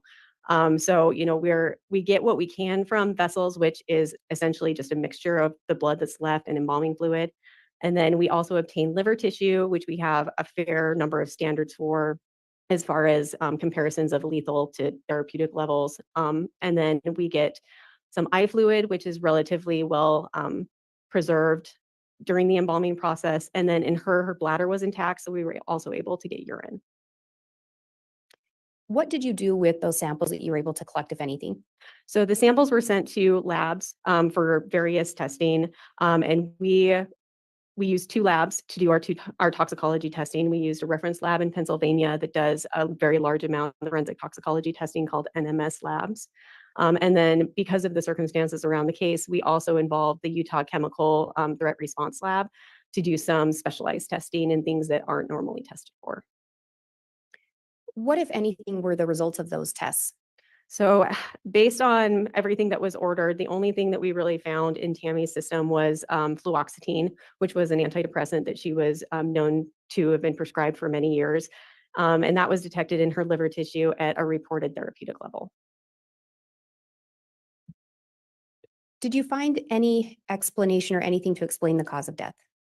not with toxicology. Once that toxicology was ruled out and there was no immediate cause to be seen, what did you next consider as possible causes? So when we have negative autopsies like this, so it's not an autopsy that's completely normal, but there is no cause of death that we're able to see. There's a few things that we have to consider. So we consider, seizure disorders, we consider cardiac arrhythmias, and as far as non-natural causes, we consider asphyxia. So we have to really take a look at all of these possibilities and see what is the most likely and what can essentially be ruled out. So in Tammy Daybell's case, we initially got some information at first that she had been having some minor shaking fits that looked like seizure activity. So we had our neuropathologist examine the brain very thoroughly to see if there was any possible reason why she could be having seizures. It is extremely unusual for a 49-year-old woman to just spontaneously start developing seizures without some anatomic reason, like a tumor or a brain bleed or something like that. And we just weren't able to find anything. The other thing that we think about are cardiac arrhythmias. So with cardiac arrhythmias, so abnormal heartbeats in the heart that can lead to sudden death. These, again, are very unusual in a 49-year-old who has no history of palpitations or anything that has been evaluated by a physician. So her heart was structurally normal. It was the normal size. It did not have dilated chambers. All of her valves were normal. So there was really no great reason why she would be experiencing a cardiac arrhythmia at this time of her life without anything preceding it. After that, we're left with asphyxia. And asphyxia is a diagnosis of exclusion. And in our opinion, we did thoroughly exclude the other potential causes of death with a negative autopsy. And when we talk about being left with asphyxia, is that what you ultimately determined to be the cause of death? We did. What did you determine to be the manner of death? Manner of death in this case was homicide. How many types of manners do you consider? So we have 5 manners of death that we get to choose from. And what are those? So there is natural, which is death by a natural disease process. Accident, which is death from an accidental external factor. Suicide, which is death by one's own volitional act. And homicide, which is death by the act of another person. And then if after the autopsy and examination, we don't have enough information to make a determination, we have a category that is cannot be determined. Have you ever conducted an autopsy where you determined the manner to be undetermined? Yes. Have you conducted other autopsies where you determined the manner to be homicide? Yes. Do you know approximately how many autopsies you've conducted? In my career, I've conducted approximately 2,000 autopsies.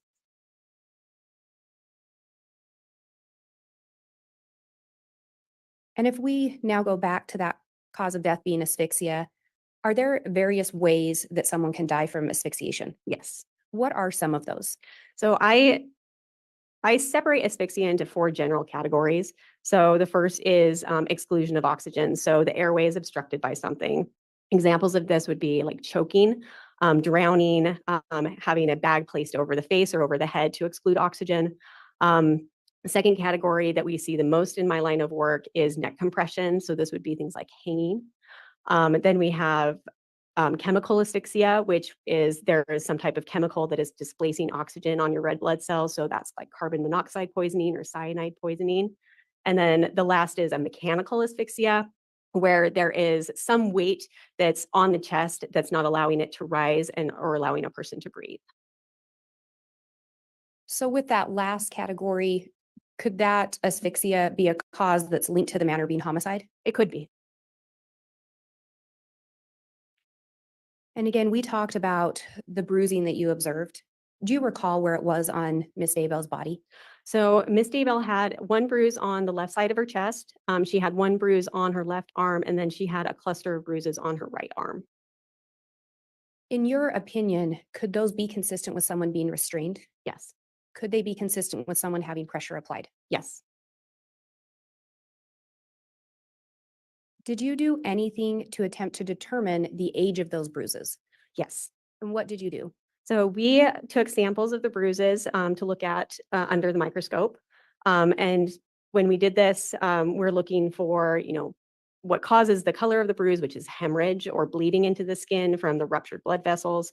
And then we're looking at any type of inflammatory response that the body is mounting to try to clean up all of the hemorrhage. And what were you able to determine, if anything, in relation to the bruises on Tammy Daybell?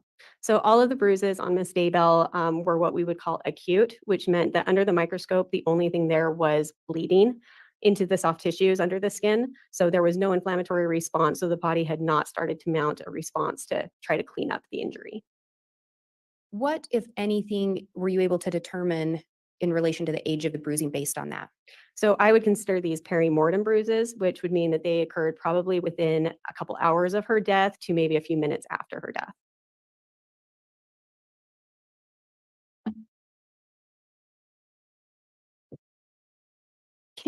Did you observe any lividity on Miss Daybell's body? Yes. Can you explain a little bit about what lividity is? So lividity is a postmortem change that happens in the body when the blood stops circulating. So when your heart's not beating anymore and blood is not circulating through your body, it kind of just falls with gravity. So whatever the position a person is in, all of the blood that's in your blood vessels just starts to settle. And so it settles to those lowest dependent portions that are closest to the floor just because of gravity. Where did you observe the lividity on Tammy's body? On Tammy's body, it was a little bit more difficult to see because, again, she was embalmed, so much of the blood in her body had been removed, but she did still have some lividity on her back and her posterior surfaces. And mentioning the embalming, does that create issues in conducting an autopsy? It can. In this case, did you feel that it affected your ability to perform the autopsy? No.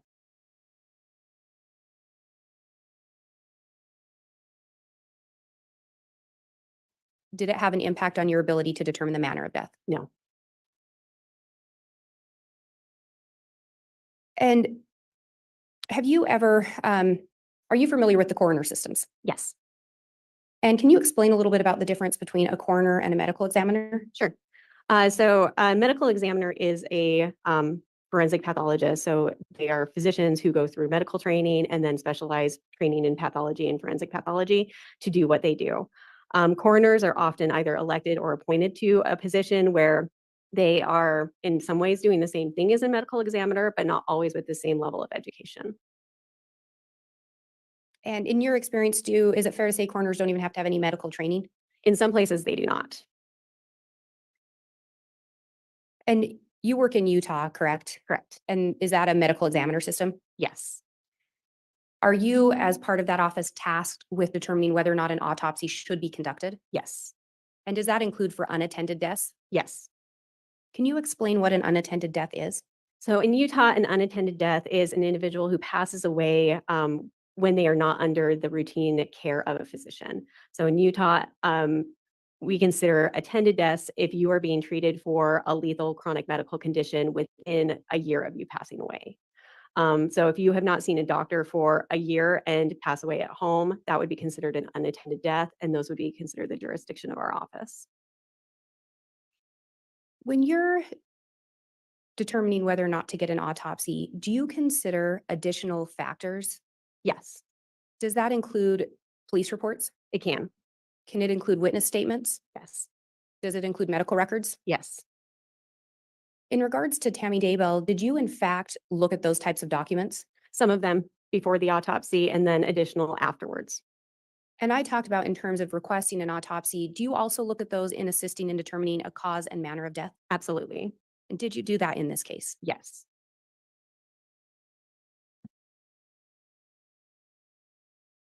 Can you tell us a little bit about what rigor mortis is? So rigor mortis is like lividity, again, a postmortem change. So when you stop breathing, all the oxygen that's currently in the body gets used up by your muscles until your muscles become stiff. And then once that happens, you usually continue to stay stiff until decomposition starts to break that down. Are you able to determine a specific time of death based on rigor mortis? No. Does it assist in providing a time frame? It could. If a body is described as stiff and cold, would that indicate anything to you? If they are being described as stiff and cold, what I would consider is that they've likely been deceased for a couple hours, but I would also be asking more questions of my investigators. What do you mean by stiff? Is it stiff in just her jaw? Is it stiff in her arms and her legs and her hips? Because that stiffening happens as a progression, starting with the smaller muscles and then going to the larger muscles. And so I would be asking my investigators more specifically, what are you meaning by stiff? And then that would give me more of a time frame that I can work with. But if somebody just says stiff to me, I would usually say a couple hours, but I can't be more specific than that. And in the case of Tammy Daybell, is it fair to say you were not on scene initially when her death was reported? No. When we talk about those bruises on Tammy's body, if someone's stiff or been dead for a few hours, would something cause bruising to the body at that point? Judge, speculation, objection. She's an expert. I'm asking her expert opinion. So overruled. Sorry, will you repeat the question? Yes. If someone's been described as stiff and potentially dead for a few hours, would you expect that body to be bruised by some kind of external factor at that point? Not at that point. And when we talk about the various ways that asphyxia can occur, can some of those not leave any external signs? Absolutely. Can some of them not leave very many internal signs? Absolutely. Is one of the internal signs of asphyxiation the pulmonary edema? It can be.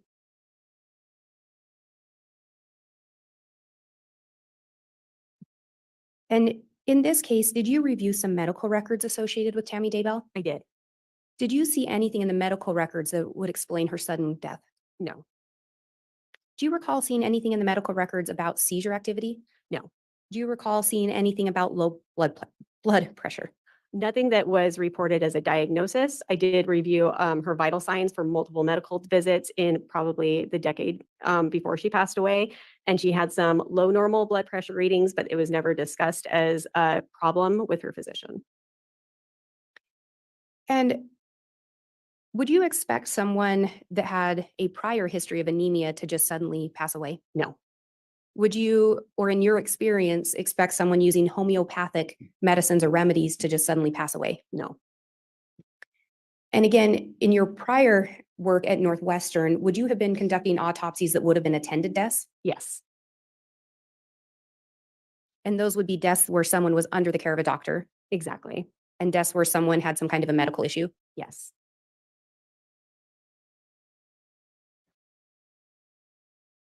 And I ask you about those bruises and not expecting to see them on a body that had been deceased for a few hours. Can you explain a little bit about why you wouldn't expect to see bruising?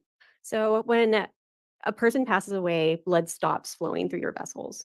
And the reason why a bruise occurs in a living person is a force causes rupture of the blood vessels under the skin. And because your heart is pumping blood, the blood is exiting those ruptured vessels and accumulating in those tissues under the skin. So that is what causes a bruise.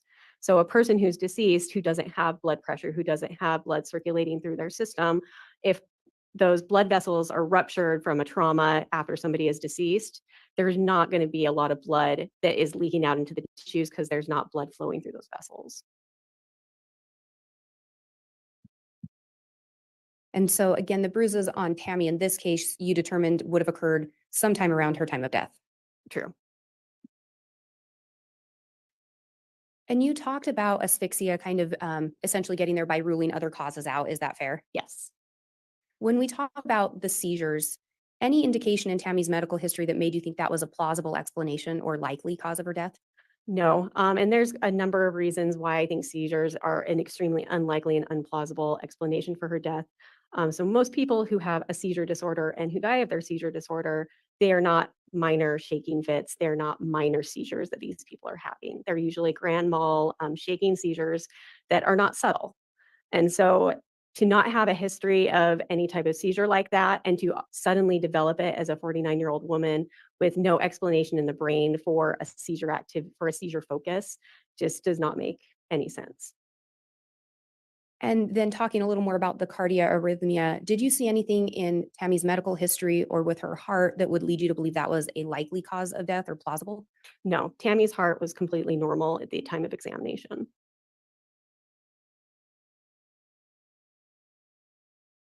And then we talked about the different manners of death. Did you consider undetermined as a potential option? We did. What did you ultimately determine the manner of death to be? It was homicide. And again, the cause of death? Is it asphyxia? And if I may have just one moment. You may.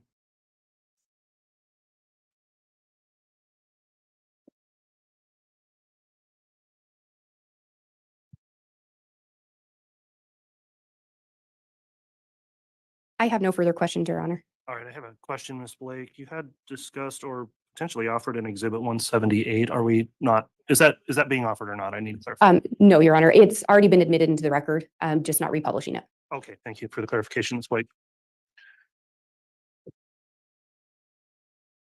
All right, once you're ready, Mr. Pryor, you can Thank you. cross-examine.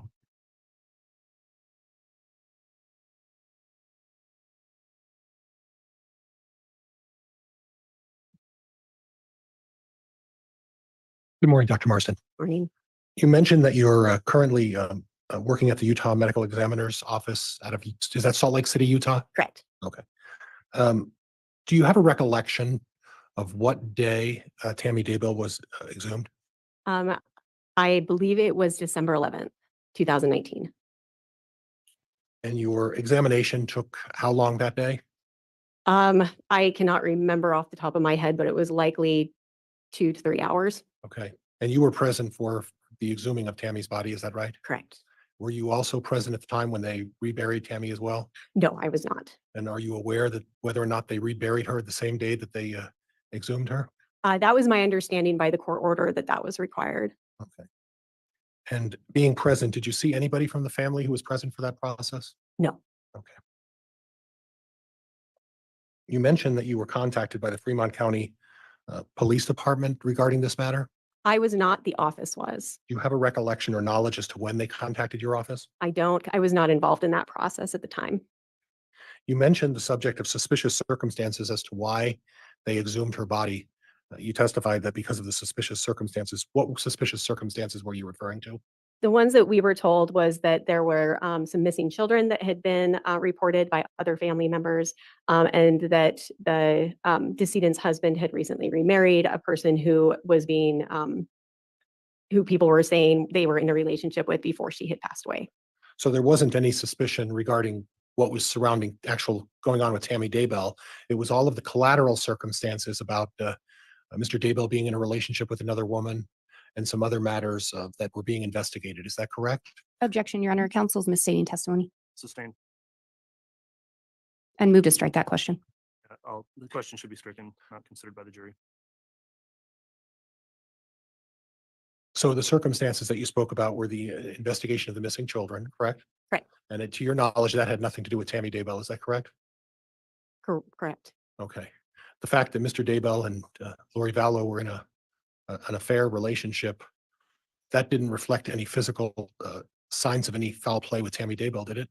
It was suspicious mostly because she was a 49-year-old woman who was in good health leading up to her death, which was unexplained by the coroner on the death certificate. But the coroner had explained that there weren't, this wasn't a homicide. You saw that, correct? Correct. And the coroner determined that there was no autopsy. They made the determination not to perform an autopsy. Is that correct? Correct. Now, the bruises that you spoke of, when someone uses the term, they're not specific. Can you explain to me what you mean by the bruise is not specific? So a bruise is not specific just because, you know, there's usually not a pattern to it. So we really don't know with any degree of certainty what produced the bruise. And isn't it true? There really is no empirical way to determine when exactly a bruise is placed on a body. With any specificity, yeah. Right. So we can't really tell to a certainty or specificity when those bruises actually occurred on Tammy Daybell's body, correct? We could give a general time range, but not a specific time. And even that time range is a subjective determination. Isn't that true? Yes. In other words, you can't be certain when those bruises were placed on Tammy's body or how they were placed. Isn't that correct? Correct. On the subject of heavy lungs, one of your associates, Dr. Christensen, who you worked with on this, made some mention of heavy lungs. And explain to me what Objection, Your Honor. Misstates testimony, calls for speculation. Sustained. Have you heard of the term heavy lungs? Yes. Did you observe or make a determination that there was a medical situation here that's consistent with heavy lungs? I'm trying. So heavy lungs does not necessarily indicate a medical situation. It's just a description of how heavy the lungs are. but there are underlying medical conditions that can be related to a determination that the lungs are heavy. Isn't that true? There can be, which is why we do microscopic examination of the lungs. Now, at the time of this autopsy, you were working as a fellow with Correct. Dr. Christensen. Correct. And was this your first autopsy outside of a laboratory environment? No, Okay, how many autopsies had you done prior to this? approximately 500. And were those autopsies all under the supervision of another physician or medical examiner? No, only the ones that I performed at the office of the medical examiner. You mentioned that the stomach contained a substantial amount of foam. Not the stomach, the airways. The airways, I'm sorry, I don't know why I put down stomach. And it wasn't a substantial amount, but there was foam still present. And that was after Tammy had been exhumed, is that correct? Correct. So in other words, either the foam continued or it was that way when she was prepared for burial, correct? Correct.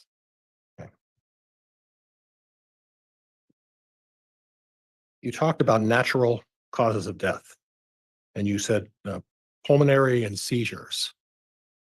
I recall. Again, could you describe to me what are the natural causes of death that could be unexplained in a situation like this? So the natural causes of death that you would think about when you have a quote negative autopsy, an autopsy where there's no discernible cause of death, are going to be things like seizures or cardiac heart rhythm disorders. Right. And when you're talking about, and then I wrote down pulmonary because it's heart rhythm disorders. Maybe that was my shortcut.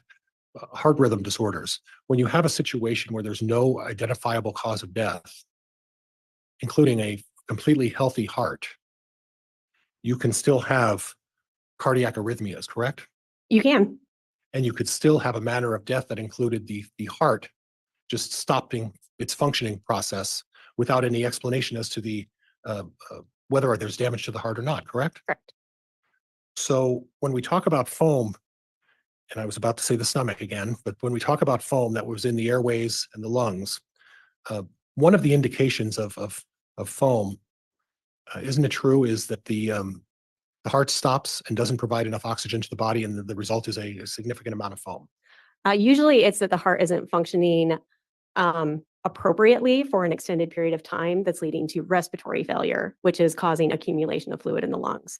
Usually when you have a sudden cardiac death, you don't have enough time for that pulmonary edema to develop because your lungs are essentially stopping at the same time that your heart is stopping. So if I understand you correctly, then that if there's a sign that the heart isn't working properly, regardless of whether there's signs or not, though of an unhealthy heart, that's when you're going to get that foam situation, correct? Correct. Okay. So I guess my question is this, is that if in fact Tammy Daybell's heart was immediately stopped by compression or asphyxiation, that's an immediate stopping of the heart. Why is there foam in her system then? Well, asphyxia isn't going to immediately stop the heart. The heart will stop once it's not able to get enough oxygen to continue to pump. And that's going to take minutes if a person is being asphyxiated. And then that will allow time for the lungs to start to fail and fluid to accumulate. Or it could be that the heart wasn't functioning properly and it stopped and foam developed within her system as a result of a heart that wasn't working properly, correct? So what you're describing is congestive heart failure. And in that case, when we look at the lungs under the microscope, we see other evidence of congestive heart failure, which is usually old bleeding into the lungs from leaky vessels, which causes macrophages or the inflammatory cells to come in and clean it up. And that was not seen in her. So this was not a congestive heart failure. But when you come up with a determination that the death is undetermined and there's absolutely no signs, let's say there's no bruising, let's say there is nothing indicating any sort of cause of death, and yet we have someone who's passed away, you make an undetermined, that in that situation without any signs or any other collateral information, you make a determination that it's an undetermined death, correct? If you have no other collateral information, investigative information that leads you to any other conclusion. And when you make a determination of an undetermined death and there's no indication of any cause of death, you just may never know. The person just died. Isn't that correct? That's correct.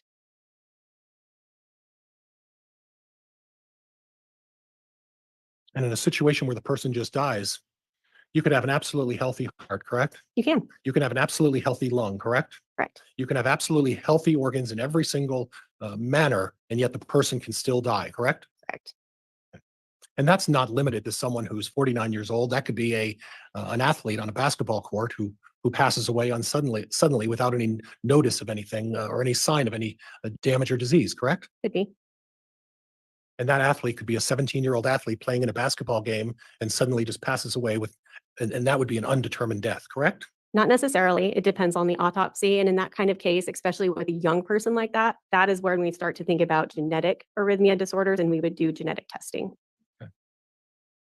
And what that means is that you would be looking back at their past as to whether or not there's any family history of any heart issues or anything like that, correct? Correct. And in this particular situation, there was a notation on her medical records which indicated that Tammy Daybell's family had some heart issues that were listed and noted on her medical records. Recall that?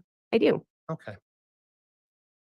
Now, on the issue of asphyxia, you talked about the bruises on her arms, and the vast majority of them were on the right arm. Is that correct? Correct. There were a number of them that you're claiming are bruises were on the right arm, and then one on the left, right? Yes. And then a mark on her chest. Okay. So you talked about what you claim are the 4 levels of asphyxia. And the first one you mentioned would have been exclusion of oxygen by way of choking, correct? It could be exclusion of oxygen by anything. Now, in Tammy Daybell's situation, there was no sign of any broken or malfunctioning airway that had been blocked physically. Is that correct? Correct. You didn't see any damage to the neck or the throat or any of the, and I'm going to hack the bone that's called the hyoid. Thank you. I'll never get it right. I could practice and I'll never get it right. That wasn't cracked or broken or anything like that, correct? No, there was damage to the muscles on the right because of the embalming process. So we weren't able to do a full examination, but there was nothing on the left. Okay. And then you talked the second one would have been neck compression. Yes. And there were no indications of any bruising, that or fingerprints or marks suggesting that Tammy Daybell was choked or someone had squeezed her neck to cause her to die that way, correct? Correct. And then the next one you mentioned was chemical asphyxiation, and there's no indication. You did an extensive review of potential chemicals that could have caused this, correct? Correct. And the only thing you came up with was the fluoxetine, which was the medication she was taking, correct? Correct. And did you do a cross-check as to whether or not any of these homeopathic or any of these essential oils or other items could potentially interact in a way that could cause her some medical issues? So most of the essential oils and homeopathic medications that are out there have low overdose potential. There's still a potential for overdose, but because of that, testing for those things is not offered in most reference labs. And so we wouldn't have been able to rule any of that out, but there was no evidence at the scene that she was overtaking any of these things. Okay. And you don't know the quantity of those homeopathic medicines or the oils or the other things that she was taking, correct? No. And if you were to make a determination and you did have that, would that aid you in maybe considering that as a possible option? It could. Okay. Now, the last one you mentioned was a mechanical asphyxiation. And I don't know if this one falls into the subject of you cover up the mouth or you cover up the chest physically with something to stop the breathing. Is that what that is about? So exclusion of oxygen would be something that covers the mouth, covers the nose or airway. So that would be like a suffocation. With mechanical asphyxia, we see mechanical asphyxias very frequently. And so the classic situation is somebody who's working under their car and the car jack fails and the car falls on the chest and then the chest is no longer able to rise. Those people die of a mechanical asphyxia. And the type of asphyxia you're talking about is the stoppage of the breathing. Tammy Daybell, someone was trying to stop. That's what you're suggesting, is someone was trying to stop Tammy Daybell from breathing, physically covering up her airway. Is that correct? Correct. So explain to me, with the bruises on the arms, did you see any scratches on the fingers or any sign of any DNA under the fingers? So in this case, she had been prepared for burial. She had been washed, cleaned, and there was also mold on her fingers from the internment. So at this point, there would be no trace evidence. And there were no scratches of any kind that would indicate any kind of a struggle. Is that correct? Correct. Nothing, in fact, to indicate any kind of a struggle, correct? The bruises could indicate a struggle, but it's, again, nonspecific. And when you say nonspecific, we don't know how those bruises got there, correct? Correct. Okay. So if someone's holding Tammy Daybell's breathing, that same person then at the same time would be holding her arms down as well? Or there's more than one person. I don't know. Okay. But the suggestion is that you're saying someone was stopping her breathing, and potentially there could be another person there who's restraining the arms. Is that what you're suggesting? I'm not suggesting anything, but that is a possibility. Okay. You talked a little bit about rigor mortis, and when you have a pulmonary edema, that speeds up the process of rigor mortis, does it not? No. Okay. When you're talking about stiff and cold, again, that's a subjective determination, correct? Correct. You could walk up to somebody and hold their arm, and it could be stiff and cold, but that doesn't give you a distinct determination as to when what that means specifically, correct? Correct. In fact, unless you're someone in your profession, making that determination, the best way is that you're there and you evaluate the level, because that's an advancing determination of when someone starts to become cold, and it increases as time goes on, correct? Correct. So if someone makes mention of the fact that something is cold or stiff, that's really doesn't give you any sort of information or determination as to how you would apply that to at the time of a cause of death, correct? Correct. And again, as far as the cause of death, again, this is a subjective determination by you. You really can't say to any specificity when the cause of death was or had occurred in this case. Isn't that correct? Correct. And again, what kind of medical records, which specifically medical records did you review? I would have to go back and look at the list, but I know that we looked at primary care physician records and urgent care records from 2007 to 2019. I'm sorry, again, from when? 2007 to 2019. And in reviewing the medical records, you never saw any treatment for any low blood pressure or anything like that. Is that correct? Correct. Okay. Were you provided information about Tammy Daybell having dizzy spells Yes. and maybe some fainting issues? Yes. Okay. Balance issues? I don't recall balance issues. Okay.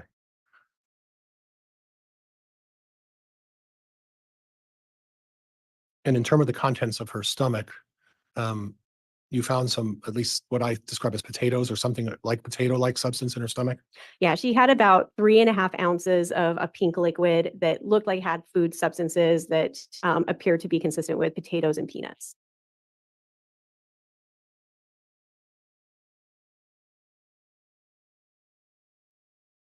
Judge, that's all I have. Thank you.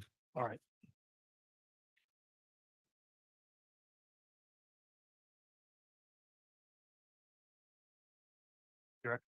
Thank you, Your Honor.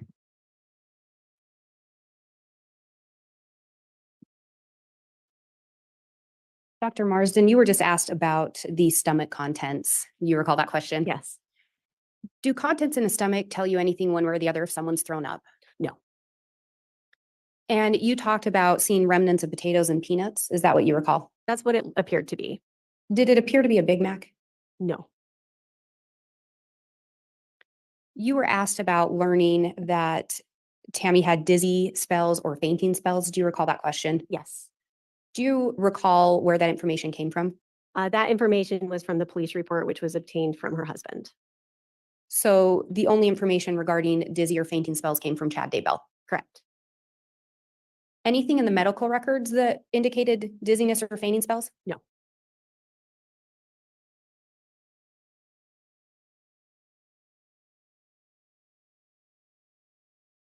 Did it surprise you not to see Tammy's family at the exhumation? No. And you were asked about some of the suspicious circumstances involving some missing kids. Do you recall that? Yes. Did you learn that those missing kids were Chad's new wife's kids? Yes, I think I knew that. And Tammy Daybell was Chad's recently deceased wife? Yes.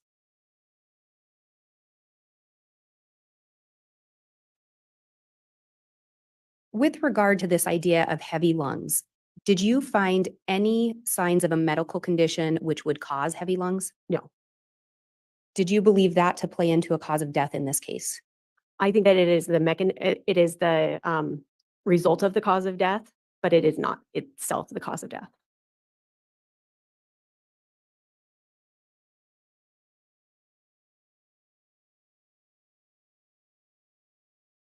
In looking at the history, Tammy's medical history and her family's medical history that was noted in her records, any concerns in relation to Tammy's heart based on that? No, and her records we specifically asked did not include any sudden cardiac deaths in young individuals in her family that would indicate a genetic cause of heart disease. And counsel went over with you again, death by essentially asphyxiation by exclusion of oxygen. Do you recall that? Yes, Are there ways that someone can cause someone else's death in that manner without leaving any signs or external injuries? absolutely. Are you aware of some of the mechanisms or way a person could asphyxiate someone else without leaving those signs when we're talking about the exclusion of oxygen category? Yes. What are those? This would include things like smothering with a pillow, putting a bag over the head, putting a weight on the chest so that the chest can't rise. These are all potential things that would not necessarily leave any sign. And the last one, the weight on the chest, would be mechanical asphyxiation? Would it Yes. fall into that? And you were asked about the bruises and indicated, it could indicate there was more than one person there. Is that fair? Yeah. Could it also indicate someone kneeling on a chest and holding someone down? Yes.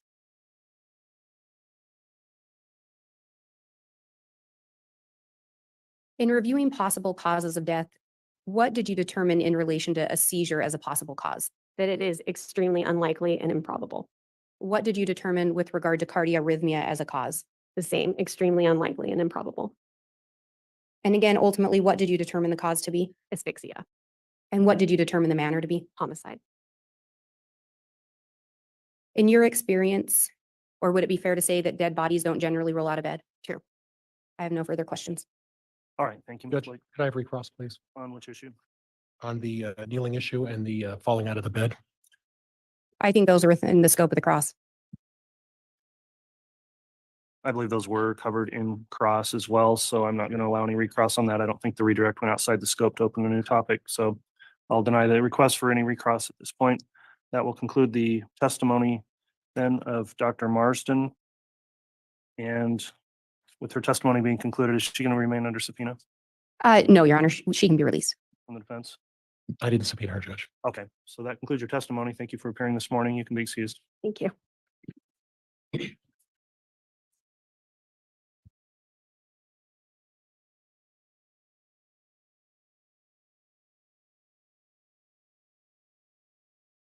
State can call us next witness.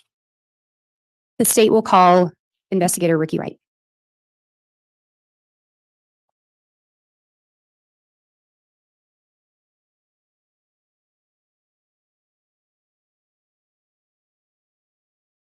Judge, that looks like Officer Hermosillo. That's what I was to me. thinking. That's who I think it is. Unless Officer Wright is muscled up a little bit, but They may have gotten a little confused, so if we may have just a moment. Yes.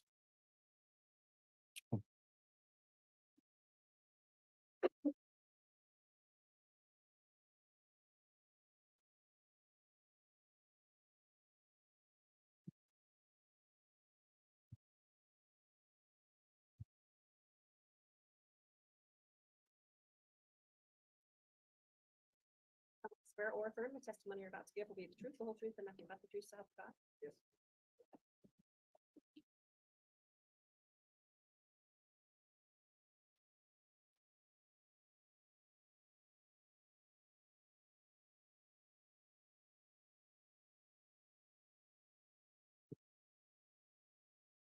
All right, I'll note now the witness has been sworn. Before we begin with direct, I want to inquire, Officer Wright, have you watched or viewed in any way any of the testimony that's taken place in this trial since it started?